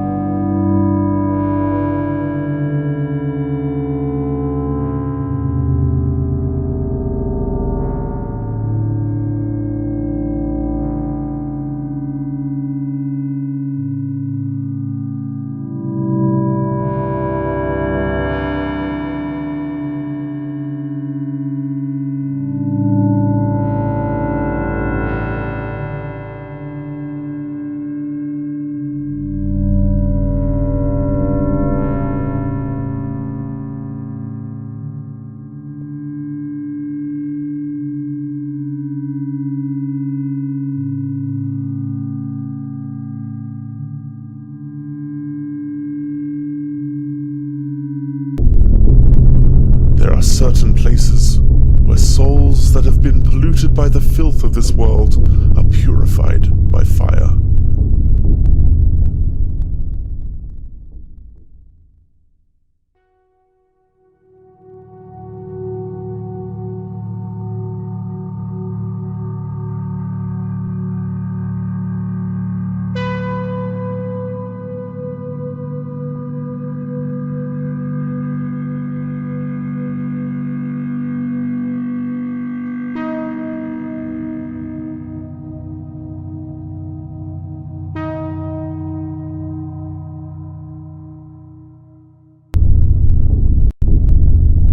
whoever is defiled in this world draws the spirit of unholiness to himself. When his soul leaves him, he is defiled, and his dwelling is with the unclean, with the fiends of the world.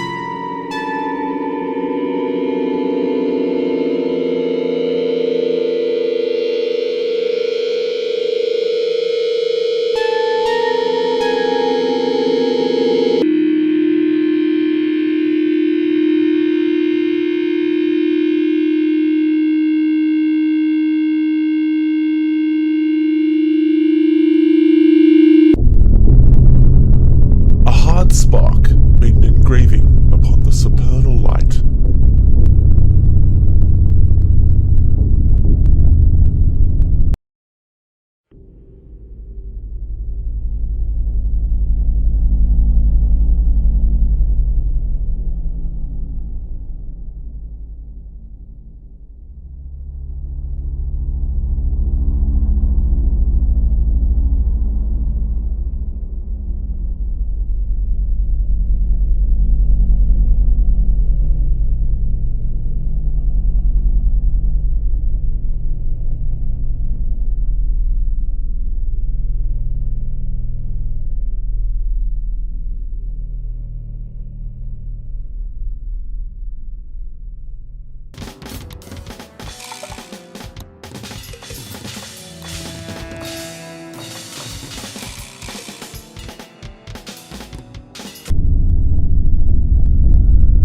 When it began its measurements, it created colors that shone into the empty space in the engraving. From within the spark, a fountain spouted, from which the shades down below received their colors.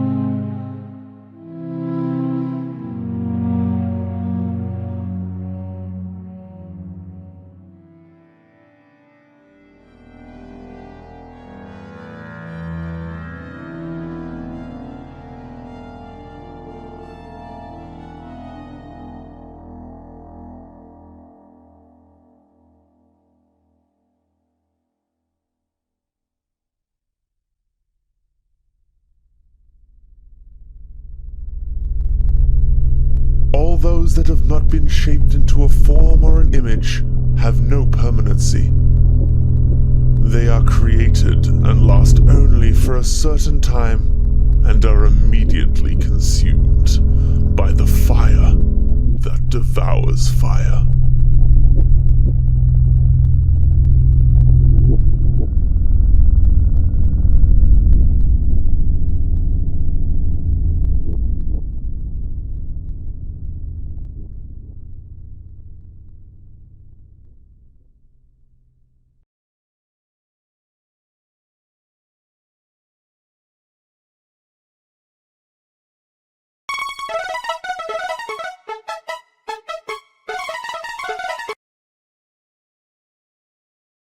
I'm trying to get a lemon from that lemon tree over there.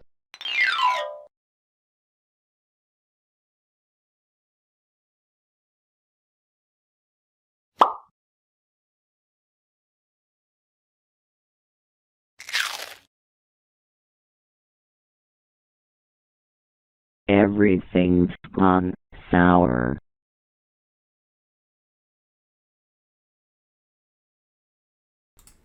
Welcome back. She. The yeah, stark illustration- contrast, right? HP. Holy smokes. Yeah. That's man. That's a really brutal cartoon into a really funny cartoon. So that's a fun contrast. Anyways, you can follow Levy on NeoCities. LevyMartinez.neocities.org. Shape is linked it in the chat. The only city immune to gentrification. I did not hear a single word of that. It was garbled on me. It was garbled to me. I said it's the only city that doesn't get gentrified. Oh, well, we'll wait and see. We'll wait and see for it to be bought by Epic. Okay, next up.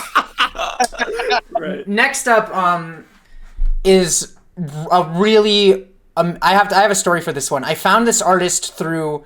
They made like a random weird comment on a Ryan Trey Carton interview video.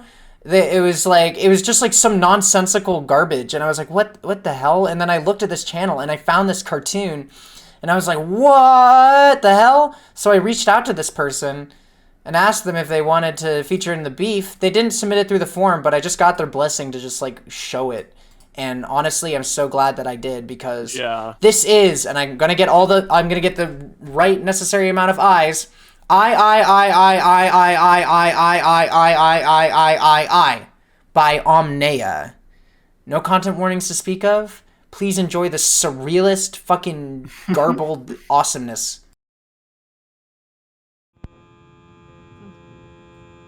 Do you agree to my dictatorship? Or the dictatorship that I partook in that email? Yeah.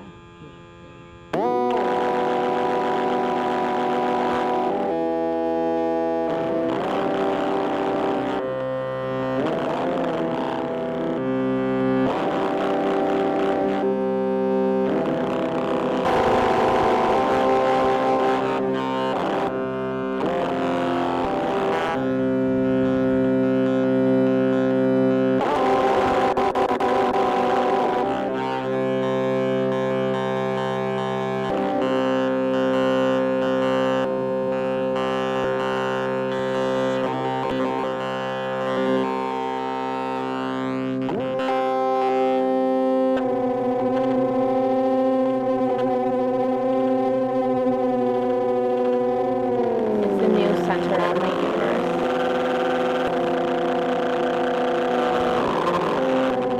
A man lays on a couch and scratches at one part of the fucking couch that's falling apart. The lights are out and he can't see it, but the leather feels as gross to touch as it must smell like a business, like a briefcase holding whatever couches are made of. Dust never seems to collect on the couch, so it must be collecting on the man, he reasons. The guy listens between television channels to white noise when he falls asleep, sometimes, but he faces it away from his head because the light bothers him. This isn't true. The idea of the static or light from the television rotting his brain while he sleeps worries him more, but he hasn't figured that out yet. The white noise switches to a station. A cat sleeps on a pair of shoes. A sock sleeps on a pile of laundry. A glove sleeps on another glove. Like worms. Did you know that worms have many hearts?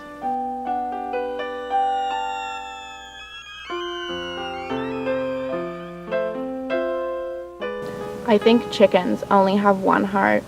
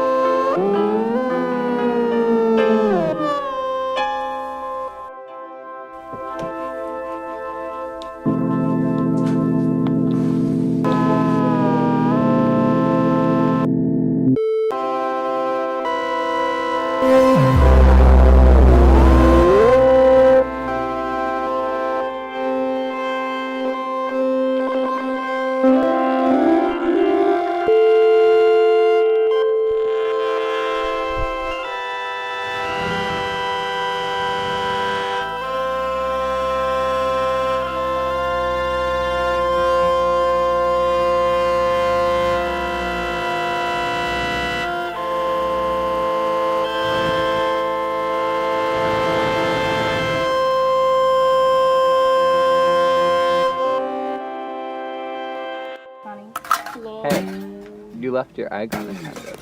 It's through that maze. Oh no, my baby.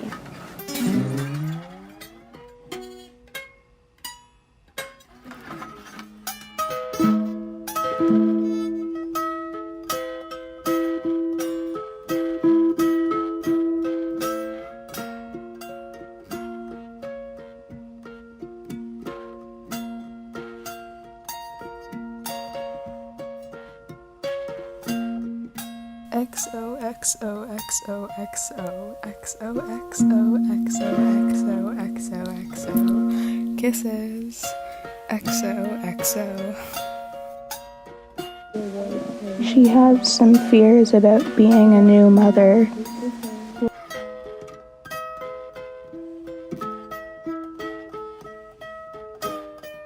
I don't think my baby looks like me. How unfortunate. Maybe it'll look different once it grows into its skull. Don't try to console me. I'm not even sure it has a skull.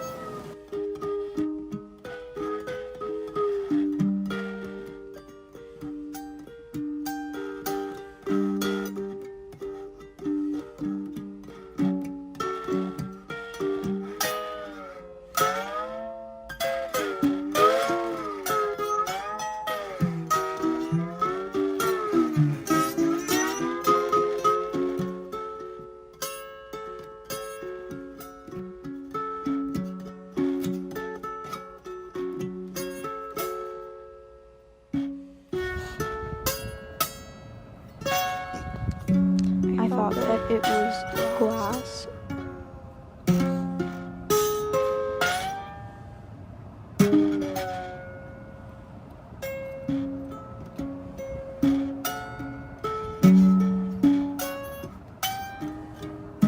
But it was actually just plastic. Do you love it? Of course I love it. It's my latest creation. How kind of you to give so much love to such an ugly baby.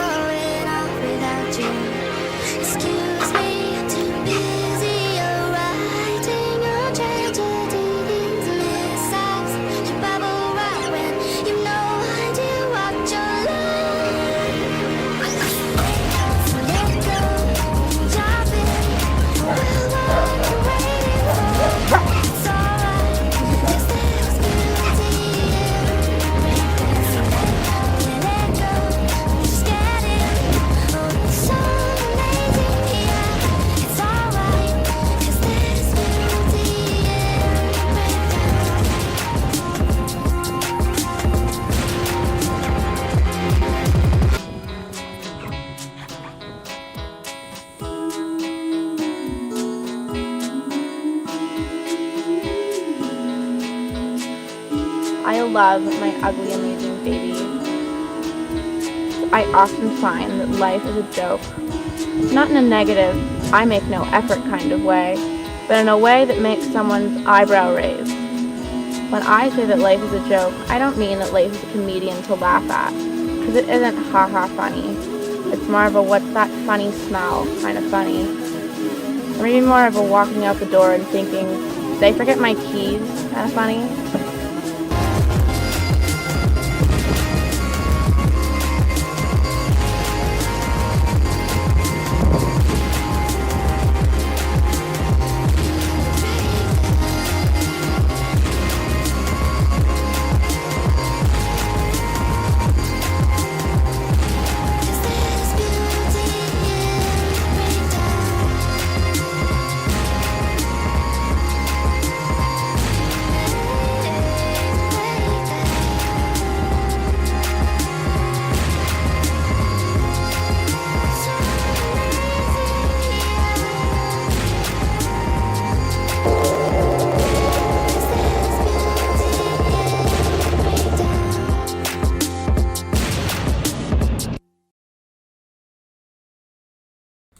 Okay. I fucking know, right?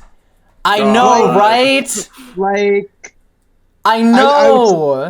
I was saying to everybody in the chat, I missed this one. I hadn't seen it until right now. Like, holy fuck. It's crazy. Holy fucking shit. You can find more of their stuff on their YouTube, which Shape, go ahead and link. Thank you very much. It's fucking, yeah. So beautiful. It's speechless. Wow. It leaves me speechless. Like I've never seen anything quite like it.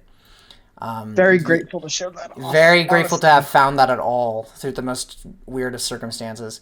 Okay, we gotta get going like now. Next up is I Want to Bury Myself Alive by Asia Rabago. This one is really cute. I'm so excited for y'all to see this. Yeah. The content warning is a little bit of heartbreak. Artist statement is a rabbit recounts memories and thoughts they had with or about their crush. I made this experiment with combining animation with video, and to bring closure to my own one-sided college crush. Aww. And this one is so cute. I hope everyone enjoys I Want to Bury Myself Alive by Asia Rabago.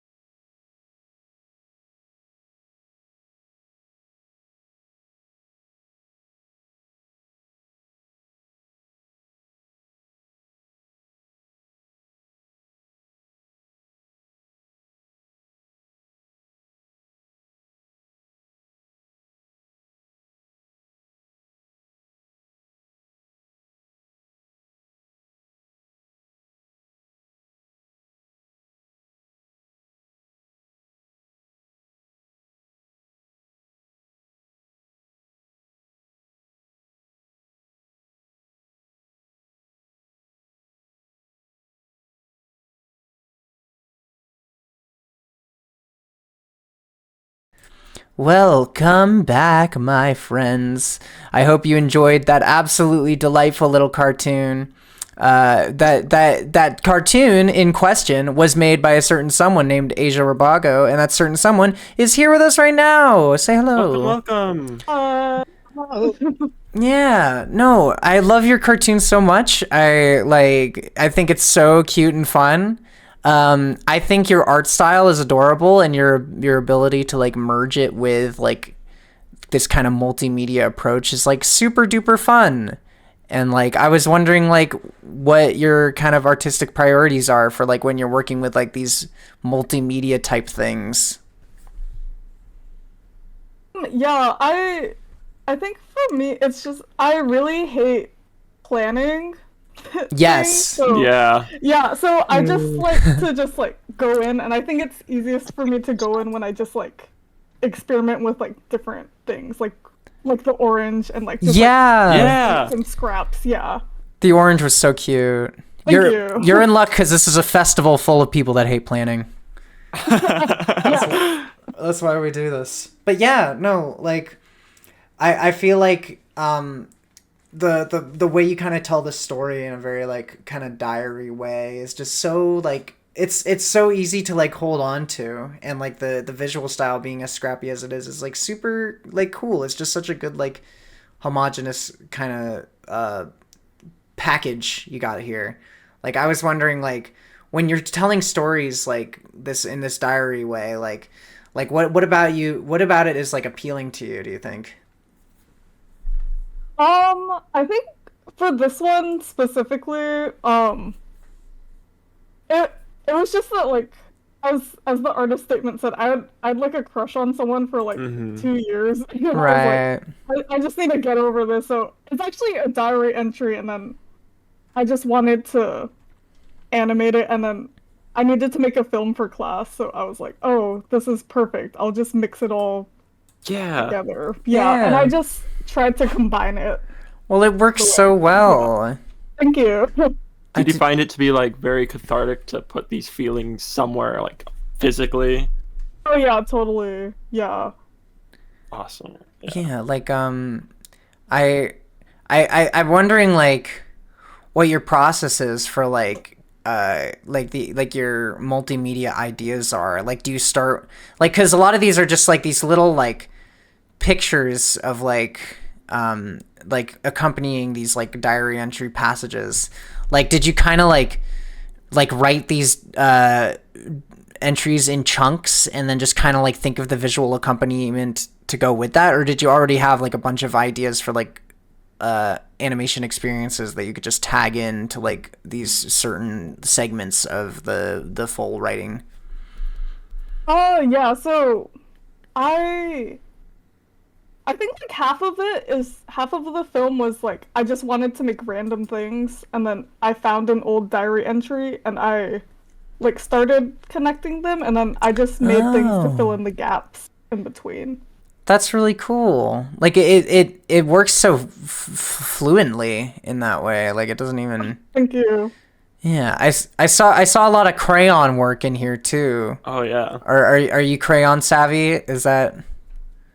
Yeah, I love a little crayon and pencil. Yeah. Right, totally.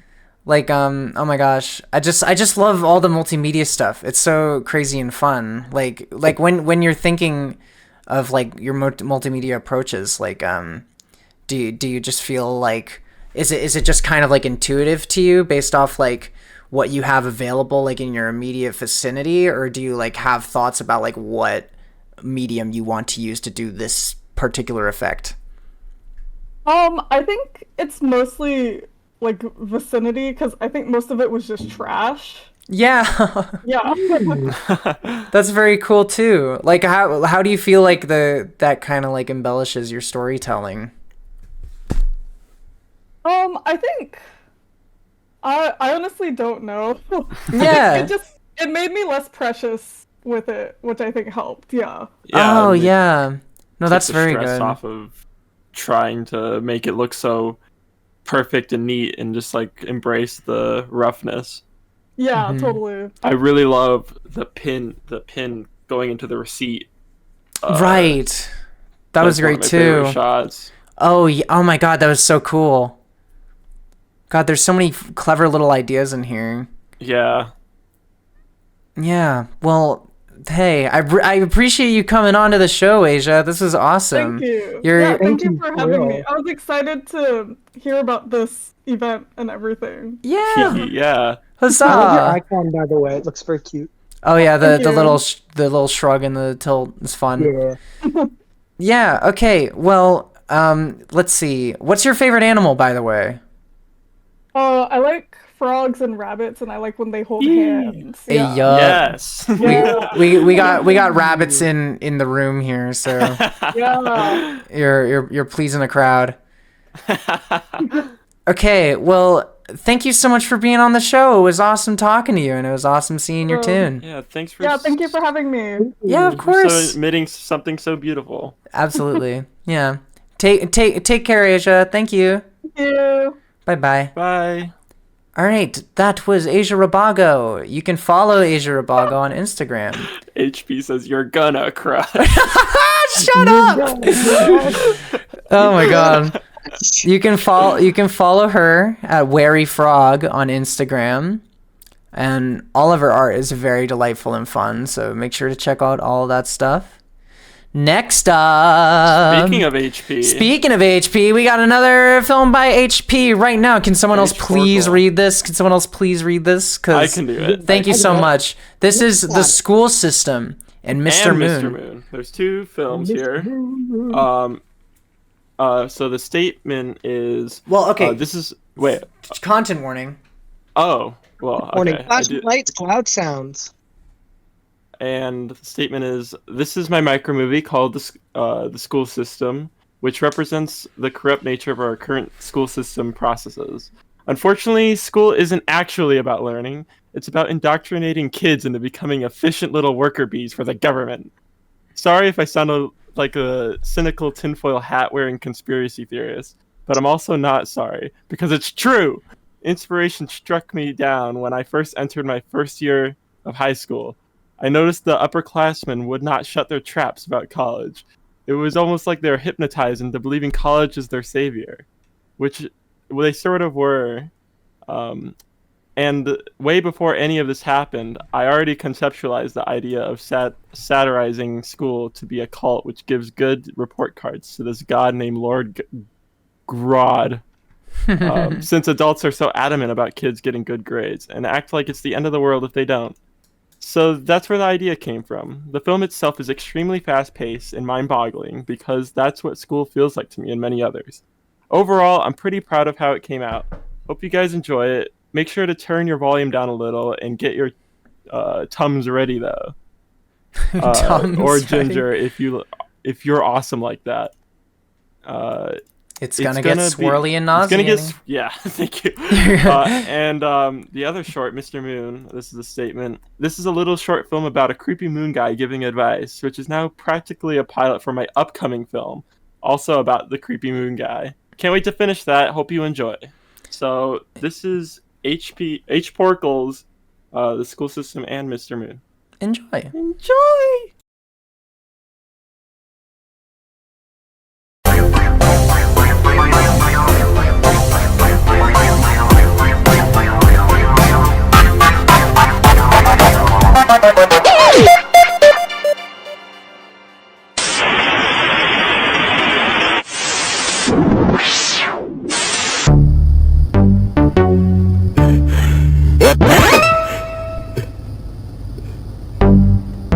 Go on. Scram. I don't want to see you anymore. I have photosynthesis to take part of. Go on, get! Before you end up on the streets, man. Go on, get. What's a street? Oh my god, just go!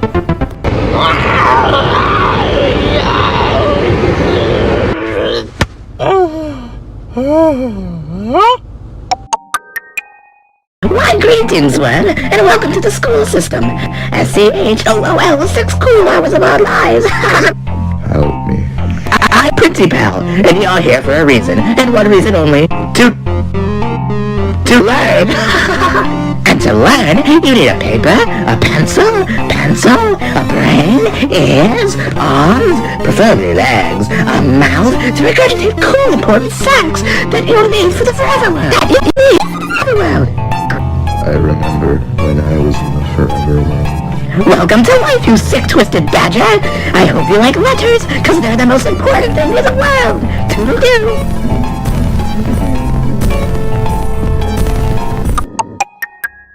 School? Okay.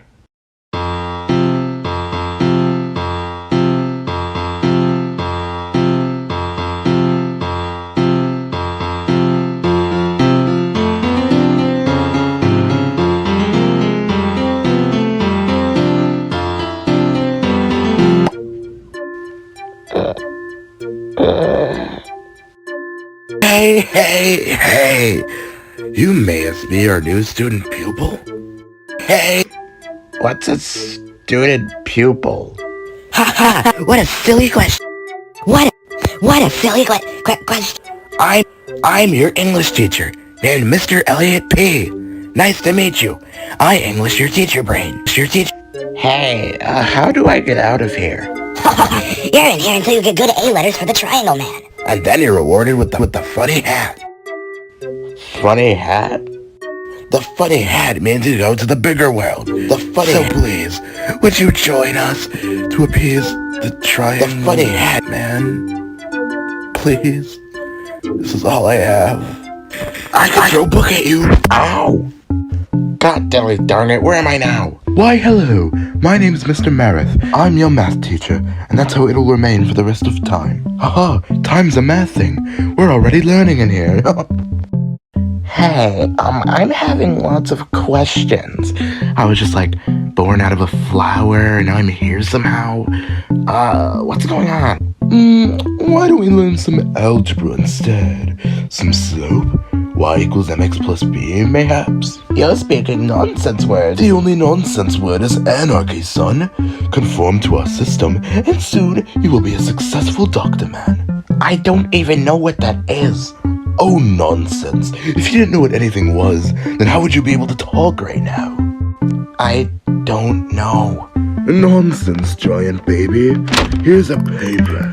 So, for the planet Extrilius? Don't tell me you don't know what Extrilius is. I told you, I was just born. Filthy worm. You don't even have the knowledge to go to the bigger world. College will kill you. What if I don't want to go to your stupid college?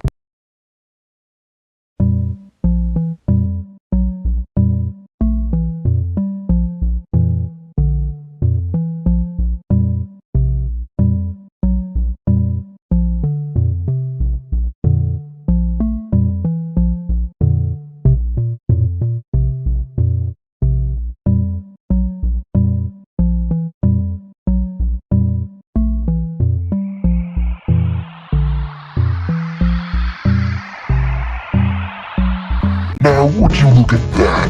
That makes me happy. What a successful little man.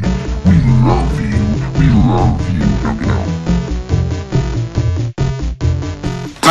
Science! You're gonna learn science. Are you ready? What are you talking about? Okay. So the mitochondria is the powerhouse of the moon. Oh my God! Cells are cellular devices. Science. Ow! Here, take this test.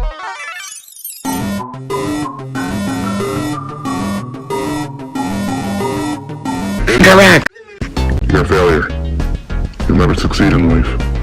You'll never do anything correctly because you're useless. You are useless. You're a failure. You failed, and you're a failure. And you got an F, and you're a failure. You're a failure. You have nothing going for you. You're nothing. You are Hey bud, I'm your counselor. Is everything okay at home? Because I see you're having trouble at school. I don't have a home. Oh, okay. Now let's check those grades. Oh no! You're failing every class except for diabetes awareness class. Diabetes awareness class? Yeah. You're gonna have to get these grades up, or I might have to call home. I just told you I don't have a home. No excuse. You have to get these up, or you're not gonna be able to graduate and go to the bigger world. Hey you! Did you know that the Pilgrims are awesome? They sailed the ocean blue and found the giant reptoid men on the Fiji island. Do you know that? What? The Pilgrims are so cool that my parents named me after them. Oh, I'm Mr. Pilgrim. Sorry, just allergies. Okay.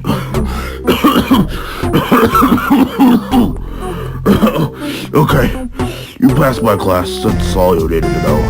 Actually, according to my calculations, the Pilgrims didn't actually find the giant reptoid men. They followed another boat to the Fiji Islands, and they killed the reptoid men and the other boat who actually found the reptoid men, and then they took credit for the entire thing.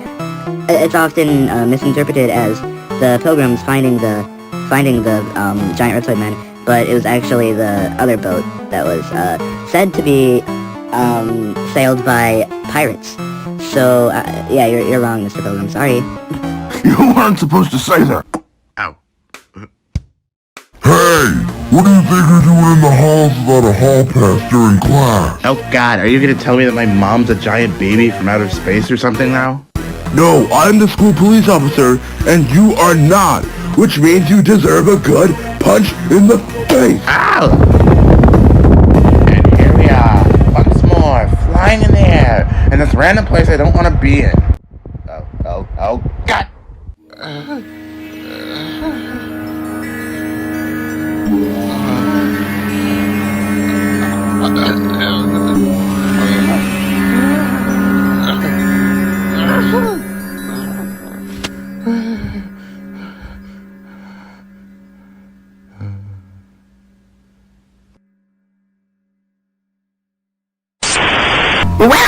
Well, you just couldn't conform, could you? Listen, Principal, I don't know what your demented, psychotic science experiment is here, but I don't want to be a part of it.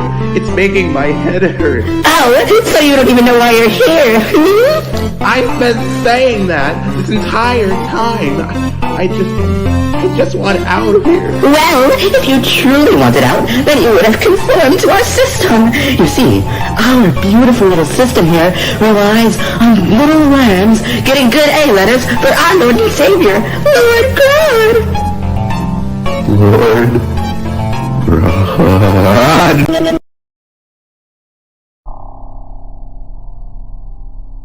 Our system is foolproof. This is how things are, and this is how things will be. Nothing you say or do matters. Conformity is key. Conformity is key. Conformity is key. Conformity is key.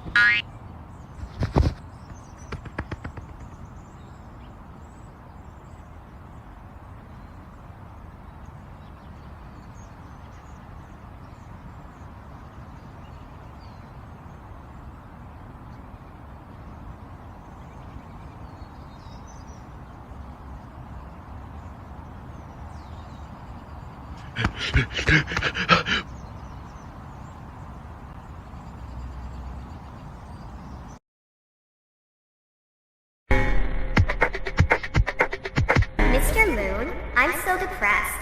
How do I stop being so depressed? The fact that I'm depressed makes me so depressed.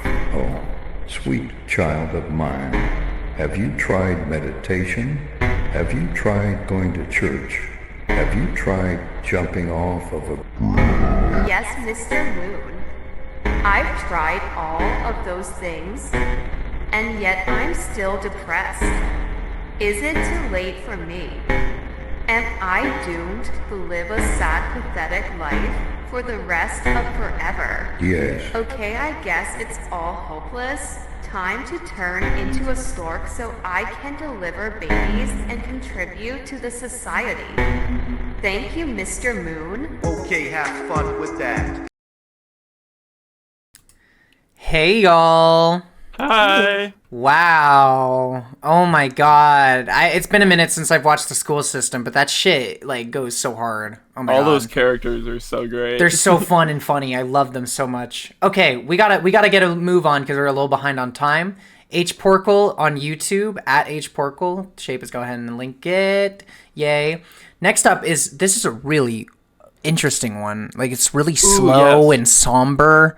A big departure from what we saw with H Porkle, but I kind of love that about the beef. This is Virginia / Into the Frog's Mouth by Dog Ill. There's no content warning on this one. It's just a magical little romp. The artist statement is, man, IDK. Hope everybody enjoys. Smile emoji, exclamation mark, smile emoji, star emoji. By the way, all of that is written out. That's important to say. There's not an actual emoji in the entire artist statement. They just wrote out smile emoji and shit. Okay, goodbye. Enjoy the film.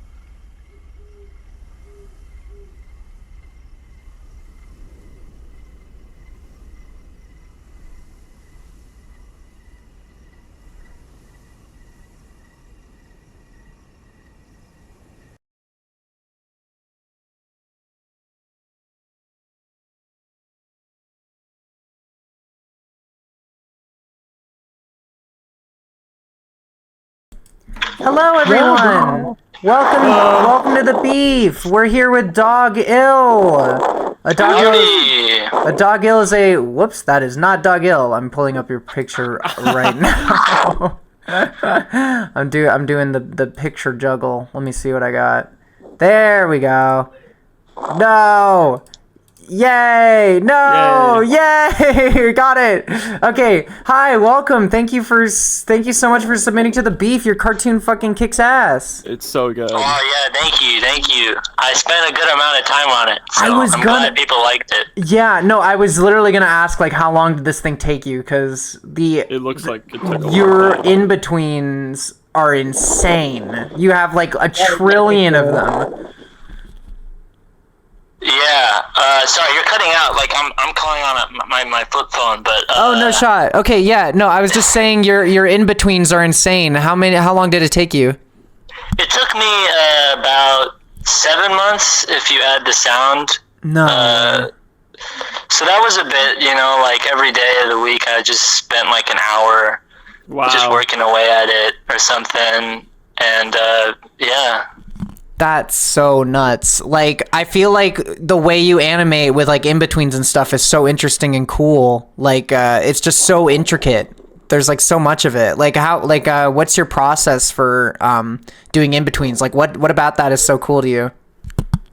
Oh, the in-betweens? I guess I just do like basic like poses or like where they're gonna be, and then I just kind of keep on doing in-betweens until it's like 100 drawings in like a scene. I don't even know how many you would have normally, but it's a lot, yeah. Yeah, no, it's just so cool, and the effect is really awesome.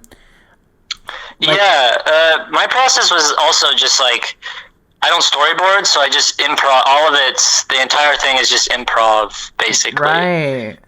That's where the it's way like to do every it. scene is just like, I didn't even know there was gonna be a frog in the film when I started. It was just like that building was the first thing I drew. That's really awesome. Like, oh my god, that's such a cool like direction for it to take. Like, do you think like what was your inspiration for it? Because we were talking, it feels like very like point and click adventure, like Misty almost. Can you repeat that? Sorry, you keep on. It's my phone. I don't know. Oh no, Can you repeat that? Sorry about that. I think that their process of like your inspirations for this are really cool. We were wondering about that because like it feels kind of like a point and click adventure game. We were wondering if that had any bearing or if there was like other aspect or other inspirations there. An adventure game or what? Wait, sorry. No, you're good. We because the way that like the shot design is done, it just feels like a point and click adventure game. Almost like all these like wide shots and stuff. Like Myst. I think that was just occurred because of how I do it, like from the head and then the walk. I've never played one of those, but I do like I have a lot of inspos, I guess. Someone said Over the Garden Wall, which kind of I might have been somewhat inspired by that. Yeah. Yeah. That's and then, so like, cool. A bunch of like I read like literature, so it's like a bunch of weird poetry that I'm kind of trying to integrate in some way. Wow, that actually makes a lot of sense. Yeah. I feel like never mind. No, yeah, I was gonna say I feel like you animate in a way that feels like it's written as a book, like, and these are like the images that are coming to my head as I'm like reading it. It feels like even though there's like no words or anything, there's like sort of a literary kind of patience and quality to it. Yeah, it's kind of slow and quiet, which I kind of realize now. But I think the whole thing was just like every scene had to be like kind of emotional, and that's how I make it. It's like if there's no emotion, and the emotion that the whole film was supposed to be under was sort of like a dream melancholy, Yeah. Which I hope translated. I'm not sure. Oh no, it definitely did. Like there's just like it's kind of got a lucidity to it. And like I think the way that you draw like backgrounds and everything, like every shot is so intricate in like its layout and its design and like its lighting. I was wondering like Like, what is your sort of thoughts on like drawing environments and stuff, and like the sort of settings you put things in? Like my tips, or like just like how I like doing it. Or... Yeah, how you like doing it. I think it's the same thing. It's just emotional, and also I figure out how to draw things based on like places I've lived in the past, where I'm like, oh, there's like this architectural feature in my childhood house. I'll just put that into the film. I don't know. Most of it just kind of comes like out, and then I'm like, oh, that's cool. I love paintings. I love putting paintings in my films because they're like cool. It's like art inside art. It's kind of meta. I don't know. Yeah. It's like symbolic. It's always symbolic when you put it in a film. I just love. No, I completely pick up on that from your film. I feel like it feels like it just kind of like in the way that it is dreamlike. It feels like it just all the events and everything just kind of flow off the subconscious. Like it's kind of just like a guide through this like very dreamlike world. And I think you're like so successful at doing it. I think it's so cool.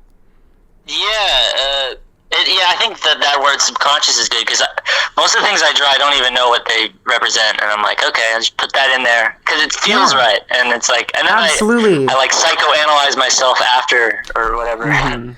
Completely, and like stuff in art that's made that way is like it's how art can like be a language of its own, you know, like when you draw something, when you make something like that, you don't understand what it means, but it means something. It makes you feel something. Like that's real, and that's a part of what makes art so cool. Is it's like it's just so innate. Like it can't be explained in words, really. And I think that that's really cool about your art. Is I feel a very similar emotion when I watch it. Yeah, it's like a very innate quality. That's a good way to describe it, actually. All right, Doggill. We are out of time, unfortunately, but thank you so much for being a part of the fest. It was really awesome to hear from you. Yeah, also just, you put so much effort into this, so I just want to thank you because it looks so great, and it's just like, it's really cool that someone's doing that. So yeah, good job. Oh, cool. Thanks a lot. That's awesome. Thank you so much. That does mean a lot. Do you hear? I'm hearing thank yous from my co-hosts over here, so I'm translating that to you.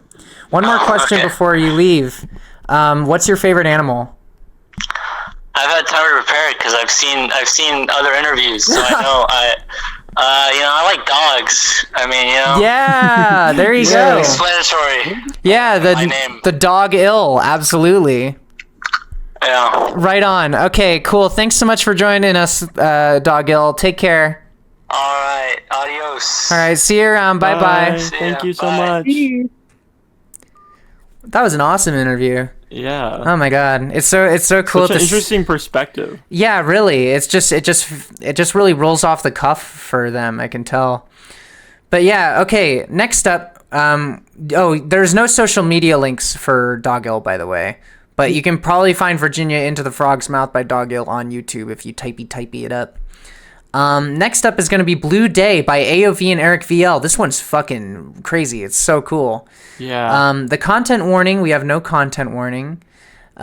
Blue Day is a silly little short about exploring the ocean with friends. It's also an experiment in creating an animation through the cyanotype in creating an animation. Oh, I'm reading the same line over again. In creating an animation with cyanotype printmaking process, this 1 minute and 30-second short is made with over 1,000 small cyanotype prints. Whoa. Wow. The music is by Heart.us. Thanks. So please enjoy Blue Day by AOV and Eric VL.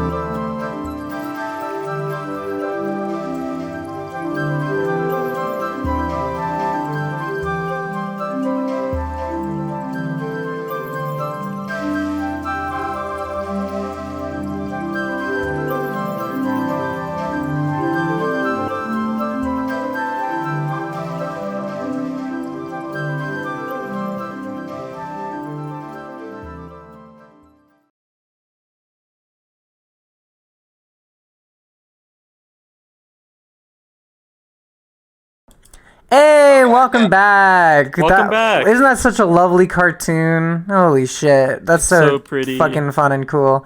Anyways, we have a very special guests. We have AOV and Eric VL to talk about their fucking awesome cartoon that's like cyanotype animation. Yeah. Yes. Talk about that. That's crazy.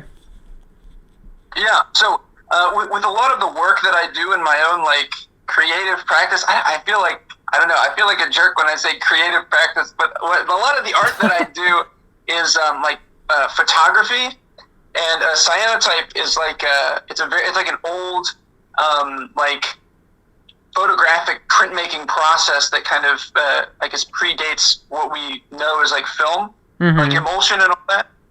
So this was kind of a way to kind of bring in like an animation into a more like photographic base or something like that. Really, it was just an experiment. I don't know. No, that's I completely agree.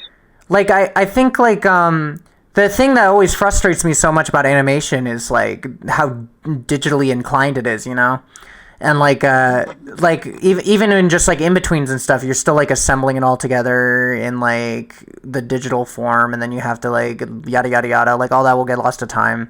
But like I think what's really cool about the cyanotype animation and just the way that you're speaking is like it just speaks to the coolness and the awesomeness of like physical mediums and prints and stuff. Yeah, I agree, and it takes it to this like, I think this fun kind of like intermingling between like the digital and the analog stuff that kind of it gives it like a very distinct like feeling, because we make the video completely in like the digital kind of landscape, and then transfer that into a physical medium and then bring it back into a digital thing. It's a tedious process, but I think it's worth it in the end. No, absolutely. The payoff is sick. Yeah, it really makes the film. Yeah. No, it totally makes the whole thing. It's super, super sick. Like, I was like, what's the process of cyanotype like? Like, what is that? It's like a fun kind. It's fairly easy to do, but it is very kind of time consuming. But you can buy like I would recommend looking it up. Because I would not do a good job explaining it. Right, yeah. It's fun. It's pretty cheap to kind of like to do like on a low key level. Like you can get chemicals for it on like Amazon for like $11.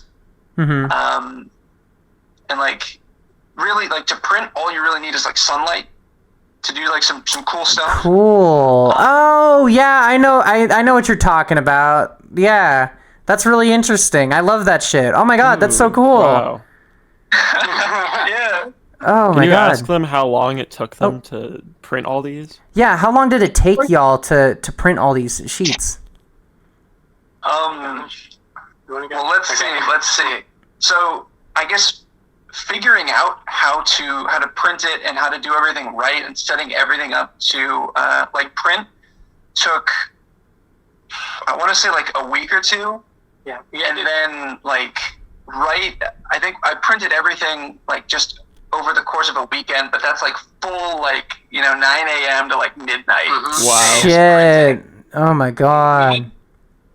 We had to arrange like every frame. We had to lay out manually every frame. We had like 30 frames a page. It ended up being like about 35-ish pages. Jeez. Wow. He had to make these like huge negatives on a huge roll and just do whatever the cyanotype process is. Then we had to bring it back into Photoshop digitally and then try to sync everything up back to the original video. So yeah, it's pretty Jesus Christ, that's so fucking cool. That's so cool. Oh my god, how inventive is that? Yeah, hey, I can't take all the credit. I want to give a shout out to one of my big inspirations on a project like this, because this is an experiment, but this is also me kind of trying to figure out how this one guy, Ed Carr, makes his like cyanotype films. I think he was the first guy to do it. Oh, no shot. Cool. That's, oh my gosh, animation's the best. You can do just so much. It's all so crazy. Man, like, is this y'all's, like one of your first like, have you experimented with other mediums kind of like this before, or is this kind of first? I did like a paper cutout animation, but it wasn't like really this ambitious as far as like physically like doing stuff. Because I kind of like it was like paper cutout, and I kind of arranged everything in Photoshop and tried to like make it look like I did everything like physically. Right. Yeah. Yeah, this is the first thing that we've done like this. Wow. As far Well, it's fucking sick. It came together so brilliantly. And the music is great too. Did you start like with the music and like kind of work for a visual from there, or did you just find a music to accompany it? Okay, so that's music that's done by our friend Harrison, which, hey, this project could not have been done without him. Cool. Shout out Harrison. HHART.US, shout out. Right. Yeah, he's a great guy. Yeah, he makes good music. And really, we cut together like the whole video first, and then we're like, hey, can you make some music for this? Right. And he just like made it in like a night, and he sent us like a couple of tracks, and he's like, dude, all of these suck. I don't know what's wrong tonight. You kidding me? We didn't, we didn't really have time to get, I guess, to move forward with any kind of other music or anything like that. But hey, I think it works. I love it. I think I love it too. Yeah. Tell Harrison I love it. Okay. Nice. All right. Cool. Io and Eric, thank you so much for being on the show. It was really awesome hearing more about your process and making this thing, because this is a really spectacular and beautiful piece. Hey, thank you so much, and thanks for hosting it. For tuning in, and it's been great. Nice. Glad to hear it. What are y'all's favorite animals? Okay, I would say mine. Okay, I've been thinking about this answer. I really love great blue herons. That's a good answer, dude. Yeah, I'm putting. No, go ahead. Or a party animal. A party animal. That's a good answer. I'm gonna just say liger, just straight up liger. Ooh, yes. I like it. Inventive. I love it. Okay, y'all take care, okay? Thank you so much for submitting. It was great talking to you. Thank you, Yeah, guys. you too, and happy Beef Fest. Happy Beefmas. Toodaloo. Bye-bye, Io, Eric. Peace, Navida. Beep, beep, beep. All right, that was IOV and Eric VL. You can check them out. Paint Bra is at Instagram. That's Eric, and IO is IOFlyo on Instagram. So that's a lot of fun. Okay, next up is a really great one. This is Oak by Quentin Kane. Yeah, wow. This is I'll give you the artist description. This is my very first animated short film and my second ever short film. Holy fuck, really? Okay, we'll get to that in a second. I'm proud of how it turned out, and I am thankful for everything it has taught me, and I am excited to work on another. Hell yeah, this shit fucking rocks. Enjoy. Bye. Oh, content warning, blood, death, violence. Yeah, that's an important content warning is blood, death, and violence. This one's kind of gory, so... Yeah. Okay, I almost got too antsy there. Yes, blood, death, violence. Enjoy blood, death, and violence. Bye.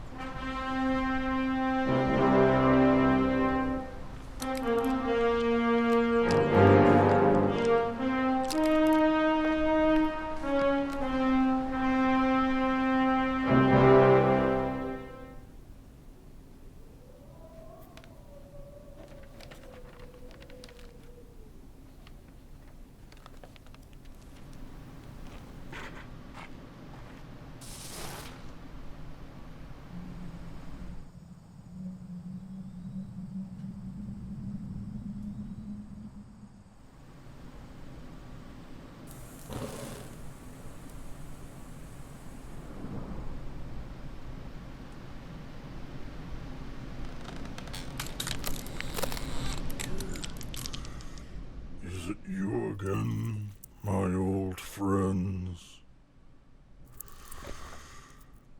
It's been too long.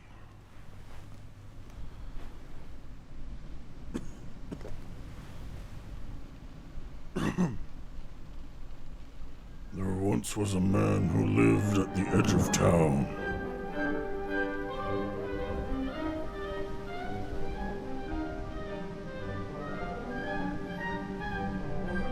He looked after the children that had no one else. Victims of circumstance and temporary situations. He would assure all of them that their children would be safe with him. It didn't matter. They never came back. They wanted them gone, out of sight. Dirty little secrets. Wastes of space. Mouths to feed. No one would question his motives. He solved their problems.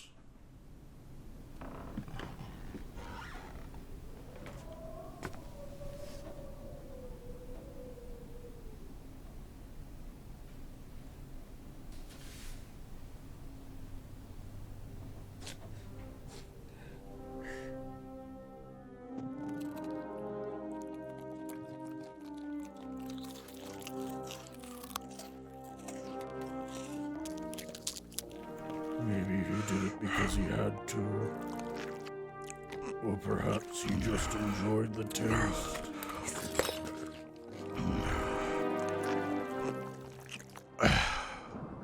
It was an ideal arrangement.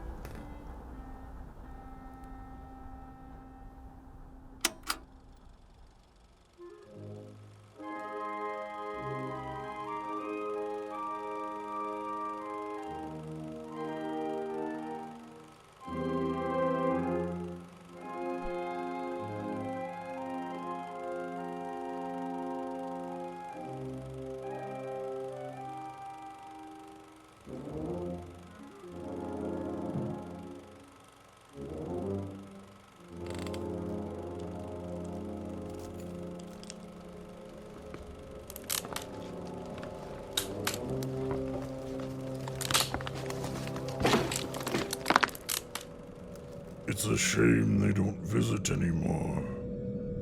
I suppose I can't blame them. We can't all stay this young.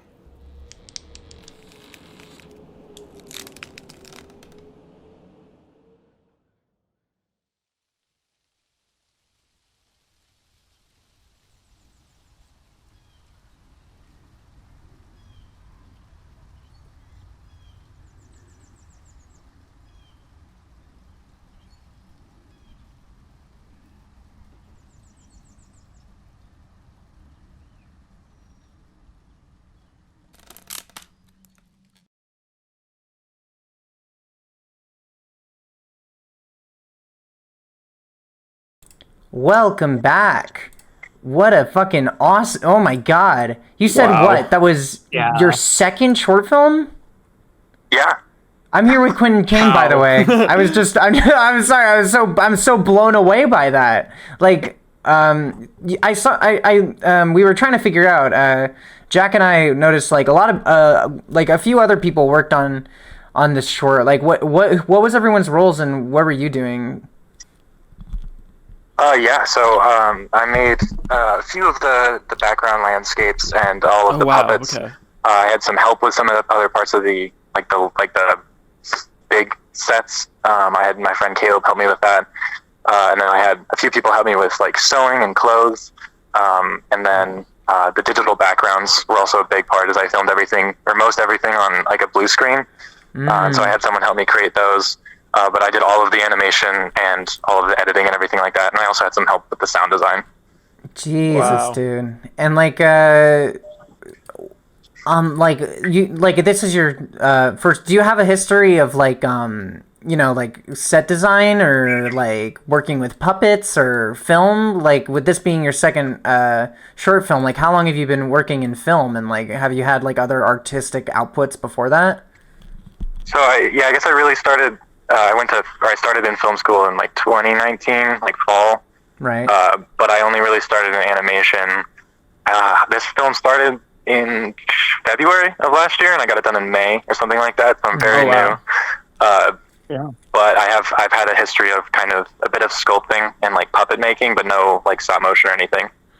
Yeah. Well, I mean, like, I just want to congratulate you because your sets and puppets are so intricately made. They're really, really beautiful, and it really just like the pacing, the writing is just so insane. It's so crazy. Like, thank you. Can you ask them how they learn to make their sets and like learn? Oh to yeah, what materials? My co-host Jack is asking a question. Like, how were you learning to like make sets and build puppets? Like, where did that start, and how did you go about that? Yeah, so this was mostly just everything on the internet. Wow. It was kind of my return to film school after I took a break during COVID, and they don't teach any animation or anything. So I was just, I'm gonna throw myself in here and do it. And so I bought Dragon Frame, and it just started. I have a few tests here and there of like animation and stuff, and then for the most part, I was just like looking up tutorials on how to make armatures, and then having friends help me make sets and bigger things. Yeah, I mean, pretty much. Holy smokes! Yeah, Jack here, my co-host, is like super into that kind of stuff, and Z seems besides herself about it because your work is crazy. Cool, I'm glad. Yeah. So like with the story of Oak, I'm like really fascinated by like the tree visuals and stuff. Like, do you work often with like these kind of surrealist horror like kind of visuals, or was this kind of a new frontier for you creatively? I think it's something that's always influenced me, and particularly kind of during COVID, I got into really a bunch of surreal artwork, like Max Ernst. I started looking at all of his stuff, and I guess that sort of probably influenced me. Artistically, I don't really have a history of it, I don't think. I used to make a lot of like weird teeth sculptures. Oh, that's awesome. I guess that probably leads into it. I made like a chess set in like high school. There was like everything had just like horrible, scary looking teeth. So I guess that probably lent to it. That's so sick. Oh my god. Are you like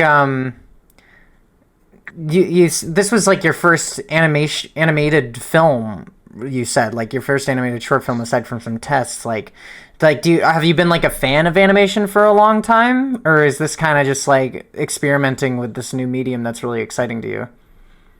Yeah, I think I've always definitely been interested in it, and I definitely, I don't know, I didn't think I could do it. Right. So it was cool to kind of jump into it head first, and I definitely want to continue with it now. I think I'm graduated now, and I kind of want to transition fully into just doing animation. Yes! Yeah. Oh my god, that's so fun. Dude, I had the exact same experience as you. Like, I didn't know shit about animation. I went to film school and I hated it. And like I just started doing animation, and now here I am doing this fucking festival. And it's like, animation is just such a wonderful and beautiful and exciting medium, and I'm so excited for you to keep pursuing it. Yeah, me too. This is a really cool little film festival, and I'm super happy to be a part of it. Yay, that's so kind. I have to be a dork for a second. Do you know like Alice, like the 1988 stop motion animation by yeah, that's like, oh my god, that shit fucking blows my mind, and I get like a same like kind of like crazy stomach feeling, like mesmerization from that as I do with like your work, and I think that that's super cool. Yeah, thank you. Yeah, I feel like a lot of my stuff, I really love, what is it, is it the Sandman or the Sandman short? Yes. It's like a stop motion. Yeah, I love that sort of animation. I know that one, right. Yeah, oh my god, that's so cool. Okay, well, we are out of time, my friend. Thank you so much for being on The Beef. Holy shit, your film rocks my socks off, and I'm so excited to see what else you do. Awesome, thank you so much. Yeah, what's your favorite animal? Green sea turtle. Green sea turtle. Holy shit, that's a good one. Sea turtles. We had a lot of tortoise answers, but never a sea turtle. That's underrated. Yeah. Okay, thank you so much for joining us, Quentin. Have a great day. Yeah, thank you. You too. Bye. Thank you so much. Peace. All right, that was Quentin Kane. You can go ahead and see them. Q Alexander K, all one word, on Instagram. Thank you so much, Shape. Next up. I got tinglies in my tumblies. We are going to be premiering Ye Olden Tales by Harrison and Parker. Oh man. Okay, so they sent us this bio for it, so I'm going to go ahead and read that. A didactic, if you will. Ye Olden Tales is an anthology film that follows several characters within a fantasy realm of debauchery, dark magic, ugly ogres, nasty knights, and of course, pigs. This short is the gory, potty-mouthed fever dream of a flash-animated imagination of the angsty preteen with too much internet access in a mall with a Spencer's Gifts in walking distance from his house in All of Us. It's keeping with this mentality. The medieval or Dark Ages setting continually clashes with contemporary cultural references and language, like internet memes, children's television, or even something like Family Guy. Right on. And this is the first time this is premiered online. Yeah, this is the first time this is premiered online. It's had a few local showings, which is very fun. So everyone, grab hold. We're gonna watch Ye Olden Tales by Harrison and Parker.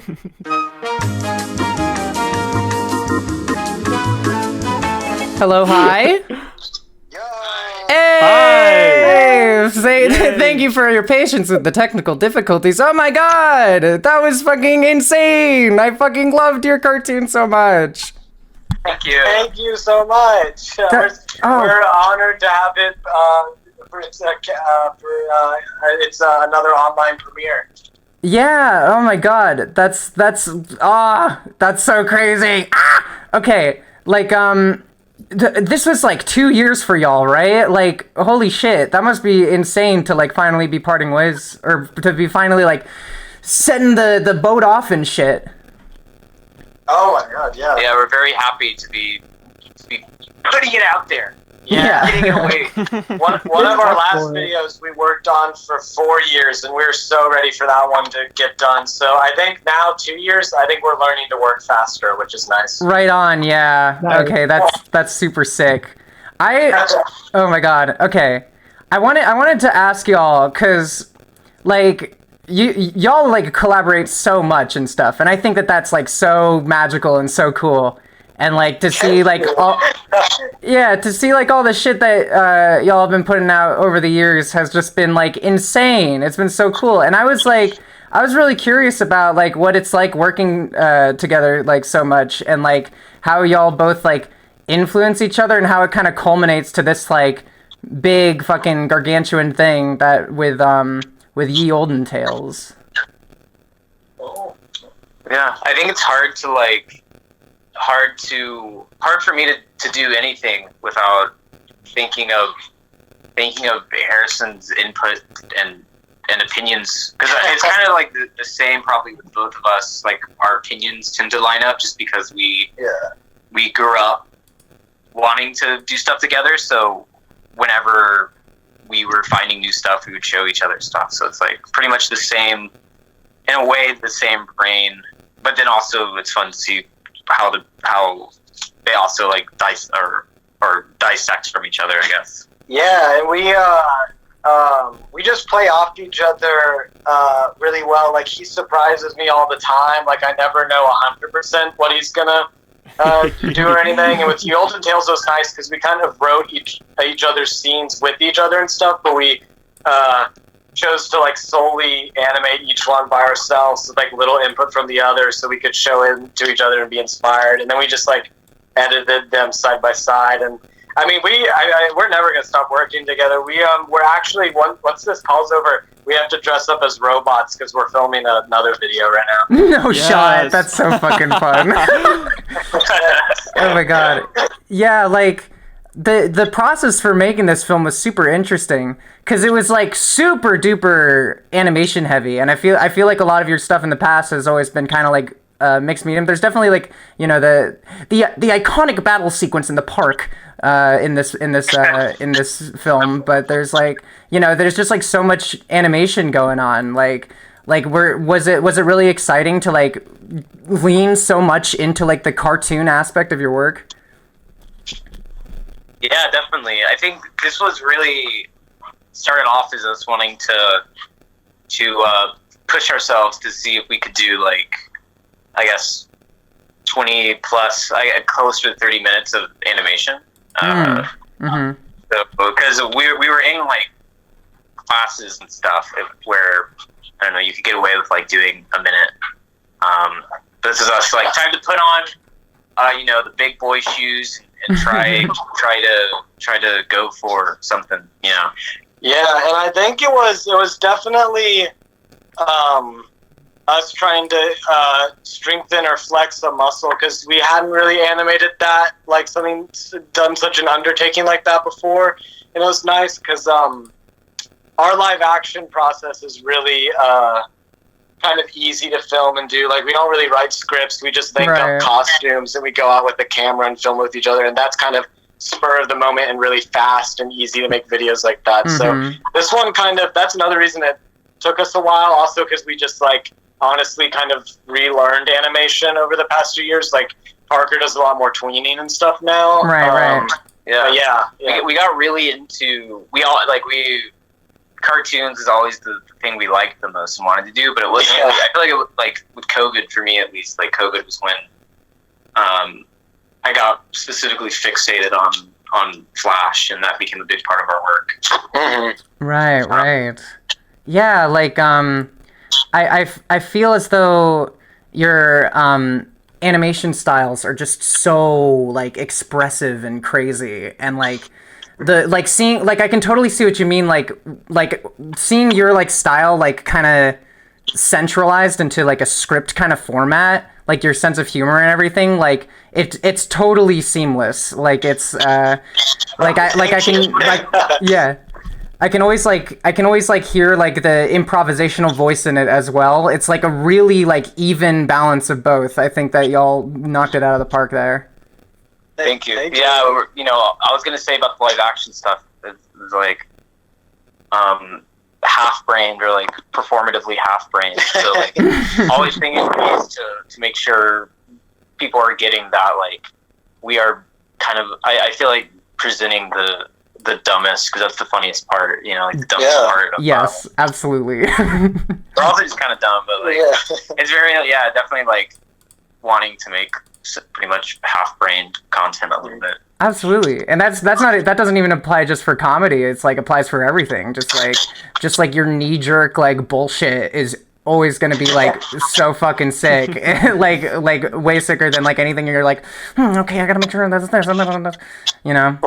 Like it's, oh my god, it was so sick. And I have like one other big question, which was like, you know, I know that y'all are like really involved in like just like the I guess the sphere of like like kind of like strange internet animation stuff. Like I know you like Grant and 3GI is really like you guys do a lot with them, and like like the fucking the person from Wayne Stop, which I figure they go back like all the way. I was really curious, like in your words, like what's so compelling and so like exciting about like that kind of like subversive internet cartoon stuff as just like an art form.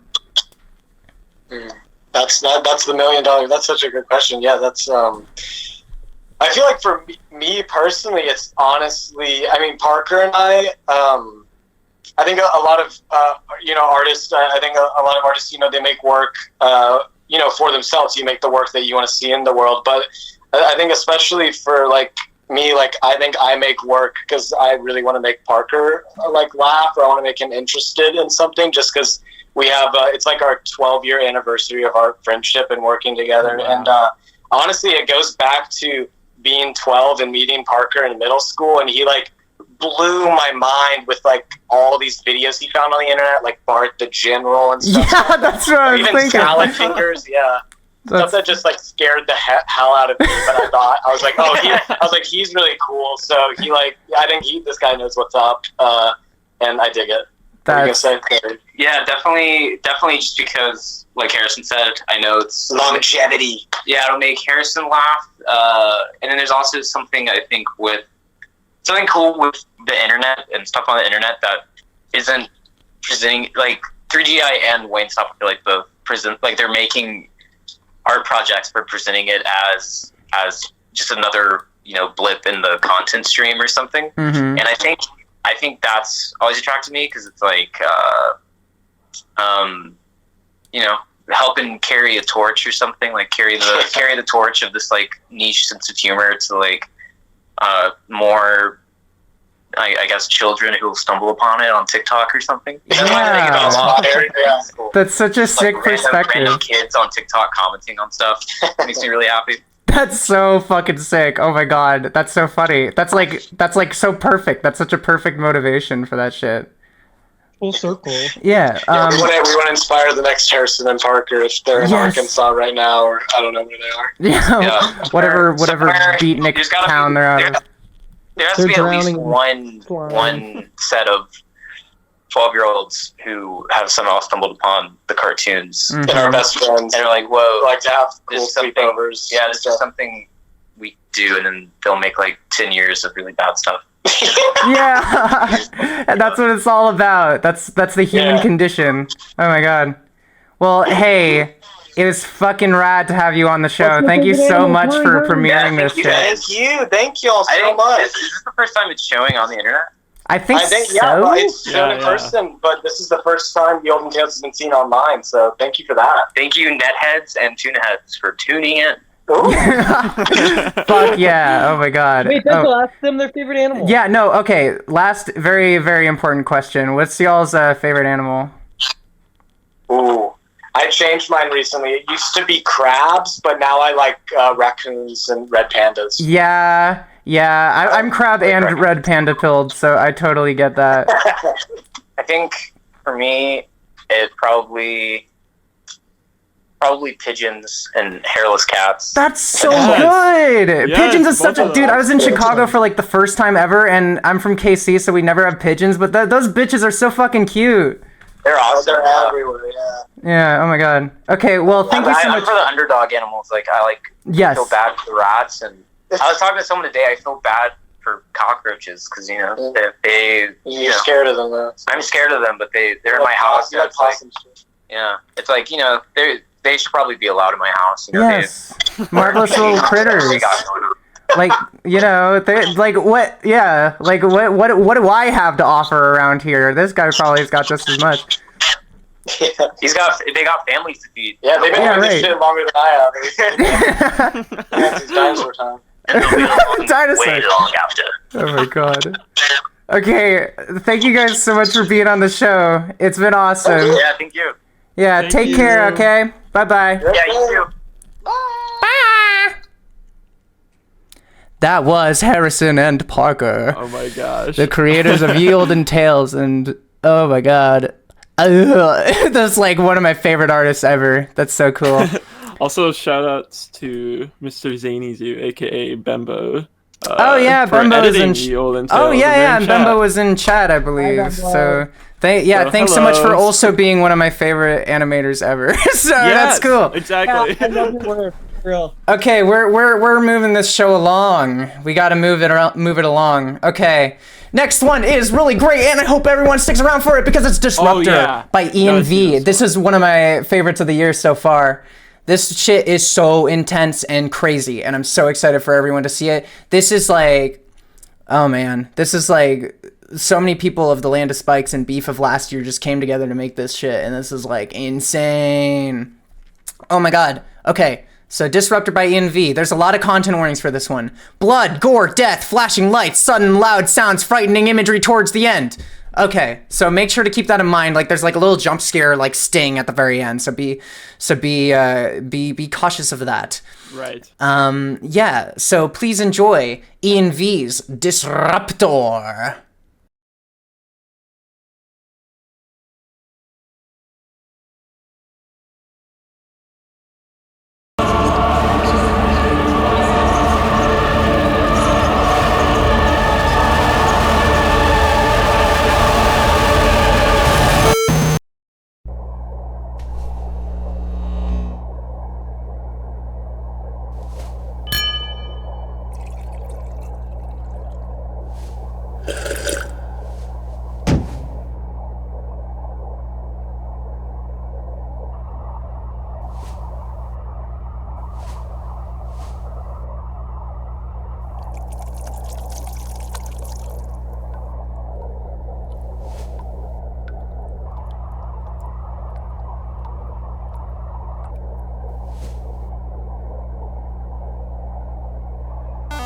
Milord, my allegiance should be acknowledged. The head has disrupted our mighty kingdom, milord.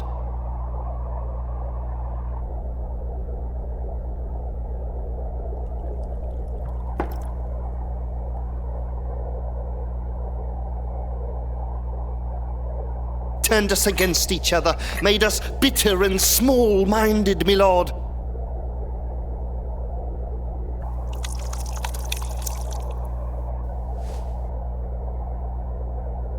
Allow me to show you my findings, milord.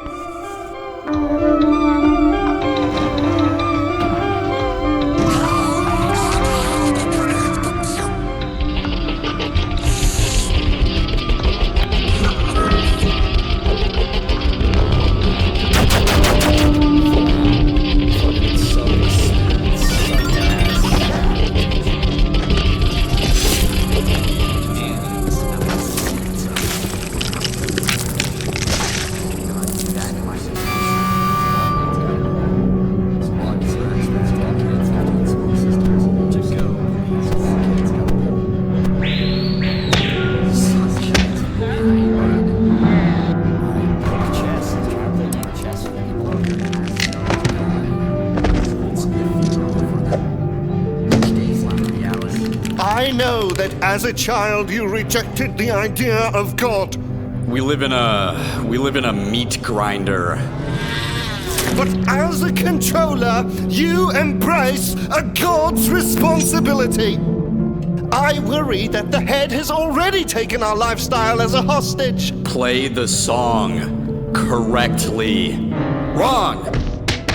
The clear conscience we possess offends the enemy. We're all destined to take a bite out of the fecal matter sandwich, milord. The only question is regarding the circumference of said bite.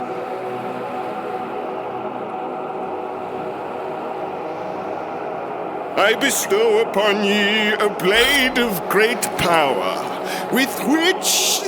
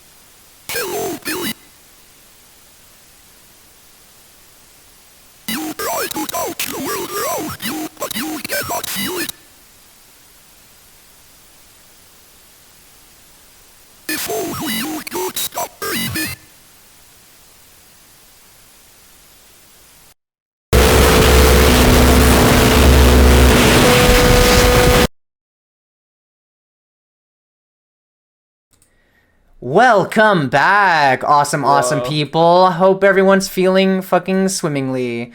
Oh my god, I have so much to share with you. Did you know that Ian V is here? Say hello. Hey. Hi. Yeah. Come on, guys. Oh my god. Nice to be here. Yeah, it's great to have you here. I'm like so enamored by this project. It's fucking crazy to me. Like, where do I even begin? Like, I was wondering, like, because I remember you were telling me, like, this was kind of like a project that was about, like, opening up a little bit, and I know that, like, the character with the orange hair is, like, kind of like has been a character with you for a while. Like, I was wondering to know if you're okay to answer this question. You can obviously opt out of it. Like what it was like working on a project like that, and like how you feel about it. It was really gratifying. You know, I don't know, how do I explain it? It's like whenever I make one of these projects, I honestly have no idea like what the end point is going to be. Mm-hmm. When I originally made Disruptor, it was like originally it was going to be like maybe 55 seconds long or something. Right. And then it became like this whole thing, and it originally didn't even have that character in it. Oh, wow. So I had to kind of like find a way to connect the thread, because I've just been very interested in doing that, and taking these animated vignettes and turning it into a storyline. Tapestry. So, like, yeah, tapestry, right. So seeing that through to its end is, just a very personally gratifying experience. This particular short while I was making it, definitely did remind me of why I love animation so much. Oh, yeah. That's so fucking awesome to hear.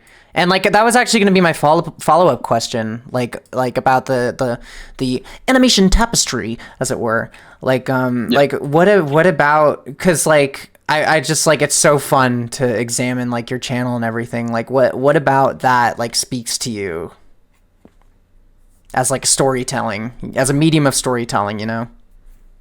Animation, you mean? Or just like making through lines and like little puzzles with like your cartoons, and kind of like building up and through this to this world, like in your own words, like what's exciting about that?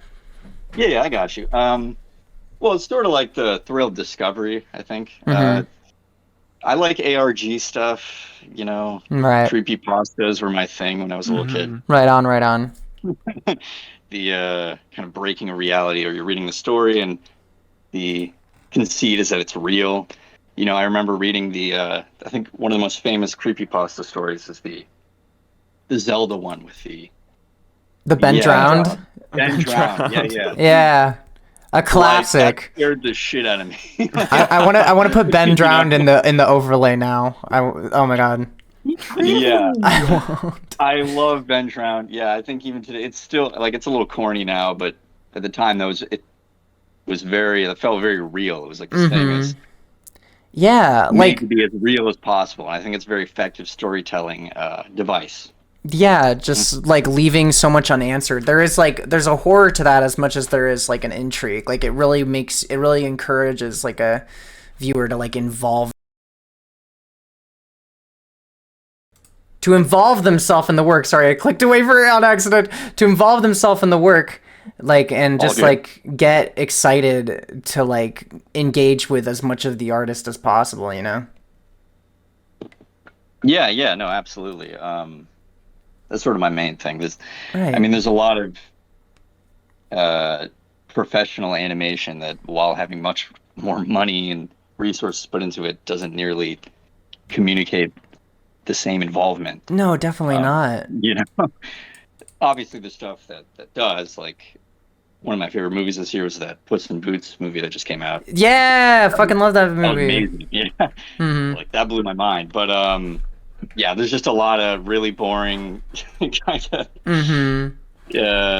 utilitarian stuff that doesn't feel like it has like a humanity behind it. So Right. what I find very interesting about experimental animation and this whole community you've made here is that it allows people to make things that, you know, maybe by most people's sensibilities aren't like of professional quality or something, but are definitely things you can involve yourself in very easily. You get kind of dragged into the world because you have an easier understanding of how it was made.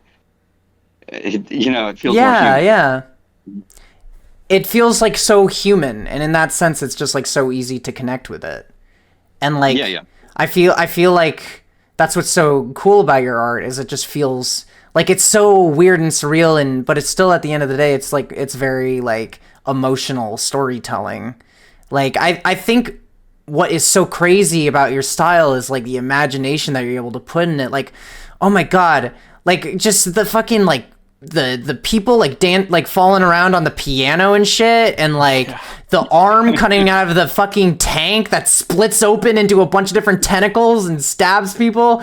Like what? Oh my god, Ian! Like where is this kind of like imagery like coming from? Is this, do you think, like the culmination of like your whole body of work, or do you think it just like, you know? In a way, yeah, but I feel like I have the ability to sort of remove the barriers of thought that maybe a lot of people have when they are imagining things. You know, right? People have this when they're coming up with a scene or something, they they want to make it logical in terms of like, even if it's a fantasy world or something, there's an inclination to make it real. Like formalizing. Yeah, and that's totally. One of my skills I think that I have is the ability to kind of throw away that form and just almost kind of like I'm just like lucid dreaming. A lot of that stuff you're talking about is just sort of like, why not? Like, I don't, exactly. like this is just what I'm thinking about right now, and it would just be cool to have a giant arm come out. Because I want to connect people to that sort of imagination, because everyone's capable of it. Absolutely. Yes. I'm not trying to say like I've opened my third eye or whatever. It's something anybody can do, but there is it's almost kind of social barriers. Exactly. Like social barriers, definitely. And like, I think that's what's so cool about everything in the beef is I feel like a lot of the people here are making cartoons that are so open-ended. They're so open-minded. Like they're so subconsciously driven. And I think that that's so beautiful and awesome to see. And that's what's so cool about the internet and stuff is like you can just make shit on your own and you don't have to worry about having everything be formal and safe and shit. You can just like crank out like a fucking sick surrealist cartoon, and you don't have to be judged for it. You can just like have it, and it's so awesome. Yeah, I love it. I think it's fantastic. Yes. And your community, the beef and Land of Spikes and everything, I think is a phenomenal resource for people in that way. Like, obviously, as you know, I did collaborate with a lot of people who are in yeah. That was like and awesome. I wouldn't have found them otherwise, so that's thank you. Shout out to they're probably in the chat right now. Yeah. Alex, and Pepsi. Yeah, Pepsi is in here. Yep. Oh my god. Somebody else. That's so sick. They did a lot of really cool stuff for this animation. Yeah. So. Oh my god. Awesome. Awesome. Okay, I hate to cut you off, Ian, but we are running low on time. Thank you so much for being a part of this awesome festival. Peace. Yeah. Thank you for having me. Absolutely. What's your favorite animal? Cat.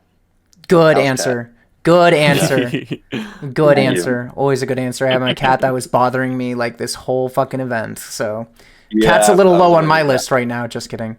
But yeah, no. Have a great night. I'll see you around.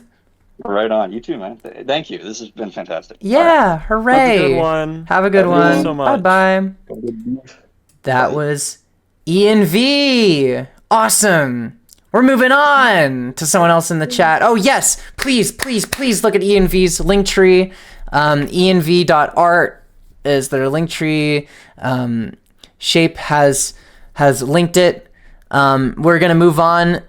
We're running a little over. Miss on Guard by Stu Cupid. This is a very, very close friend of the beef. We love Stu here. We're all Stu fans. Let's see. A music video for Miss on Guard, a single in my EP Angel Jam, available on Bandcamp under Stu Cupid. Angelica and her band of demons get trapped in hell. They must jam their way out. I wanted to animate a silly video with my characters from my webcomic Angel's Demons, which is really cool. I'm excited to ask about that. So please enjoy the magnificent, marvelous, enchanting, adorable world of Stu Cupid's animation. Bye-bye.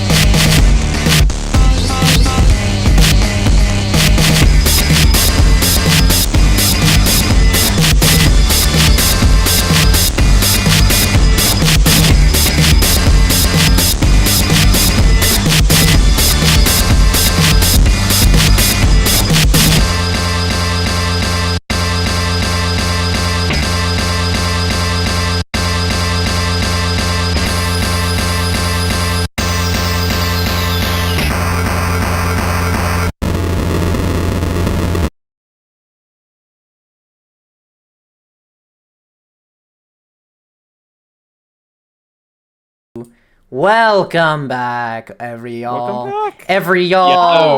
We're here with an awesome friend, of all friends. We got Stu. Hello everyone. It's good to be back at the beef. Yeah. Yeah. We're all the Child of Tomoin fans. Yeah, Child of Tomoin fans. Angel Jam sticker. I'm gonna be playing a guitar later that has my Angel Jam sticker on it, Stu. Oh, nice. That's Awesome. I'm gonna do a campfire song. Wow. But anyways, okay, cool. Okay, so you said this is for an upcoming EP, was that it? Or no, it's an EP that already released. Oh, okay, cool.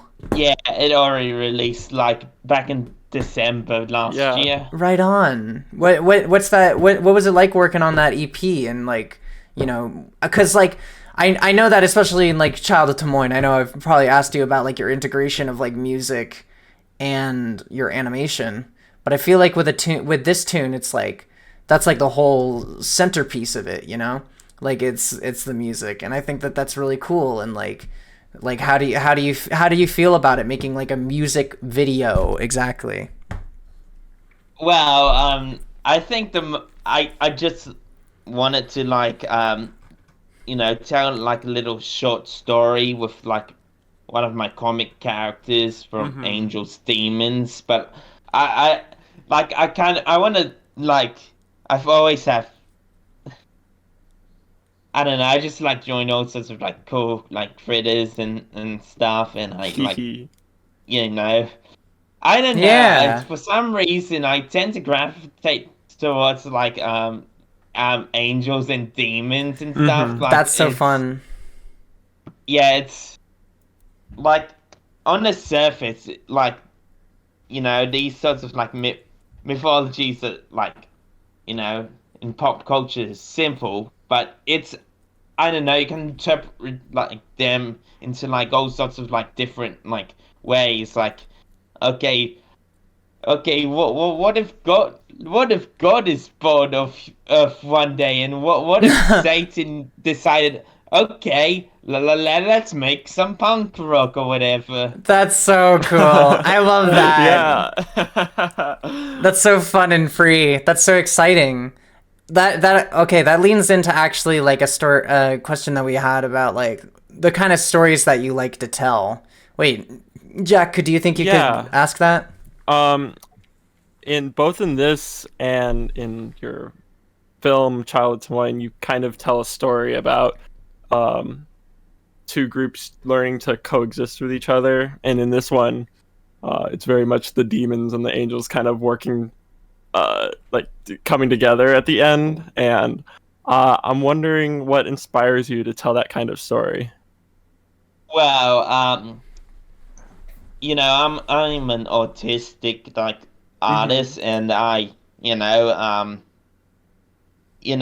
and I kind of have trouble like fitting into like you know the neurotypical society, so I tend to gravitate towards like underdogs and stuff, you know, you know people that I can relate to, you know, the freaks. Oh, the freaks and freakies. You know that Timmy Trumpet song? That was like a huge hit back in Australia. That's like, really during funny. My years of high school. I'm gonna have to look that up. What was that? Freaks by who? Timmy Trumpet. Timmy Trumpet. That's a new name to me. That's an Australian staple, I suppose. I need to get. Yeah. I need to look him up. Timmy Trumpet. That's awesome. I'll put him in the next beef mix. The beef mix. Yeah. Man. And one thing I've noticed with like Child of Tomoin, because I've had it selected in festivals and stuff, and I've noticed like you know people of color and like other marginalized groups seem to love it a lot. Like I think it's probably because of like you know, it's about standing up to authority, and like there's also like you know, house music in it, which you know, It's it's really popular with them. It's I love like house music. Right, yeah, and it's just like it's standing up to authority, but doing so with love and hope, and that's what's really special about it. Yeah. Man, no, I loved Tile de Tomoine, and I loved Miss on Guard too. I was curious to hear more about Angels Demons, your webcomic, because that's reading this didactic. That was the first time I'd heard about it.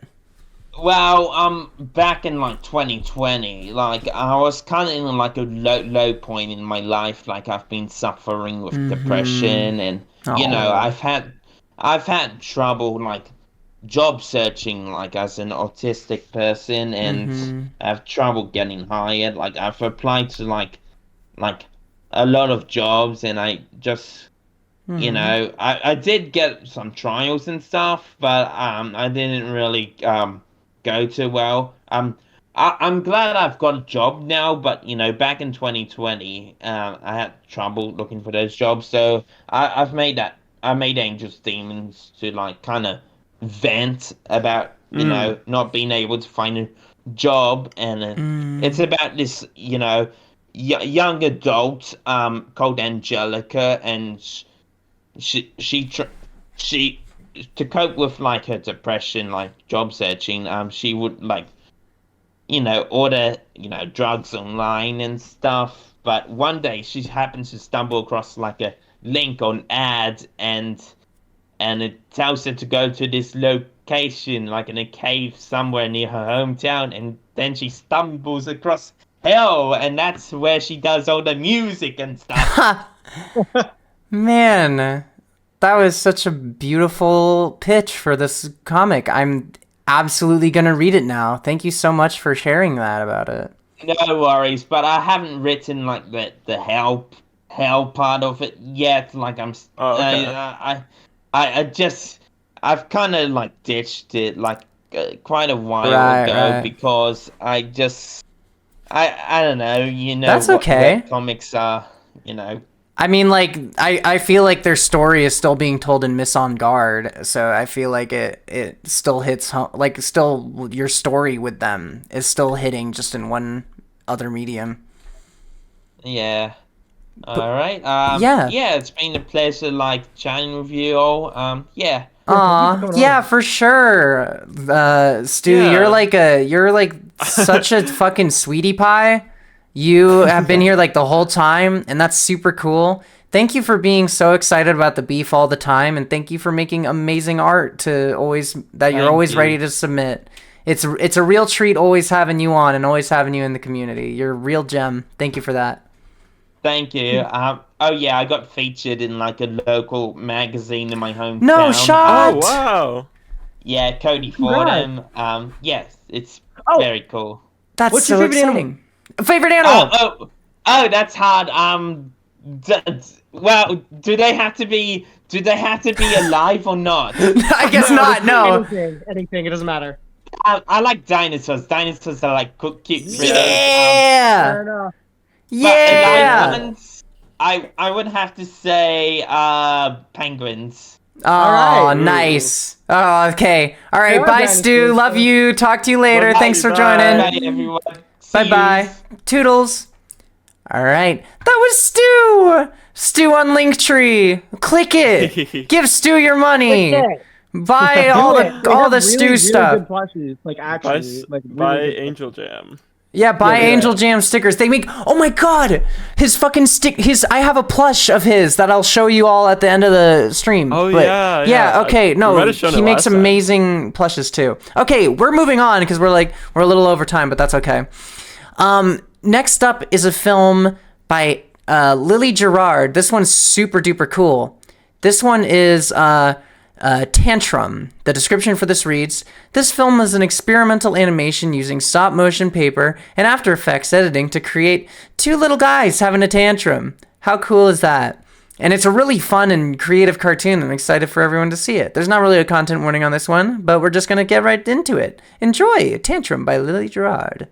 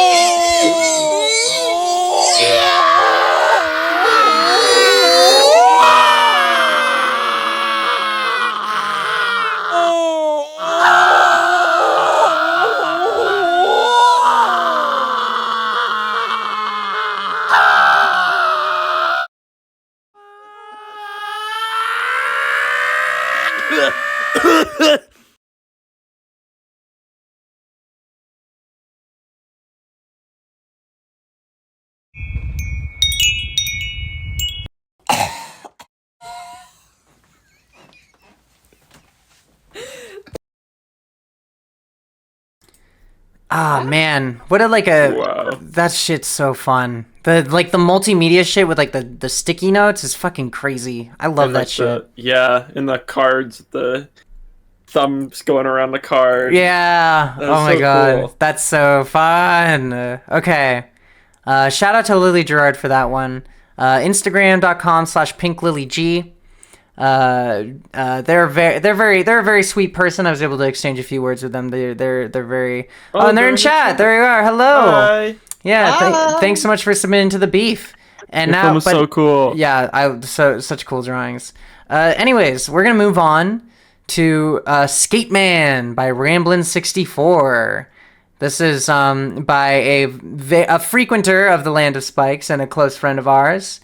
This is just a very fun animation. I think they made it in they fucking grind it out 30 seconds in 3 hours or some shit. Yeah. That's fucking nuts. Right before beef. Yeah, right before the submission ended. But anyways, a man who skates discovers that the magic was inside him all along. This is Skate Man by Ramblin'64.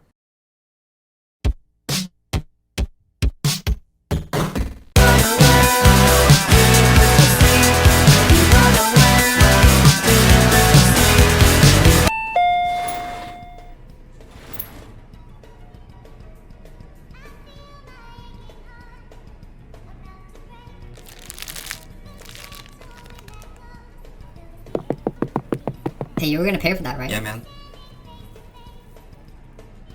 I mean, of course I was. Oh, I mean, why would I not? I just, it's just because you were walking up the door and, you were, yeah. Yeah. Wait, did you think I was gonna, steal it or something? No, I didn't, I didn't want to, Well, I wasn't.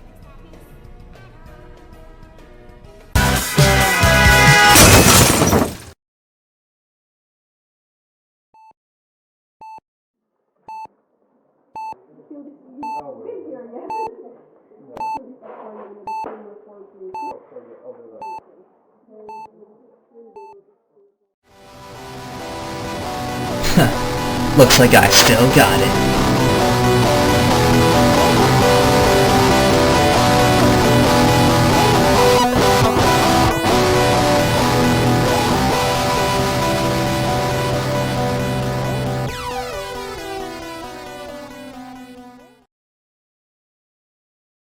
And woo! Oh, they put the new Ween song at the end of this, which is fucking awesome. Oh, there's a new Ween song?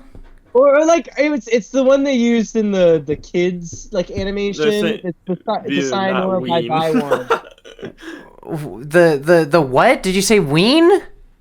I meant Vwen. I'm sorry. Vune? Vune, yeah. What the? Okay. Yeah, it's Vune. I was so confused. I was like, Vune, right? they put the new kids cartoon Ween song in it. It's like, what the hell are you talking about? Okay. Oh my God, we're not even talking about how cool that animation was. Yeah. Thank you so much for submitting that, Ramblin'. That fucking cartoon kicks my ass. It was it's so fun and awesome. Your animation's so expressive and jumpy and crazy, and it's hilarious all the way through. It was fucking awesome. Oh my God, I loved that cartoon so much. Okay. Yep. Twitter.com/chatterbotonics or botanics. Yeah. No, it was awesome. It was an awesome tune. Next up, we have Cruel Summer by Bach Animations. This one is wild. This one is weird and wild. Very fun. Very Australian. Yeah. Wait, what'd you say? I said very Australian. Very Australian. Down under. Down under. Flashing Yeah. lights, mild blood, drug references. There's gonna be some content warning for this one. The season changed on that summer day for Blake, is the artist statement. And everyone should enjoy the magnificent imaginative world of Bach with Cruel Summer. Back down on my shans.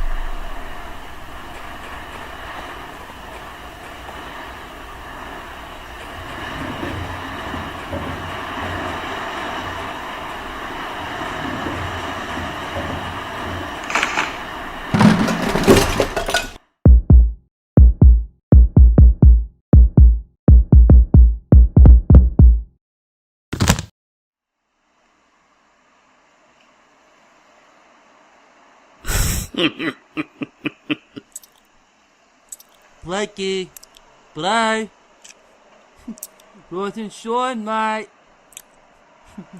Looks like you were in for a wild one yesterday.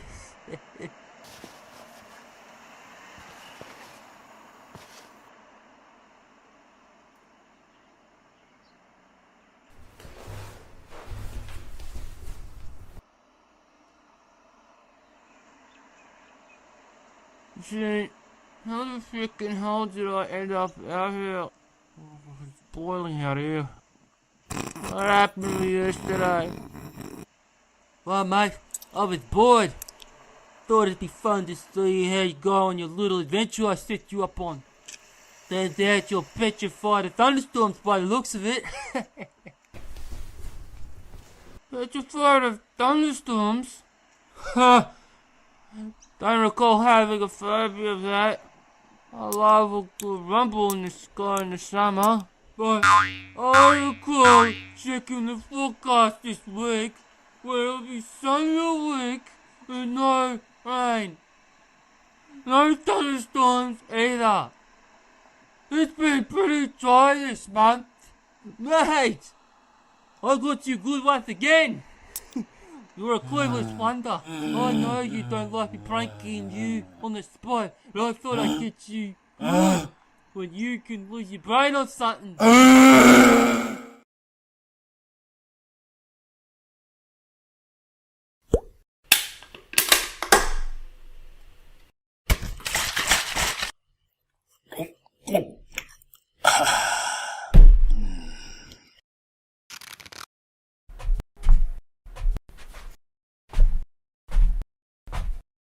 G'day, fella. Where did I leave my can of soft drink at? I'm heading out to the beach for a swim. Oh, right. Thanks, champ.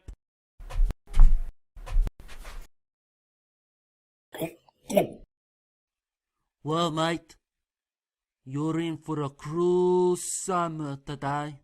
It's gonna be another world for you today.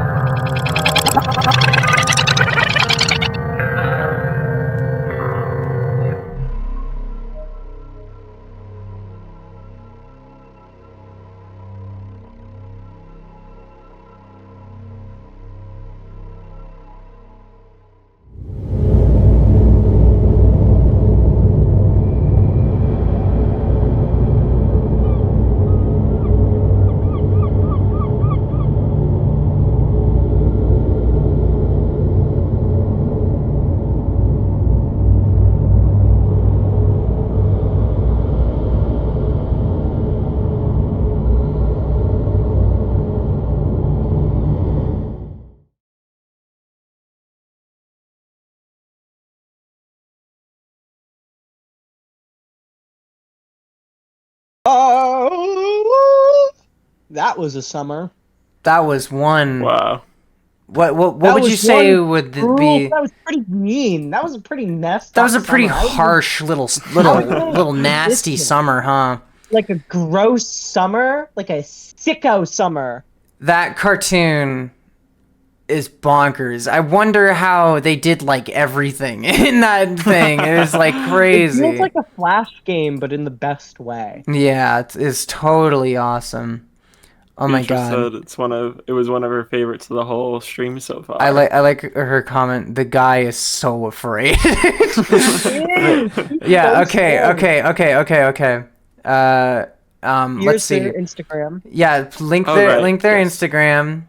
we're gonna be moving on. That cartoon kicked ass, but now we're moving on to Main Street 444 by Constant Yen, who's in chat right now, and I'm very excited to talk to them. The current artist statement is a daydream in transit.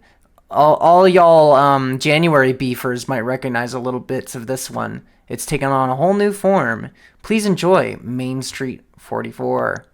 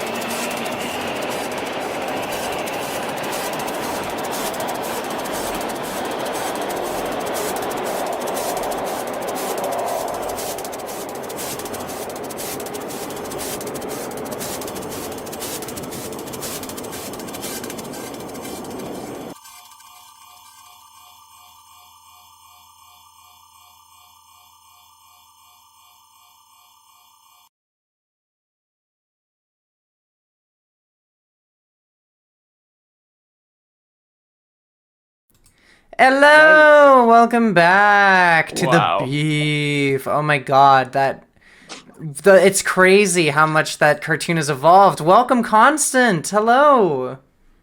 Hi, Bento. Hi, everyone. Hi. Thanks for having me again. Absolutely, thanks for submitting again. I caught you at like the last minute. I'm so happy that I did. Yeah.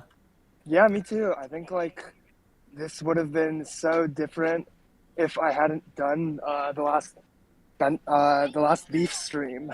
Really? Really? Yeah. In That what was sense? the question I was gonna ask. I was gonna ask like about how the film evolved since the first beef, because like we talked about how you just had the shot and you were just thinking of layering a couple things on top, like a couple more things on top maybe, but now it's like totally something new.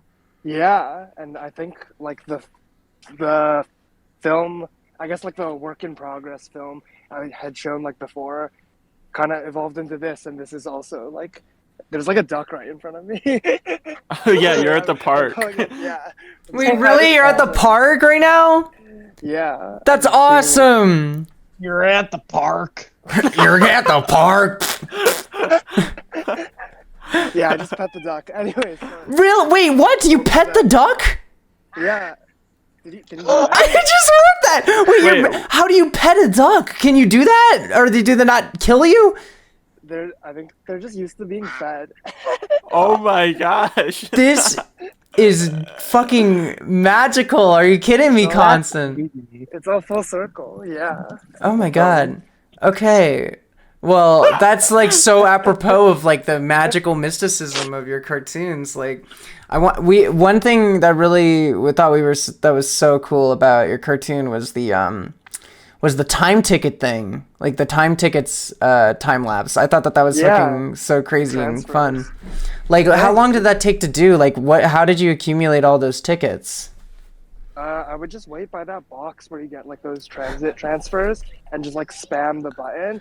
And, Really? The subway employees would just like hate me, but I would like just keep doing that. I actually collected like maybe 10 times more than like what you've seen in the film. Oh, and really? I've animated a bunch of it, but it wasn't in this version. Like I'm still slowly working my way through. I think I have like almost every hour of the day, every minute of the day. Oh my god. Yeah. You were there at like 3 in the morning? Not 3 in the morning. I have like 3 p.m. Okay. I can cut like the A out over the P. But yeah, about the transfers, I guess I've always been, I don't know, I've always been kind of drawn to them. They're like this, I don't know, it's like a little souvenir. I like getting one, even if I don't need them. Absolutely. I guess like paying with like card has taken over paying with cash, right? Right. But yeah, I've always had like this idea of using them like as replacement animation. I thought it'd be cool to like draw and paint and like do stuff with them and animate them kind of that way. And then it all ties together, I think, really with like the whole transit like theme. Like it's like all the live action footage is like stuff I shot from the subway. Yeah, like I was curious about how you got those shots of like the people getting on and getting off the train. Like, did people ever give you a hard time about it? I think the like shot where all the people are coming off the train, there's like the 2 grubs kissing. I think that's like my favorite shot in the whole thing. That's like so cool. Thank you. Yeah, I don't know. I would just bring like my camera and like a tripod on, and then just like point the camera. Like I have so much footage now, like that, and I don't even know if like what you just saw is like the footage I want to use for when I eventually finish this film. But no shot. Yeah, I just have like a lot of footage. People didn't really give me a hard time. I think most people don't like to be random, like on camera randomly, so they'd like stare, or I don't know, some people stick their tongue out, stuff like that. Oh, but yeah. I wanted it to kind of be like, I didn't want the camera to be too present. Like I wanted it to just be like you're watching people. So I tried not to include too many instances of like where people are looking directly at the camera and interacting that way. Yeah. Right. Yeah, like yeah, I think it's so cool the way that you kind of like make films and animate, especially with like anything and everything. Like I think that's what's so cool about Main Street 444 and just like your cartoons in general. Like the one that you made for the Earth thing, Like I watched that. That fucking blew my fucking socks off. I thought that cartoon was so crazy. The Beyblade one is what I'm referring to. Yeah.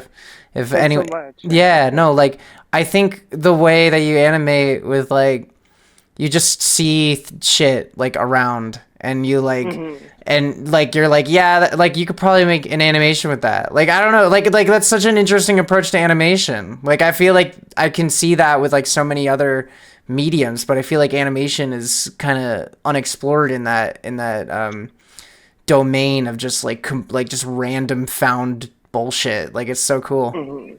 Yeah, I think that's accurate. That I think it's just like my brain is just like I'm obsessed with animation. Like everything I see, everything I touch, I want to like, I don't know, repurpose or recontextualize and make it like come alive and make people see how I like kind of see things and like my perspective. Yeah. Yeah, and I also I like just mundane, like just looking around, and I think that's like what the most appealing thing about stop motion is, that like the familiarity with like the textures and like the objects, right? And like seeing like tiny buttons or like pieces of cloth or hair, I think is really yeah, I don't know, it's really like magical. Absolutely. And yeah, and I try to like incorporate that like as much as I can like in my practice, like the tactility and like the roughness. And it's also kind of the only way I found that I've been able to work. It's like harder for me to kind of be really polished anyway. So Right. yeah. No, I mean it completely pays off. I think your work has like a very kind of like spellbinding element about it as a result. I think it's super great. Like Thanks so much. Yeah, no, oh my god. Well, thank you so much, Constant, for being on the show. I'm glad I could squeeze you in here. What is your favorite animal? What is my favorite animal? I guess right now it's ducks. Yeah, I was gonna say, like, if you said anything else, the duck might be offended. Yeah, you're like ducks for sure. Oh my god, they're watching me right now. They're watching It's okay, you. you can be honest. It's okay. No, yeah, right now there are ducks. Yeah. And there's one featured in my film, so that's great. Yeah. Oh man, that's just like this. That's like, well, have a wonderful time at the park, dude. Like that's fucking fun. That's fuck. Thanks so much for coming on the show. You're a treat. Your creative brain is always inspiring. And yeah, have a wonderful evening. Yeah. Yeah, you too. Thanks so much for having me on and letting me talk about my film. And I hope to, at the next one, I'll have a new version of where I'm at. I'm so stoked. I'm so stoked for the constant evolution of the train station film. Yeah, thanks for having me. Yeah, of course. Take it easy, Constant. See you later. Bye. See ya. Choo choo. Choo choo. All right, that was Constant Yen, a fucking brilliant creative mind. Please check out their website, constantyen.com, or their Instagram, @Yonstant on Instagram. Very, very talented, amazing artist. Next up, we have a really, really fun and cool film called Magulo Itch, I believe, by Isabella Nicor, plus an interview. The content warning for this one is some blood and suggestions of nudity. Artist statement: Isabella Nicor is a Bay Area-based artist with a love for jazz as a verb and disco as a lifestyle. She is currently studying animation at California College of Arts. Featuring 2D animated characters and hybrid live-action backgrounds, Magulo Itch is her spring junior film about a rabbit guy that gets caught up in a project he can't get started on. Don't we all know that struggle? All right, so sit tight. This is going to be Magulo Itch by Isabella Nicor. Please enjoy.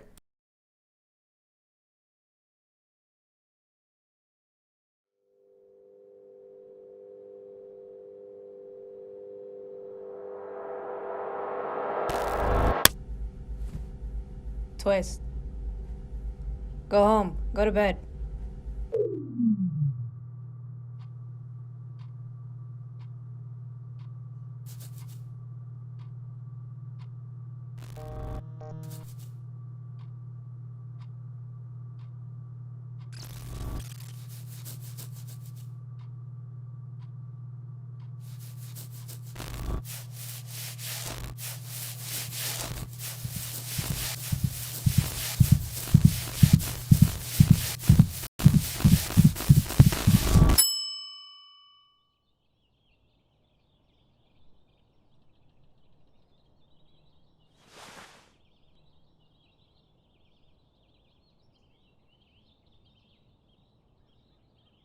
In my professional opinion, your fingers are nasty, man.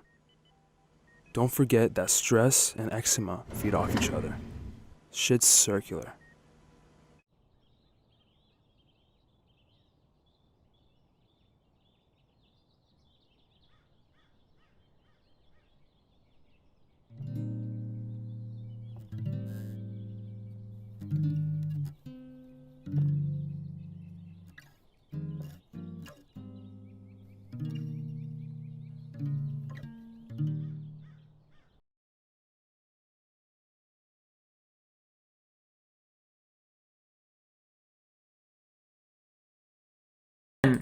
Hey, welcome back. We're here with Isabella Nicor. Thank you so much. Hi. Yeah, thanks so much for being on the program. That's awesome. Thank you for having me. Oh my goodness, your cartoon is crazy. You're like your line work is so refined. I feel like the way that you approach animation is so it's so refined. It's so like practiced and it feels like it's got like such a perfectionist edge to it, but like in like the coolest way ever. Like I really, really dig it. Well, thank you. Yeah, there's definitely, you can see the perfectionist in this. Yeah, but it pays off. It's super cool. I was gonna say, like the subject matter of this film, you said it was like your junior year film for school, right on. Like what was sort of your process for approaching like a junior year like project like this? Yeah, well how my school works is like for our junior year we do like 2 different films like for each semester. So I started this in like January and I finished it this April. So it was like 4 months of work. And yeah, like I was very perfectionist about going about this and making a production schedule and like being a hard ass on myself and trying to get it done before the deadline. That's what you gotta do, right? Sorry, what? That's what you gotta do sometimes, especially in art school. Holy smokes! Yeah, tell me about like your the bunny characters here. Are these characters that like you've been drawing for a while, or are they just like kind of designs that you came up for this film specifically? Oh yeah. The bunny characters, I've had them for a while. Like my main guy, Twist, like he kind of came into existence in like my animation class. So like I started out with just a stick figure, and then we needed to add like secondary animation. So I was like, I'm just gonna add ears on this guy and eyebrows and eyes, and then fuck the mouth and the nose and whatever. Right. Yeah. And, yeah. That's so fun. It was very what I needed from him. Yeah. Oh wow. That's really cool. I love the idea of like working from just like such a blank template and just like ears, eyebrows, unibrow, cool. I think that's super fun and that's super liberating. Like so like this story that you have here with the let's see, what is it? It's Magulo itch, right? That's how you say it, or? It's like Magulo itch. It's a Filipino word. Oh, okay, Magulo itch. Right on. Yeah. Okay, cool. Yeah, like what is this story like? What does this story mean to you, and like why did you feel like you wanted to tell it? Yeah, well, I kind of had the idea of the kind of the relationship between stress and eczema, like stress-induced eczema, and I don't know. I wanted to kind of make like how I came about the story was like when I was starting to write this film, like the story kind of came about like as I was writing it, like when I'm thinking about it in bed at night, like what do I want to do for my junior project? Like I'm just lying in bed and like getting into these like thought loops and like crises and stuff. So I start like scratching my skin and stuff. I'm like, oh, you know what? This is like there's something here. So I kind of made a film out of the freaking mind loops that I got into. Yeah, totally. And I mean, like, the way that you went about it really, like, brings it to, like, a universal perspective, you know? Like, it really resonates in, like, a really beautiful way. Thank you. Yeah, I want it to be relatable. And when I showed it to people at my school, like, it was well received and people were relating to it. And this is definitely dedicated to, you know, the eczema girlies and the chronic overthinkers. Right, yeah, here I am. Yeah, no shit. Like, oh my god. And like I feel like the way that you illustrate too is just like you're so good with like balancing your style depending on like what the mood is and what mood you're trying to set, whether it's like the moment of stress or like the moment of like, you know, lying in bed and stuff. Like I think your art style is just so well balanced to that. And like like what I also love about your art style is like the backgrounds are like really fun. Like the photographs and stuff. I think it's super cool. Like that bed, is that just like your bed, or did you like it is my bed. Like right I just took a picture of it and drew over it. So fun. Yeah, like I feel like that definitely gives it like an edge of like relatability. Like were you kind of thinking about that when you were deciding to like choose to like use photography, or what was kind of your decision making there? Yeah, well, I've always loved the style of like photography for the backgrounds, like, you know, like Amazing World of Gumball and like Space Jam and that kind of thing. And I wanted the setting to be really lived in, you know, so I just chose my bedroom, and I actually made it more messy than it usually is. And yeah, it's fun to make it kind of real. It totally translates. That's so super cool.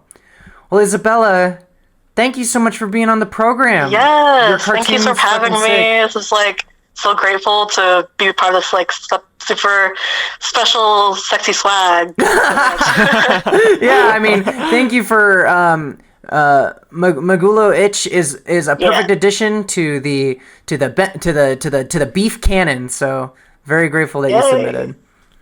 All right, thank you. Yeah. What's your favorite animal?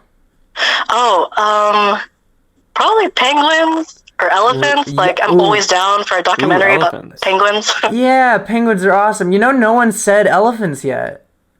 Oh, that's a shame, bro. It's elephants are so cute and smart. It's so fucked up. Those motherfuckers can paint. It's crazy. Yeah. They got it all. I know, more elephants. Elephant representation. We need more elephants in mainstream media. Okay, take care. Thanks for talking, Isabella. All right, thank You're you. awesome. Bye. Bye-bye. Bye. There goes Isabella Nakor with Magulo Itch. That was awesome. What an awesome interview and what an awesome cartoon. Next up, we have a cartoon. Oh, yes. Make sure to check out imnakor.wixsite.com/folio. It should be linked below. Shape is linking the Instagram and the Wix site. All of these links are available in the Beef program that's in the description. So if you missed anything, if you want to know more about anything, please go ahead and visit that little program, because that shit is the bread and butter. Next up is Quick Time by Tom. This cartoon is really cool. I'm excited to show it off. Not really a content warning on this one. Quick Time is a dark comedic film about a lady who's struggling to keep her life together as a mysterious force causes her to self-sabotage at the worst possible times. The film uses a digital paper cutout style, so not real paper, but it's real paper texture. You'll see what I mean. Quick Time. That's the artist. That's the artist take on it. Yeah, please enjoy Quick Time by Tom.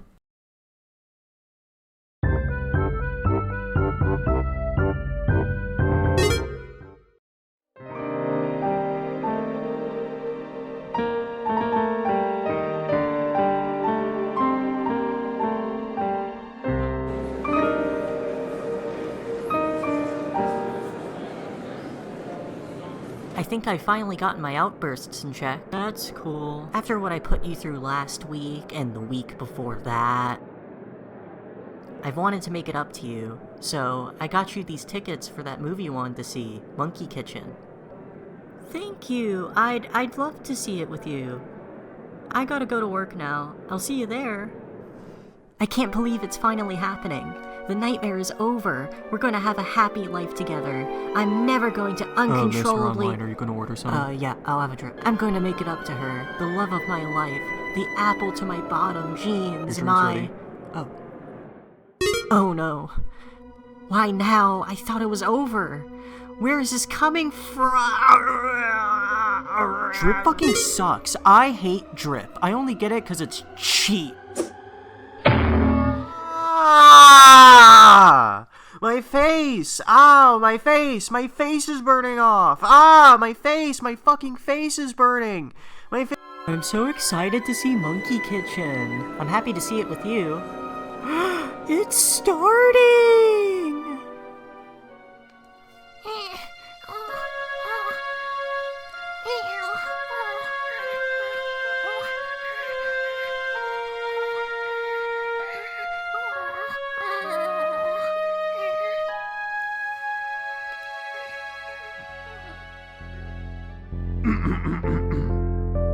I know there's something out there, something just for me.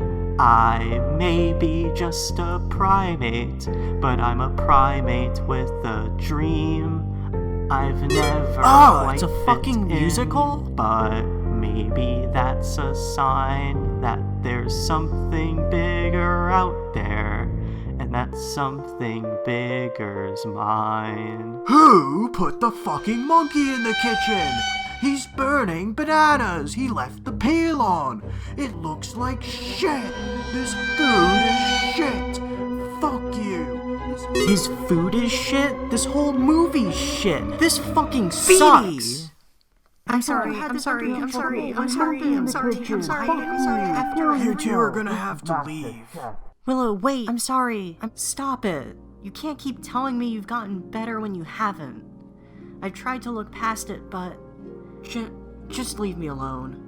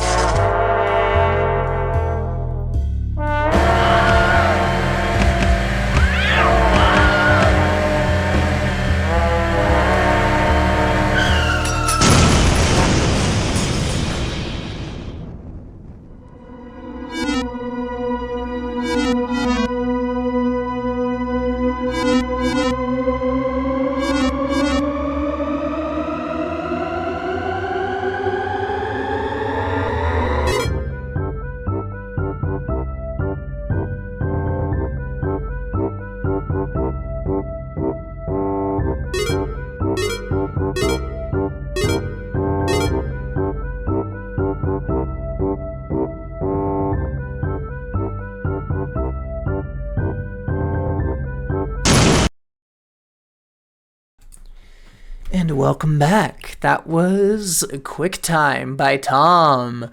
Ooh la la. Ooh la la. I love that animation style. It's so crazy and spunky and fun, and the writing is awesome. And literally, the main character is me. Like, it just looks exactly like me, so that's funny. It's so true. But yeah, no, you you can find them at instagram.com/golfmoms. I think has Shape, are you with us?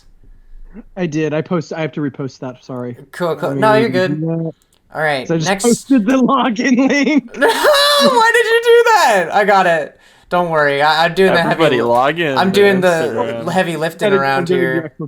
Sorry, guys. No, you're good. Okay. So next up, we have a film by a good friend of mine, a good friend of every human being on Earth.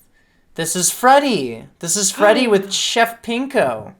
Oh my goodness, oh my goodness. Get ready. Content warning, naughty words, artist statement. Blugo has some complaints for his busy Chef Pinko.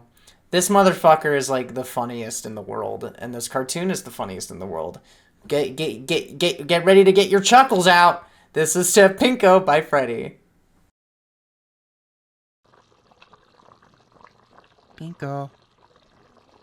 Pinko, what the fuck are you doing? No, what the fuck what are you talking about? There are 50 orders out here and you're too busy stirring a pot of shit. Everyone's ordering the fucking pot of shit, man. It's pot of shit Wednesday. You are supposed to be serving up seared turd burgers and fecal fries. Are you kidding me? If it wasn't shit Wednesday, I wouldn't be stirring shit. Whatever. I don't have fucking time, man. Go fuck yourself, bitch. Yeah, this is my accent now. God, I can't fucking stand Canadians, dude. Yep, smells like shit.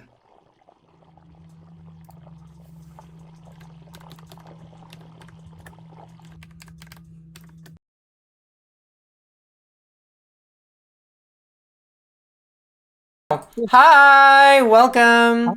We have the awesome sauce man himself. We have Freddy, who I forgot to put an interview picture for, but say hello, Freddy. Hi, Mom. You see me down there? Fuck you, man. I'm sorry. Yeah. Yeah. So, a little Wouldn't birdie. you be at the top, not down at the bottom? Don't question my authority. Yeah. Okay. But hey, Freddy. So a little birdie told me this birdie's name is fucking Janet. That you had a different plans for submitting to the microbeef, but something went awry.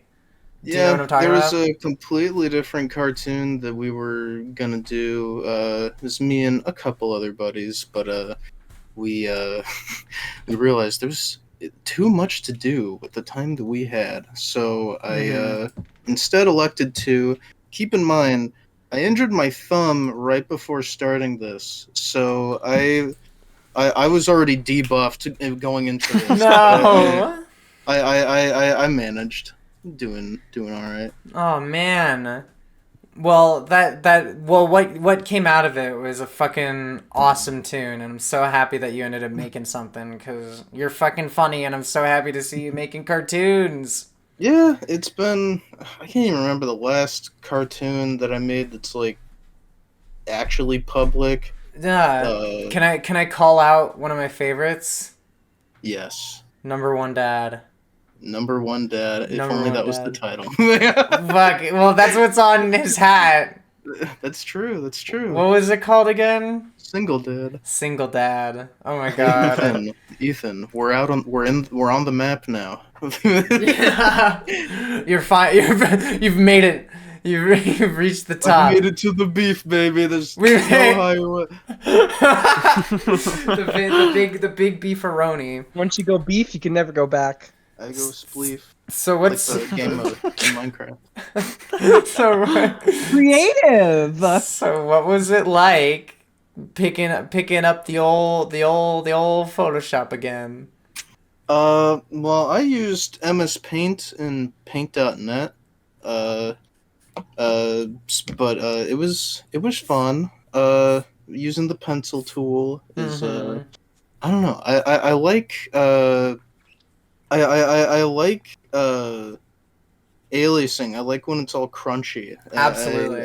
The paintbrush tool and painting this sucks ass. No, it sucks. Fucking hate it.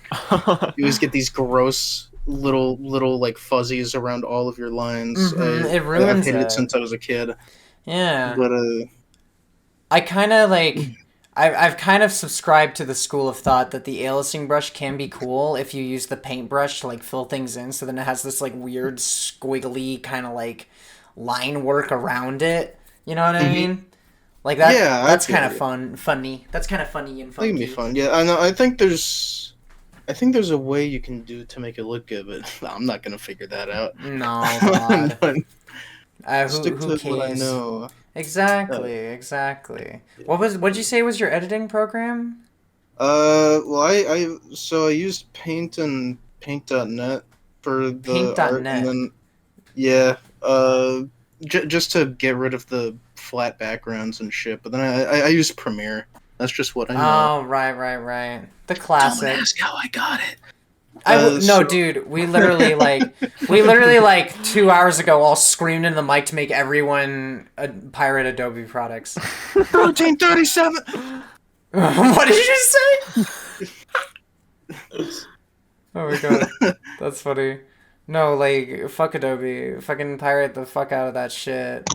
Middle finger. Middle Up. finger, My- middle finger, middle I finger. put my Honestly, only little bitches don't pirate Adobe. Only little bitches. The Frankly. tiniest of bitches, and they play the tiniest of violins. Joe just called Bentel a fake single dad fan. No, I'm sorry. Oh my god, you and all the brine are gonna fucking destroy me to bits for saying number one dad. I don't think you're the only one that's called it that either. Literally, like I just saw Jake go, "It's single dad." Chat. That's so funny. Oh my god, I'm gonna like hear that for the rest of my life, I bet. Okay. I'll put it on your grave, don't worry.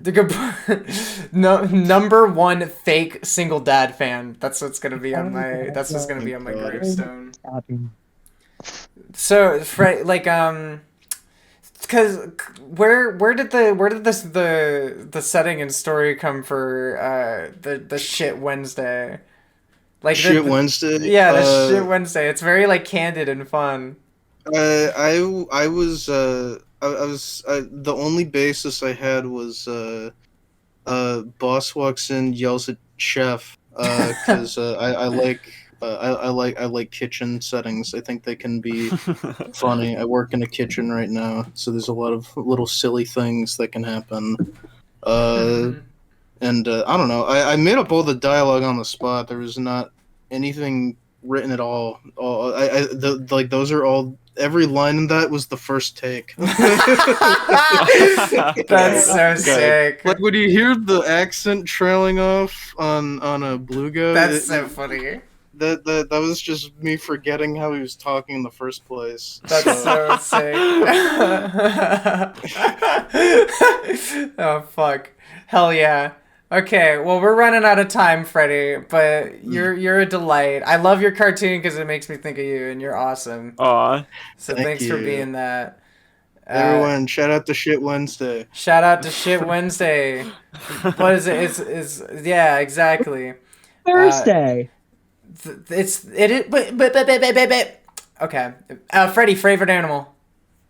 I like tigers sometimes, but you know Ooh. what? California grizzly. California grizzly. I like tigers and California grizzly. You got some big tough brawny motherfuckers in the list. Yeah, I smell like them. Shut the fuck up. Okay. I love you, Freddie. I'll talk to you later, okay? Yeah, see ya. See you around. Bye, Freddie. That was the universally loved Freddie coming in for some amazing stuff. Hey, guess what? We have another tune coming up called Lads in Space. Abysm of a Oh yeah, no, go to Freddie's fucking YouTube, bitch. Go to youtube.com/@Freddie3715. Hello. What are you living under a rock? Go to that fucking website, bitch. Dumbass. Yeah, fucking Click it. Fucking bitch. No, I'm sorry. Actually, no. Be nice. No, I'm nice. I'm so nice right now. Guess what? We have a really awesome cartoon made by Saltwater DVD who just arrived in chat. Hello. Oh my god, entirely done with traditional animation, paper and pencil is Lads in Space, Abysm of a Stray. I believe that Saltwater, if Saltwater wants to link, there is an extended version of this cut. There's an extended version of this short. I wasn't able to display it in the time, but this shit is fucking awesome. Lads in Space of Abysm of a Stray. Please enjoy. Goodbye.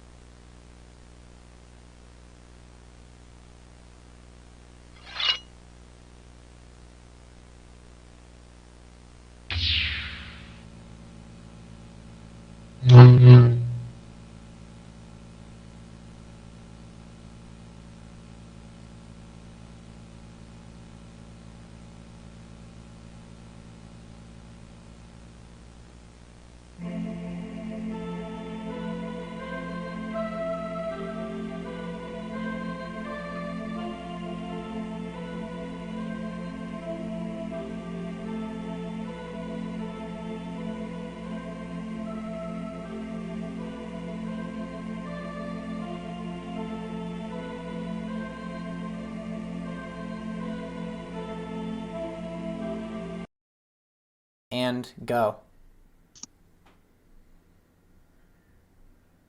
Go. I'm doing it. Oh wow! It didn't come through. The Discord has ruined your thing. It ruined our whole bit. Oh, hello everyone. Hello everyone. Thank you for. Oh my god, that cartoon is fucking awesome. Like the shot composition and like the medium and everything is fucking so cool. I'm really I Saltwater just linked me the like the fuller version of it. I'm really excited to watch it. I haven't had a chance to watch it, but it should be really cool. Make sure to go check out more Saltwater stuff at youtube.com/@saltwaterdvd. Thank you, Shape. It's a really, really fucking cool place for a bunch of really fucking cool cartoons. It's this is only the tip of the iceberg, tip of the abysm, as it were. But yeah, next up, we have a very special film by a very special friend of the Beef, a very special friend of me, of 3GI. This is 1990 Was a Long Year, and We Are All Out of Hot Water Now by Alex Fulcrum. Yay! The content warning is there are some sexual themes. There's a song that says a little bit of sexual stuff. The artist statement is, for all my trans friends, partners, and exes. This is a really, really, like, beautiful and this is just a beautiful piece, and I get transfixed into it, and I'm excited for y'all to be transfixed into it as well. Please enjoy. 1990 was a long year, and we are all out of hot water now.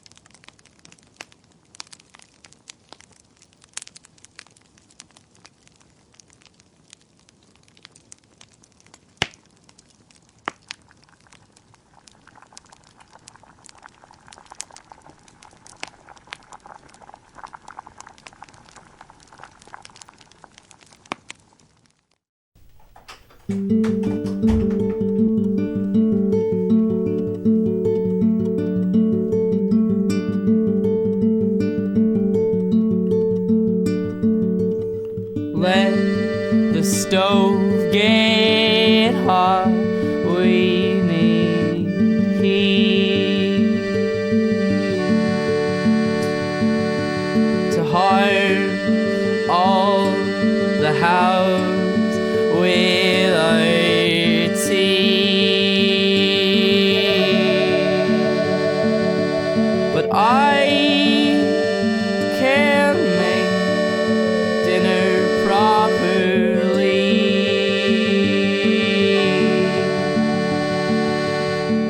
You are a girl with a cock. I am a boy who can talk. Warm me an alphabet soup to grind all the milk out of you.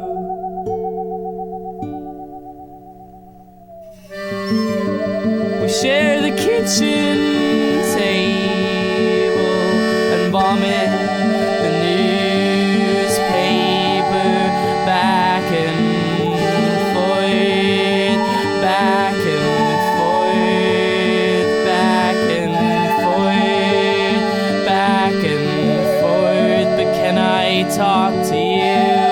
I'd like a word with you. Divorce lawyers, I shaved my head, she shaved her head, we are new.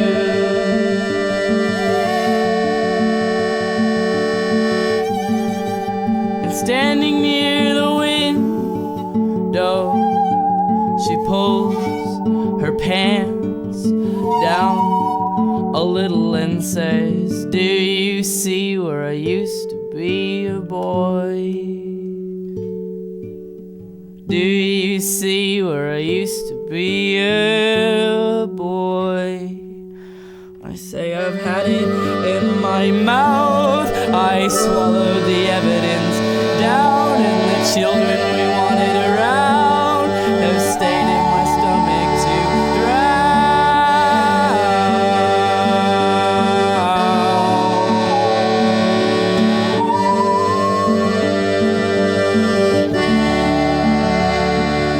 She panics and says, this is all I have in my hands. I wanna forget who I am. I wanna fucking forget who I am.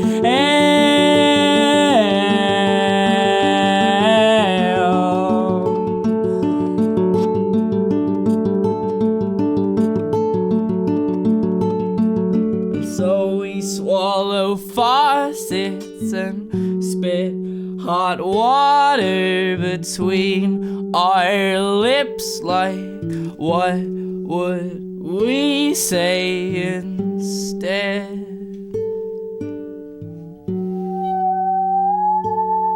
And we gather our hair like bark from backyards where we force the fire to spread with sawdust carved from our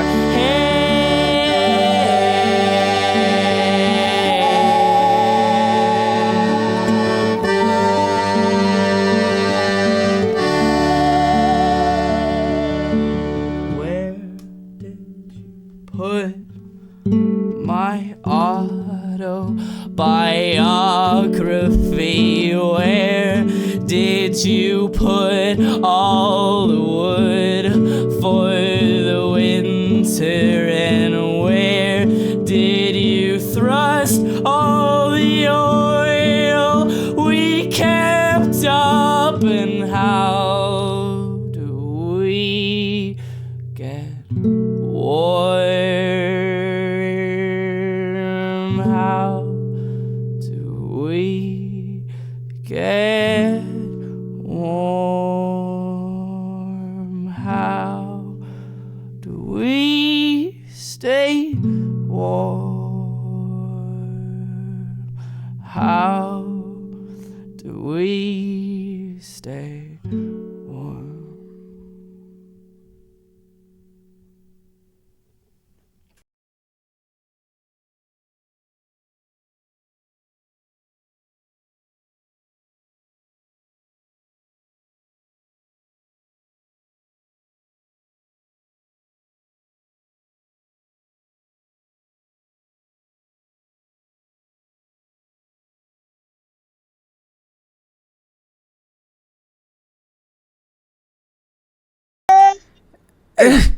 Oh my gosh. Shape was screaming because he loved it so much, but it cut out because Discord hates screaming people. Yeah, when Wow. Everyone's crying in chat. Yeah, it's literally so fucking devastating, right? It's fucking devastating. It's devastating. It's fucking like the visual, like the lighting and shit. The visuals are so perfect. Like the flickering like floorboards are crazy. Oh my god, it's so fucking sick. I love it so much. And then like the candid like camcorder photo is like, man, oh man, that shit is. Your 3D stuff just like knocks me away. Like each time I see it, it's Yeah, just Alex. like very, very, very well rendered. It's really insane. Thank you so much for sharing this shit because I'm Here's very their thankful about it. website. Oh yeah, here's alexfulcrum.com. Make sure to follow them around in real life and also in this website because they make really excellent art. That's really cool. And this shit was fucking sick. So thank you so much for sharing it with the world and sharing it with the beef because it's so cool. Okay, we're gonna move on to our next cartoon. This one is 1 second long. Hey, you gotta do one of these. We gotta do one of these. No interview or nothing. This one is called Punch Out by MJ White. This is Blink and you'll miss it. Yeah, blink and you'll miss it. I'm probably gonna play it a few times. Out of your eyes quick. Yeah, get those tears out of your eyes because there's some crazy stuff about to happen, this is the start of a series of animations I want to do of just some good old cartoonish fighting. This once again is by MJ White. It's called Punch Out. The content wording for this, it's written in the guide as nudity, violence, blood and gore, death. I don't remember putting that down. How did that happen? It's not that. It's just a guy. None of that. This is like, it's just a like guy a punching very, another guy. Nice, like clean punching animation. So- That's like it's only a second long. It cannot have like no matter Nudity, violence, blood and gore. Okay, well, please enjoy Punch Out by MJ White. Bye bye.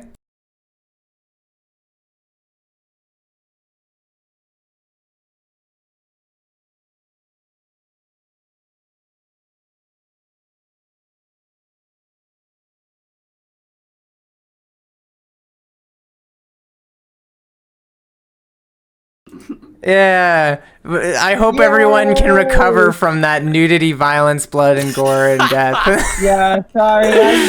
Sorry for that incredibly. Up the really crazy But stuff okay, that was fucking crazy. Like, let's take a second to appreciate like the texture and like the detail that's going on and like those fighting boys, like the shading on the muscles and shit. Yeah. The muscles, the definition on the muscles is crazy. I'm putting it back on again. Hold on.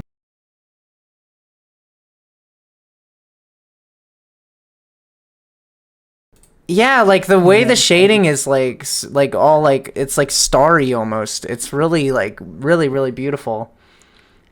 It's fucking, oh my god. I really love that cartoon. Thank you to MJ White for sharing that with us. Thanks, MJ White. Yeah, go ahead and they're gonna be on Instagram as Snail's Email.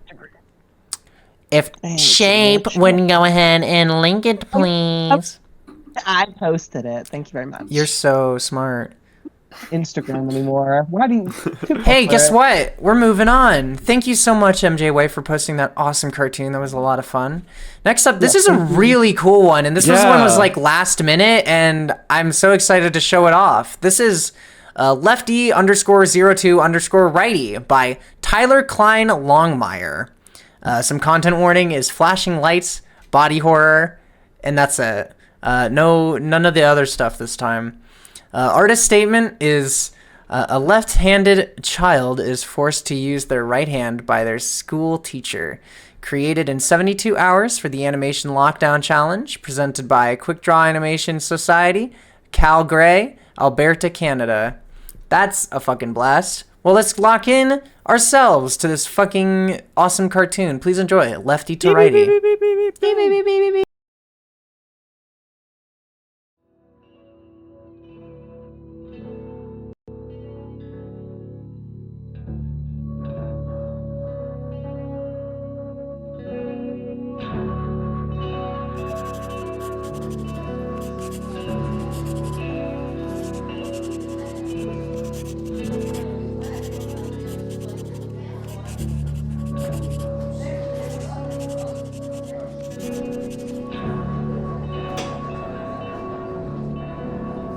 You are using the wrong hand.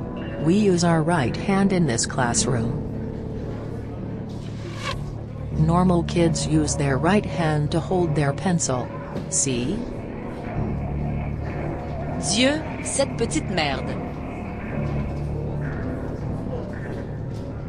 Take this. It's a pencil grip. It helps kids with stupid fingers. Use it. Why can't you be normal like the other kids? Normal kids use their right hand to hold their pencil.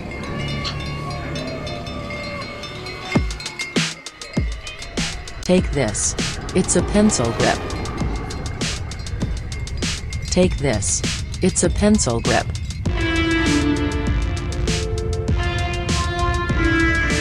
Take this. It's a pencil grip.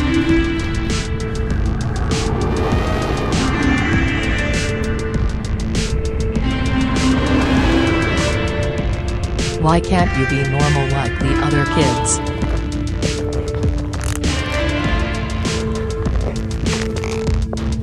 We use our right hand in this classroom.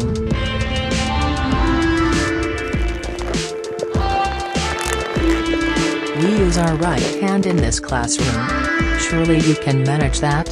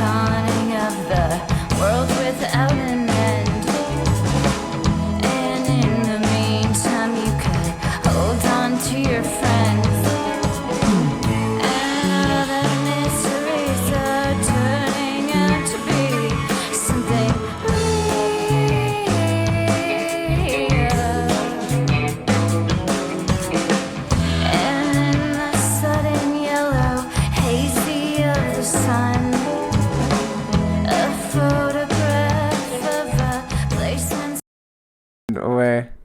That was awesome. I fucking love that cartoon. That was so crazy. The mix of like multimedia, like 3D and like 2D is so good. And like the color choices are also so vivid and fun. Like I really love that cartoon. Hey, guess what? Oh yeah, wait, guess what? Go to Instagram.com/TKLongmire. Oh yeah, that's what you should do. Yes, Oh, Tyler's they're in chat. Hi. Yes, oh my god, thank you so much for submitting. Your cartoon was absolutely to cool. die for. It was so fucking cool and fun and funny and also so creative. You're great. Thank you so much for submitting. Mwah, mwah, mwah, mwah. Guess what? Mwah, mwah, mwah, mwah. We gotta move on. I'm so sorry, my friends. I love that cartoon so much. But we have a fucking awesome film for you next with a very special someone. This is Beatrice Cook's film called Do You Like Me? This is a world premiere. This is a music video for a song by another friend of ours named Ray. This should be fucking mind-blowing to everyone in the chat. This will be fucking awesome. Content warning, police brutality, themes of domestic violence, flashing lights, and cartoon gore. There's no artist statement for this one. Beatrice Cook is my favorite animator of all time, and this cartoon is a great attestament to that. I'm very excited to show everyone. This is Do You Like Me by Beatrice Cook. Yeah.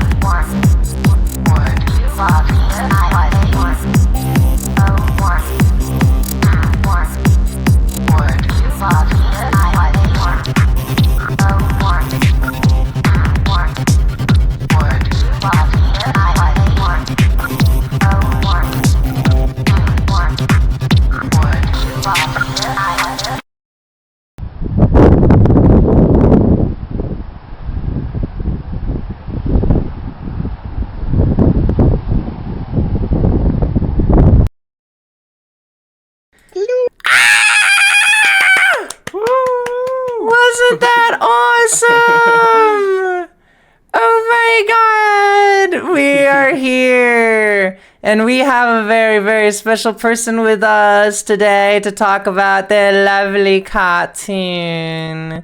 This is Beatrice Cook. Say hello.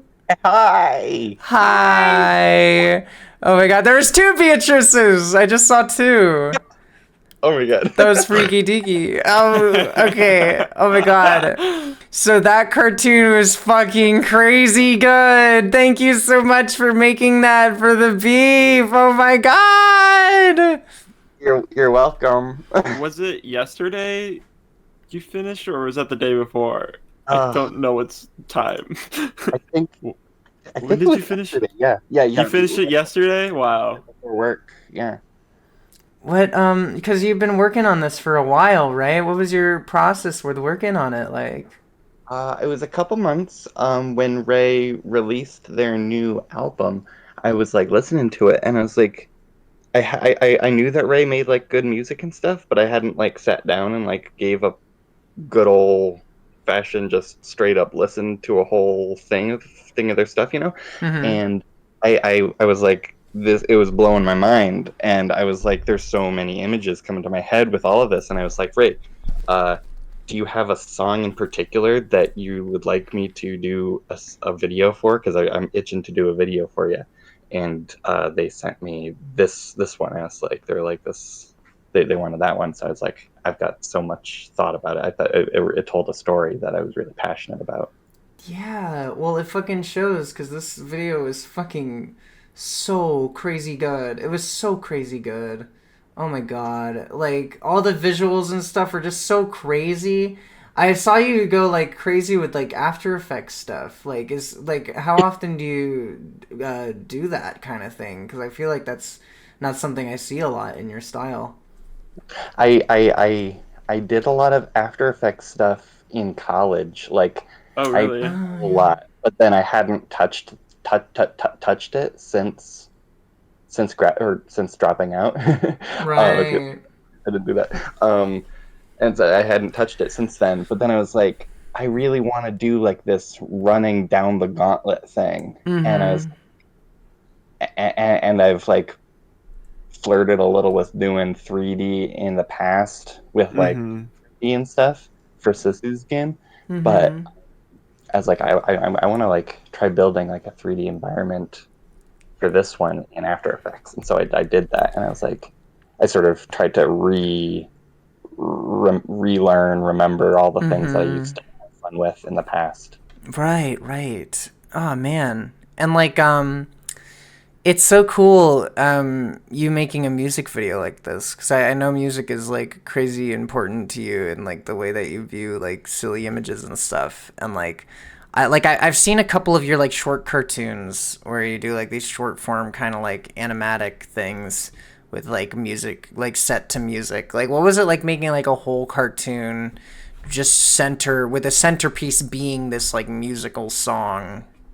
It's really complicated because you gotta, because I had the whole story pretty much in my head immediately. Like, I knew from start to finish what each beat would be like, but trying to make sure that it fits in with the timing already set up by the song. You know, you can't start anything. You can't. I do a whole lot with the timing, so you gotta really be thoughtful. Yeah, you have to work within like kind of like this grid almost. For the most part, like you were saying, of how I've done like short form stuff with songs and stuff, I've always liked doing that a little bit, and so for the most part, it was just sort of taking little bits and doing exactly what I usually do, which is make just short little parts and then put it together at the end. Like you saw, it just sort of goes from style to style, and I was just sort of like, okay, this part I'm gonna make it like this. This part I'm gonna make it like that. Right? Yeah. Well, that is so cool. Oh my god, I was so excited to see you finish it because it turned out absolutely magnificently, and everyone's going crazy for it. You're awesome. Thank you for finishing that, and thank you for submitting it. Thank you for having me. Yeah. Favorite animal? What's your favorite animal? My favorite is sea cucumber. Sea cucumber. Valid. Squishy and small and or in the honeybee sea. as well. Squishy and small and in the sea. We love a cucumber, you and me. Bendel, I gotta tell you my second one. What? Okay. What is it? My second is bats. Bats. You have a bat poster, right? On your no. Oh, wait, did I get that right? Did you guess I said bats? bat. I said the other valid answers were bats or honeybees. No, for real? I did actually just say that. I actually just said that. That's so funny. Yeah, my favorites are sea cucumbers and bats. That's Well, awesome. Hunky dory. Damn. That's so hunky dory. Hey Beatrice, you're lovely. Thank you for being on the beef. Yay. You're awesome. Thank you, Beatrice. Thank you for making cool art all the time and every day. You're welcome. Okay. Bye-bye. Thanks for coming. Love you, Beatrice. Bye. Bye-bye. All right, that was Beatrice Cook. Hooray. Next up, actually we have some really big news for this next one. Guys. Our friend Shape over here was accepted to Cal Arts. Yeah. Right? Yeah. Uh-huh. Yeah, no, it's really big news, and we're really happy to say. After I show the film, I have a special announcement. A special announcement. Okay, cool. Oh my god, I'm so excited. I have no idea. This next showing will be of Shape's accepted CalArts sketchbook. There's gonna be some loud music warning. So any OG beefers are gonna know that for Shape's cartoons you want to be careful about your ears. I hope you enjoy as much as I do, and as much as CalArts does, the sketchbook of Shape.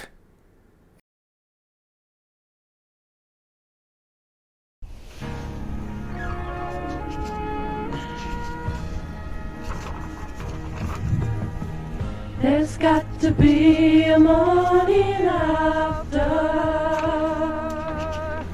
if we can hold on through the night. We have the chance to find the sunshine.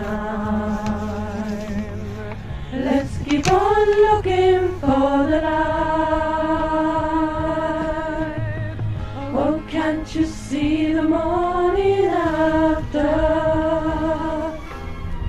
It's waiting right outside the storm. Why don't we cross the bridge together and find a place that's safe and warm? It's not too late. We should be giving. Only with love can we climb. It's not too late, not while we're living. Let's put our hands out in time. There's got to be a morning after. We're moving closer to the shore. I know we'll be there by tomorrow, and we'll escape the darkness. We won't be searching anymore. There's got to be a morning after.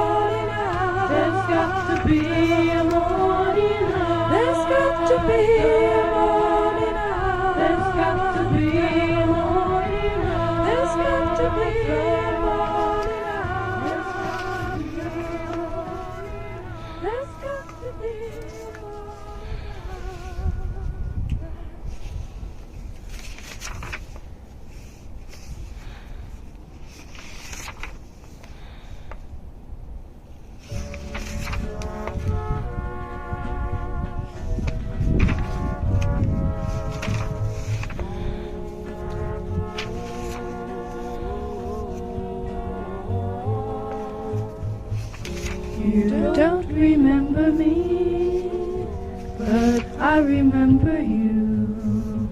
It was not so long ago. You broke my heart in two. Tears on my pillow, pain in my heart caused by you.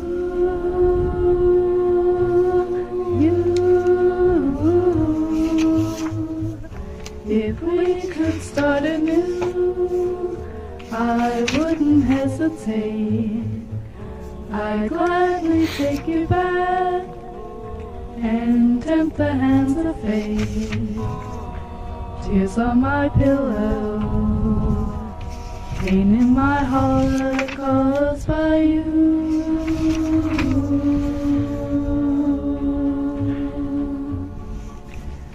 Love is not a gadget, love is not a toy.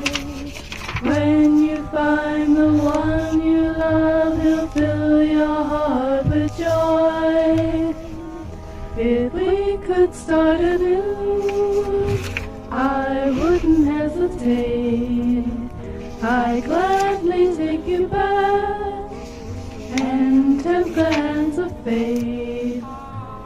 Tears on my pillow, pain in my heart caused by you.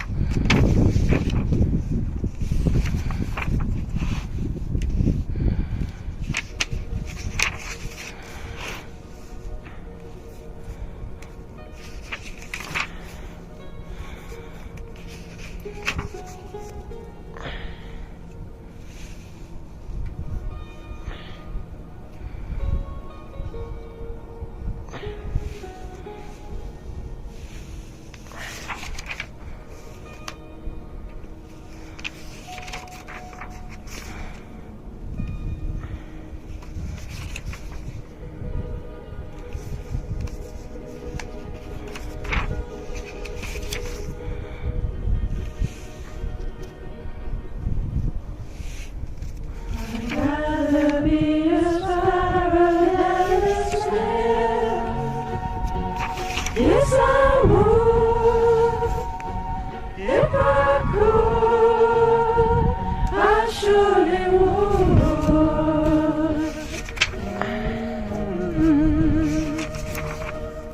I'd rather be a hammer than a nail. Yes, I would. If I only could, I surely would.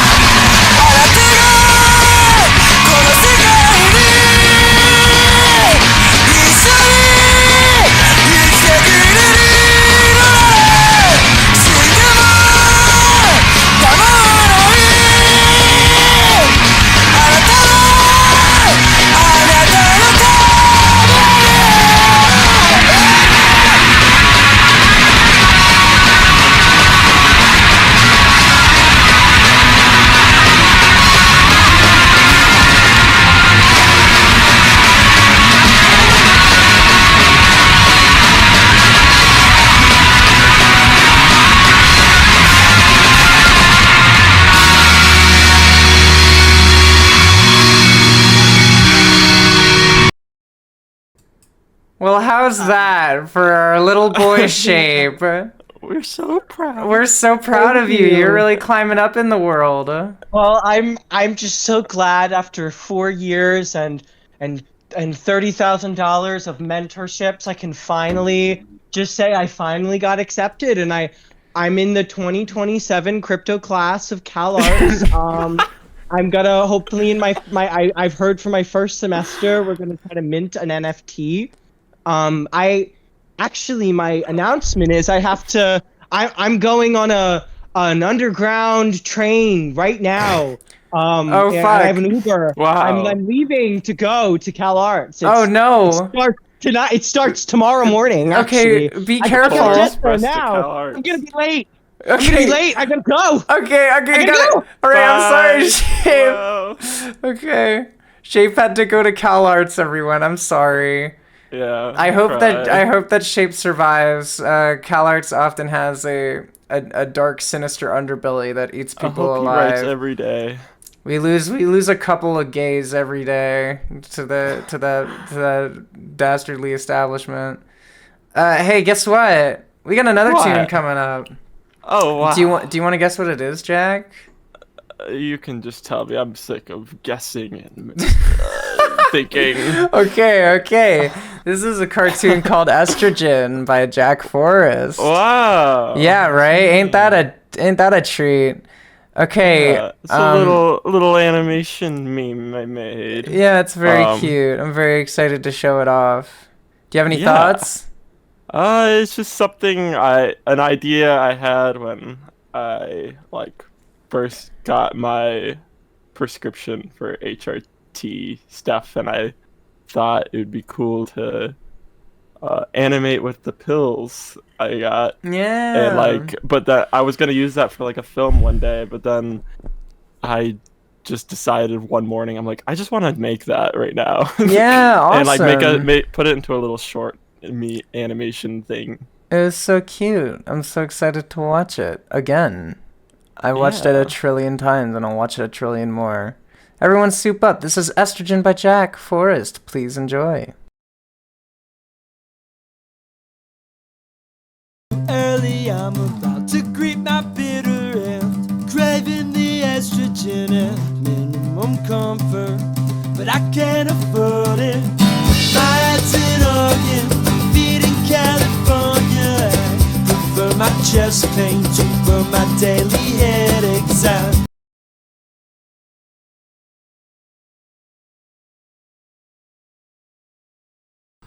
Hey, that was so cute. Oh my gosh, it was so cute. I love your little cartoon. It's so cute. It's such it's such a cute little. I love trans pride. I need a little dose of that in my life every now and then. And your cartoon does just the does the thing. Oh, look who's back! You're back from Cal Arts already? Yeah. How'd it go? I graduated with my degree in character animation, and now that I'm back in Pennsylvania, I guess I can just get another job in retail. So.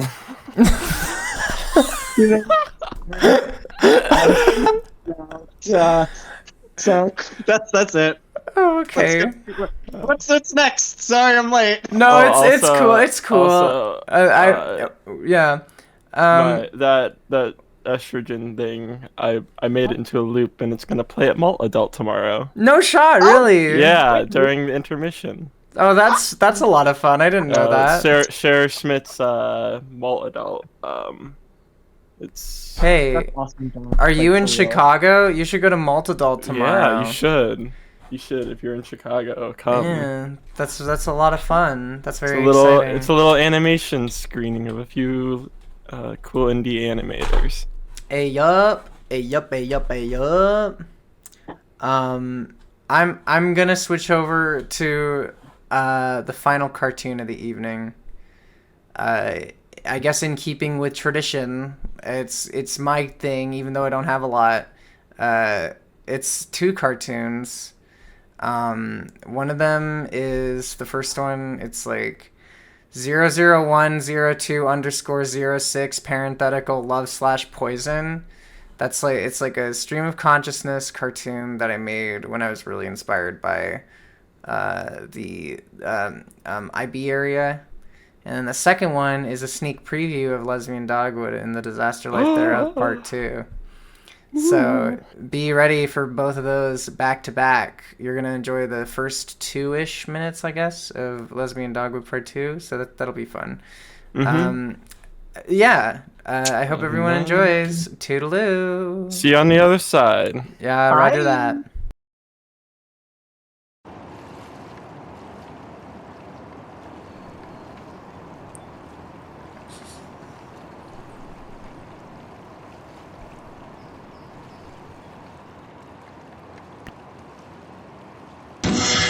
Hi, my name is Lizzie St. Worcestershire Sauce and Video Editing Software. I often go on long walks at nightfall, looking up at the full moon, pondering, Lord, what a feeling to pluck that stupid fuck out from the stars and flood my hedonist vanity project Nintendo DSi lifestyle with its liquid lunar core. OMG, Lizzie. Can you fathom that there exists a universe with you nor I in it? How embarrassing. Curious indeed, Margaret Thatcher Tron Legacy. I'm sure whatever it is, wherever it is, you shouldn't worry about it. Margaret is my boyfriend of about, 800 years now. She's really cool. You'd like her a lot. I consider myself to be a baby rabbit of my own destiny, cowering in a tiny hole, only popping out at the ideal moment to be trampled by the unassuming boot of man. God, Lizzie, shut the fuck up, my head hurts. What even is all this horse shit? What's next, a reading of Revelations 12? Yes? Well, folks, don't listen to this dribble. Don't mind Lizzie. He's a little bit... No, fuck off, I'm normal, sorry. My name is Thelonious. Like the orangutan and being too pig in the city. No! Sorry, that's stupid. Here, how about I read you a passage from my latest short story? The leaves flew from the ground like doves. It was autumn, and the first semester of year had begun. Shit, sorry, that's a little wordy, probably, I don't know. Anyways, all that was on my mind was how the heck am I... sorry, this word is stupid, hold on. I gotta think about this. All done! Sorry, don't mind Thelonious, they're a little... Hey, my brother plays drums in a noise trio, and they're currently touring Jupiter. Do you want to hear their demo? That one's called Triple Fuckwit Deluxe. Margaret, are you still there, my dear? Yeah. Maybe we can go look at the stars again. What do you say? Yeah. Right on. Oh hey, you can come too if you want.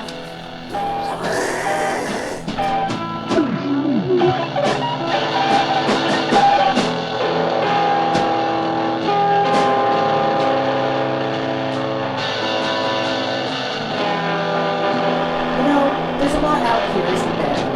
I needed to hear that.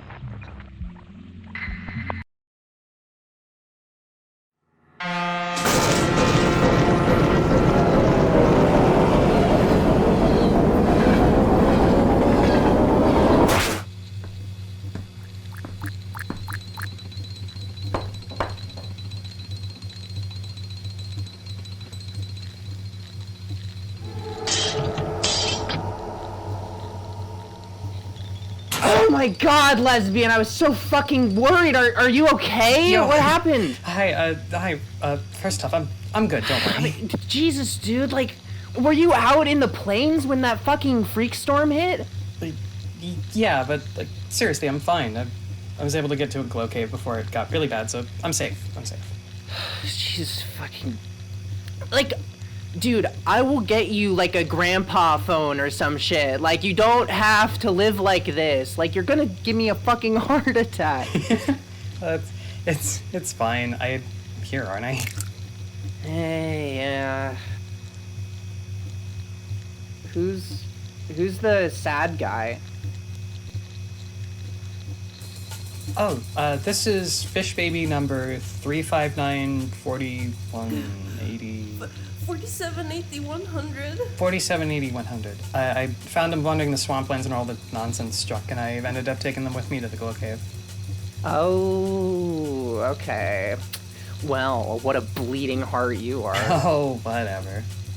Well, hi, I'm Glenda. Welcome to my shitty little home. Also, I really love your hat. Where did you get that? This? It's state mandated.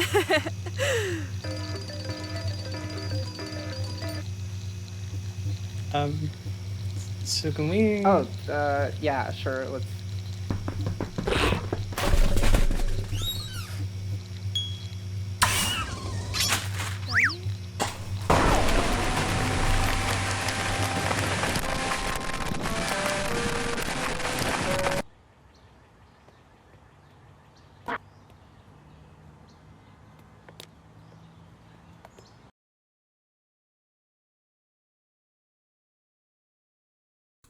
And we're back. For the final time, we're back. We're back, and we're just back, and we're just back, and we're just back. Fish babies, they, them, by the way, Alex. Not he, him. I think I think you're interpreting that from sad guy, but that was just a funny name. I guess I didn't think about the gender aspect of it. But yeah. Yeah, No, I love the hallway. That hallway shot that it opens on is incredible. Oh yeah, thank you so much. And Looks like a movie. Like it just like straight up like it looks and feels like a movie. Not like it didn't before, but it's like damn. No, thank you. I'm very excited to work on it forever and never stop. And never to be done. Okay. Wow.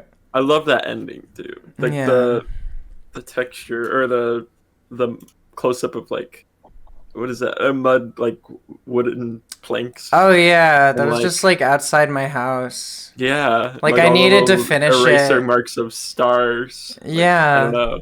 I love that. I loved that a lot too. So that was like so pretty. Thank you. That was really I really loved doing that because, you know, I feel like with Lesbian Dogwood Part 2 I've been kind of taking it really seriously.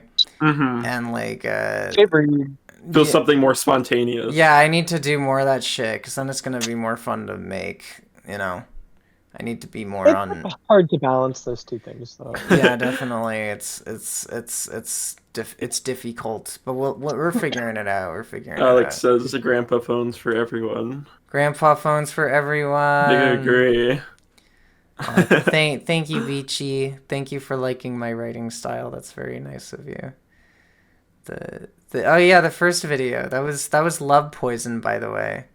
That first video. That one is I like that one a lot. I think it's me at my most insane and unhinged, and I like that.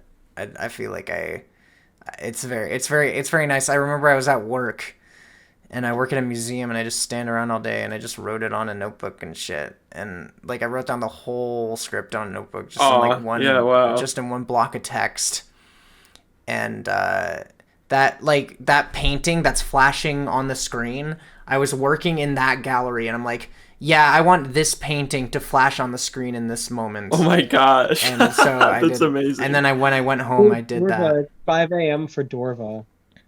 Oh wow. Whoa. 5 a.m. Holy smokes, Dorva. Nora is Sorry for begging cutting you you to off. talk about Love Poison. The what? Love Poison. What about it? Nora's like, please talk about it. Oh yeah, no, it was a lot of fun to make. It was originally going to be a live action film. Oh really? Yeah, it was actually.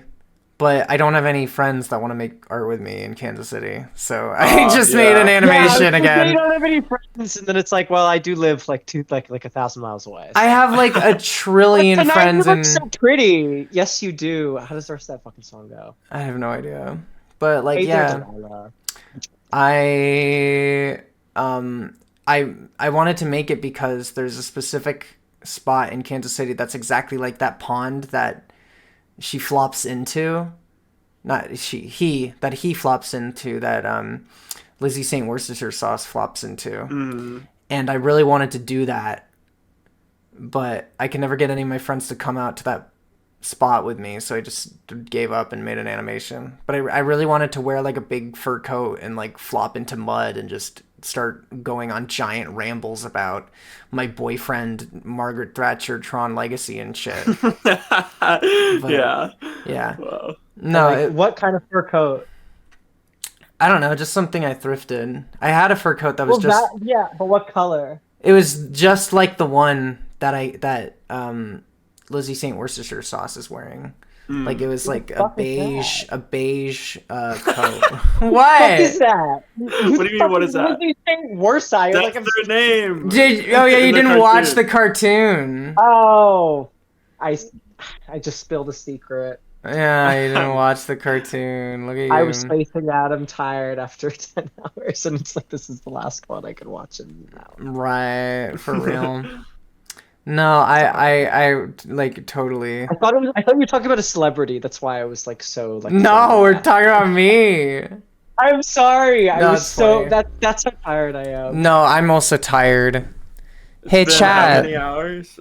11. Hey chat. Hey chat. Did you enjoy the beef? Did you like Did it? you like the beef? Did you like it? Was it good? Was it fun?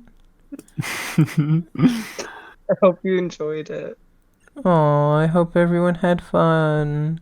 It was a crazy, crazy, crazy event for us. This was much harder than the last beef to put on. Yeah, I can't really believe glad like I'm here. everyone in the chat has been here. Like most of everyone in the chat has been here. Yeah, these are 100% like of the time. true OGs for sure. Like I real can't believe people. it. I can't believe it. I don't know. Did anyone get all the screenshots of the animals? Yeah, did anyone do that? I'm very curious about that. Was anyone on that shit? I was gonna mail you a pair of binoculars or a pair. Wow! I didn't even know that. I was gonna mail whoever got all the screenshots like a magnifying glass or something with beef written on it. And now the secret's out, so whoever wants to go through and get all the animal screenshots and send them to me first gets it. Okay. No, I got them. I'm glad everyone had a fucking awesome time. I'm seeing the chat keep up with me. It took a while. Whoa. There were so many messages and they all came by so fast at me. Oh, what? And I was nobody it's okay. It's totally cool. I was looking at my chat, but my chat was super delayed. So it just like it was just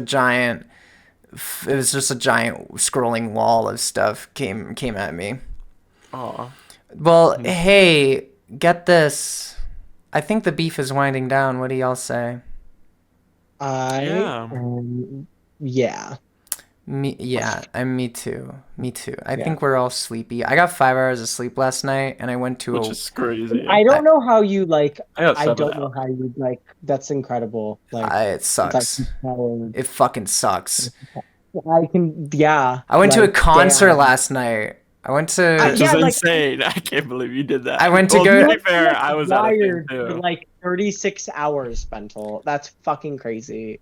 I went to a concert for a band called Wednesday, which is very great. And I moshed around and I jumped around and I went crazy. But Seeing Dental Mosh is incredible. Like, oh yeah, I visited y'all and I visited these goobers in Chicago recently. Yeah, and you got to see me get punched in the face at Jerome's Yes, stream. yes, and I've never. That was my second time ever going to a concert, and it was like an extremely loud. It's an extremely crazy brutal screamo concert. screamo bump. It was yeah. very, very enjoyable, but like I didn't realize before that you like need to bring ear plugs to those things. And I brought them for you. I'm an experienced ear plugger. Okay. That was like all these messages and that was like a week and a half ago. Jeez. All these messages in chat are so cute. Thank you all so much for your enjoyment and for your support of the beef. I think the beef is very special and awesome, and oh man, I can't emotionally grapple with the fact that this happened like at all. I can't. And I guess so much, like we had almost 60 people submit this time. Well, you know what? I know a way I can recount our time together. Okay. I got an idea. What's that? Dundee? I think maybe I can play us a little campfire song. Oh. I think maybe I can play us a little campfire song. Hold on. Yeah, I gotta unplug for a second. Aw. I'm just reading the chat. It's so sweet.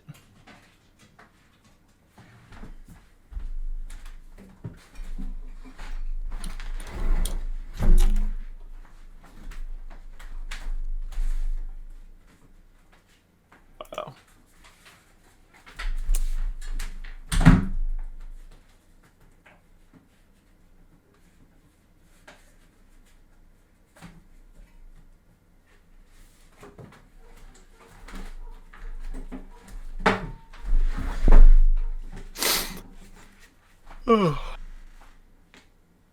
Thanks everyone in the chat. You're so sweet.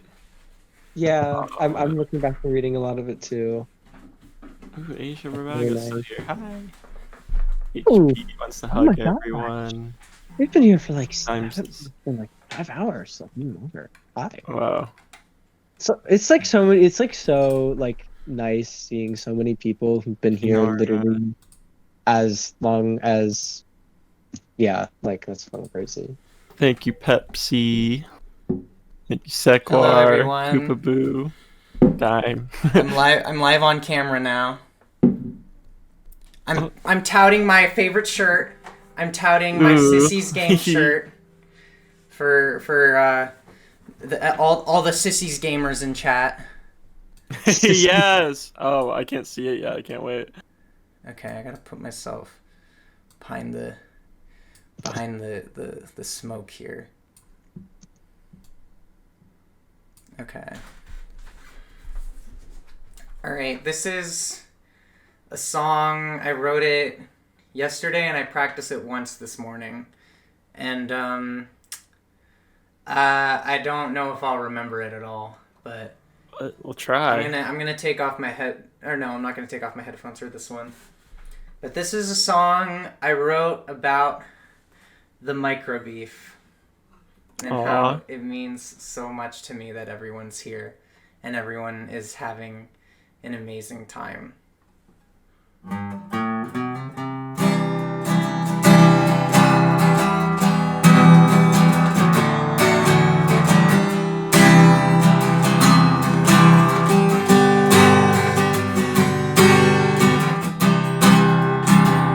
I had such a good time at the MICROBEAF this Thursday.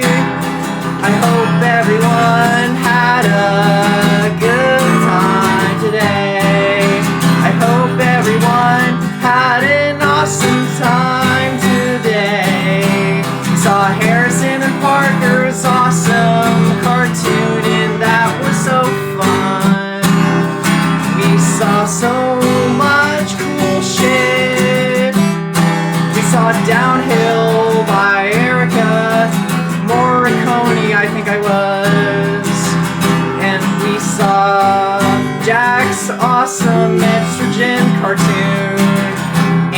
our friendship got accepted to Cal Arts, and that's pretty cool.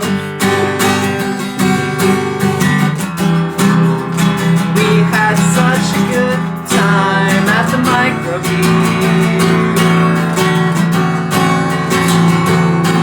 today.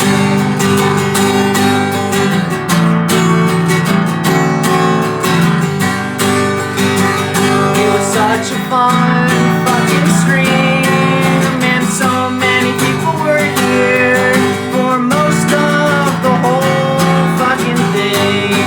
Like Stu Cupid was here, and that's really cool. Dorva is also here, despite it being 5 a.m. for them. Pepsi was also here, and Koopaloo is also here, and Beatrice is also here, and Alex is also here. So many people, and HP was also here. I'm so fucking thankful for every one of you for tuning in. I'm so thankful for Nora as well. Oh my god, this is such a fun stream. I'm so happy I put it on for all of you. Oh my god, this is such a fun stream. I'm so fucking happy. I worked very hard, and I'm very fucking tired.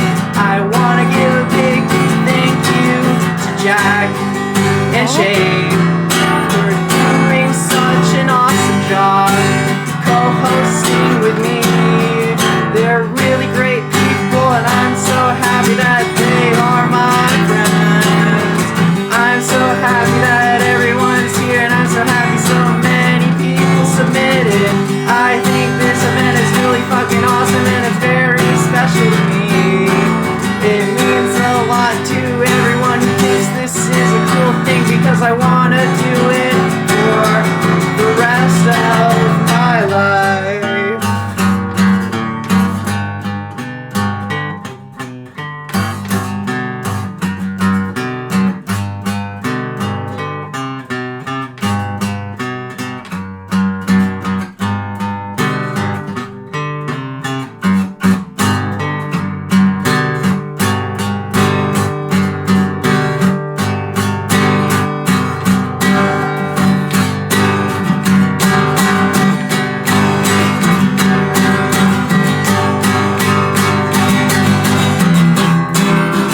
Baby, baby, won't you hold me tight? It'll be alright. We'll spend the night at the MICROBEAF.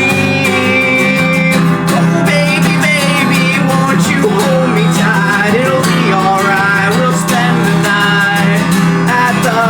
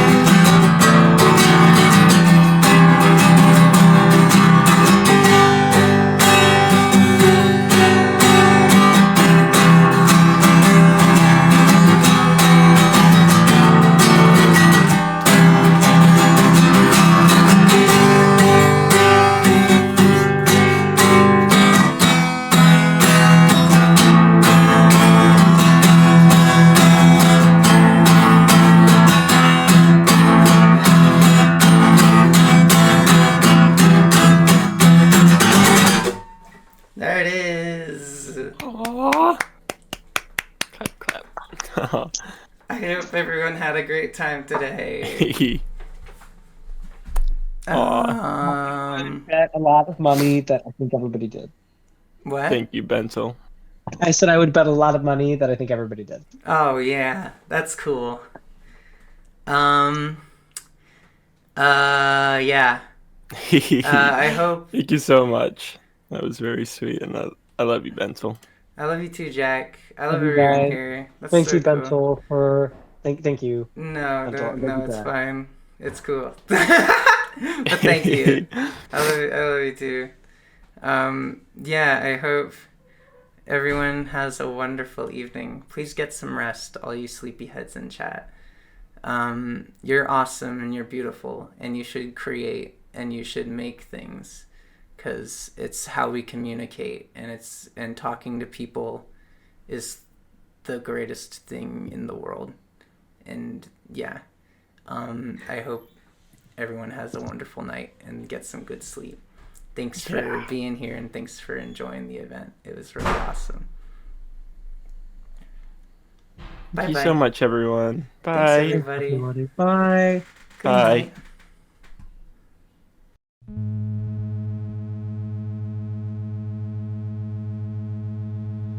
Tired and lonely, take one.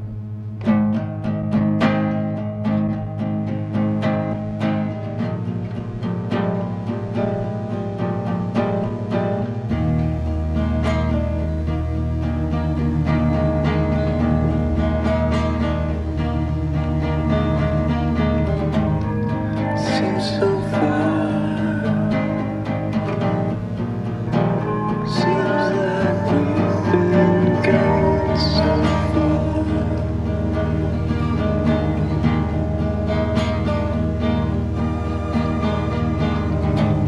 You're paranoid. So lazy, I feel like I'm trying too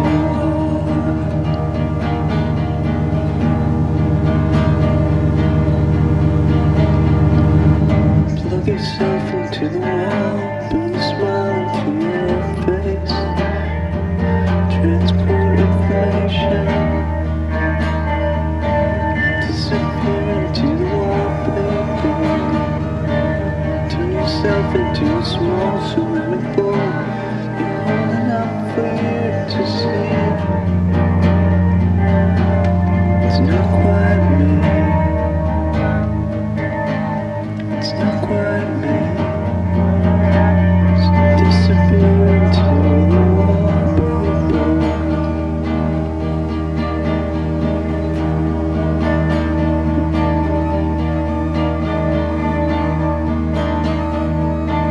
Plug yourself into the wall.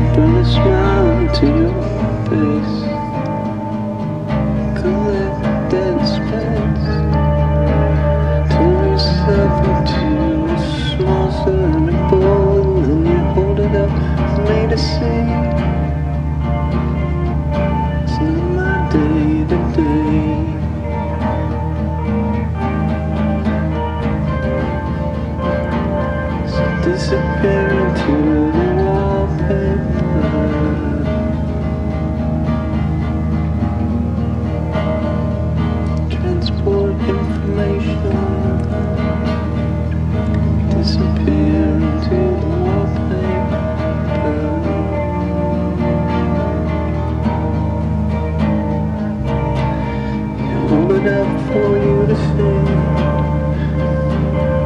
Slip quietly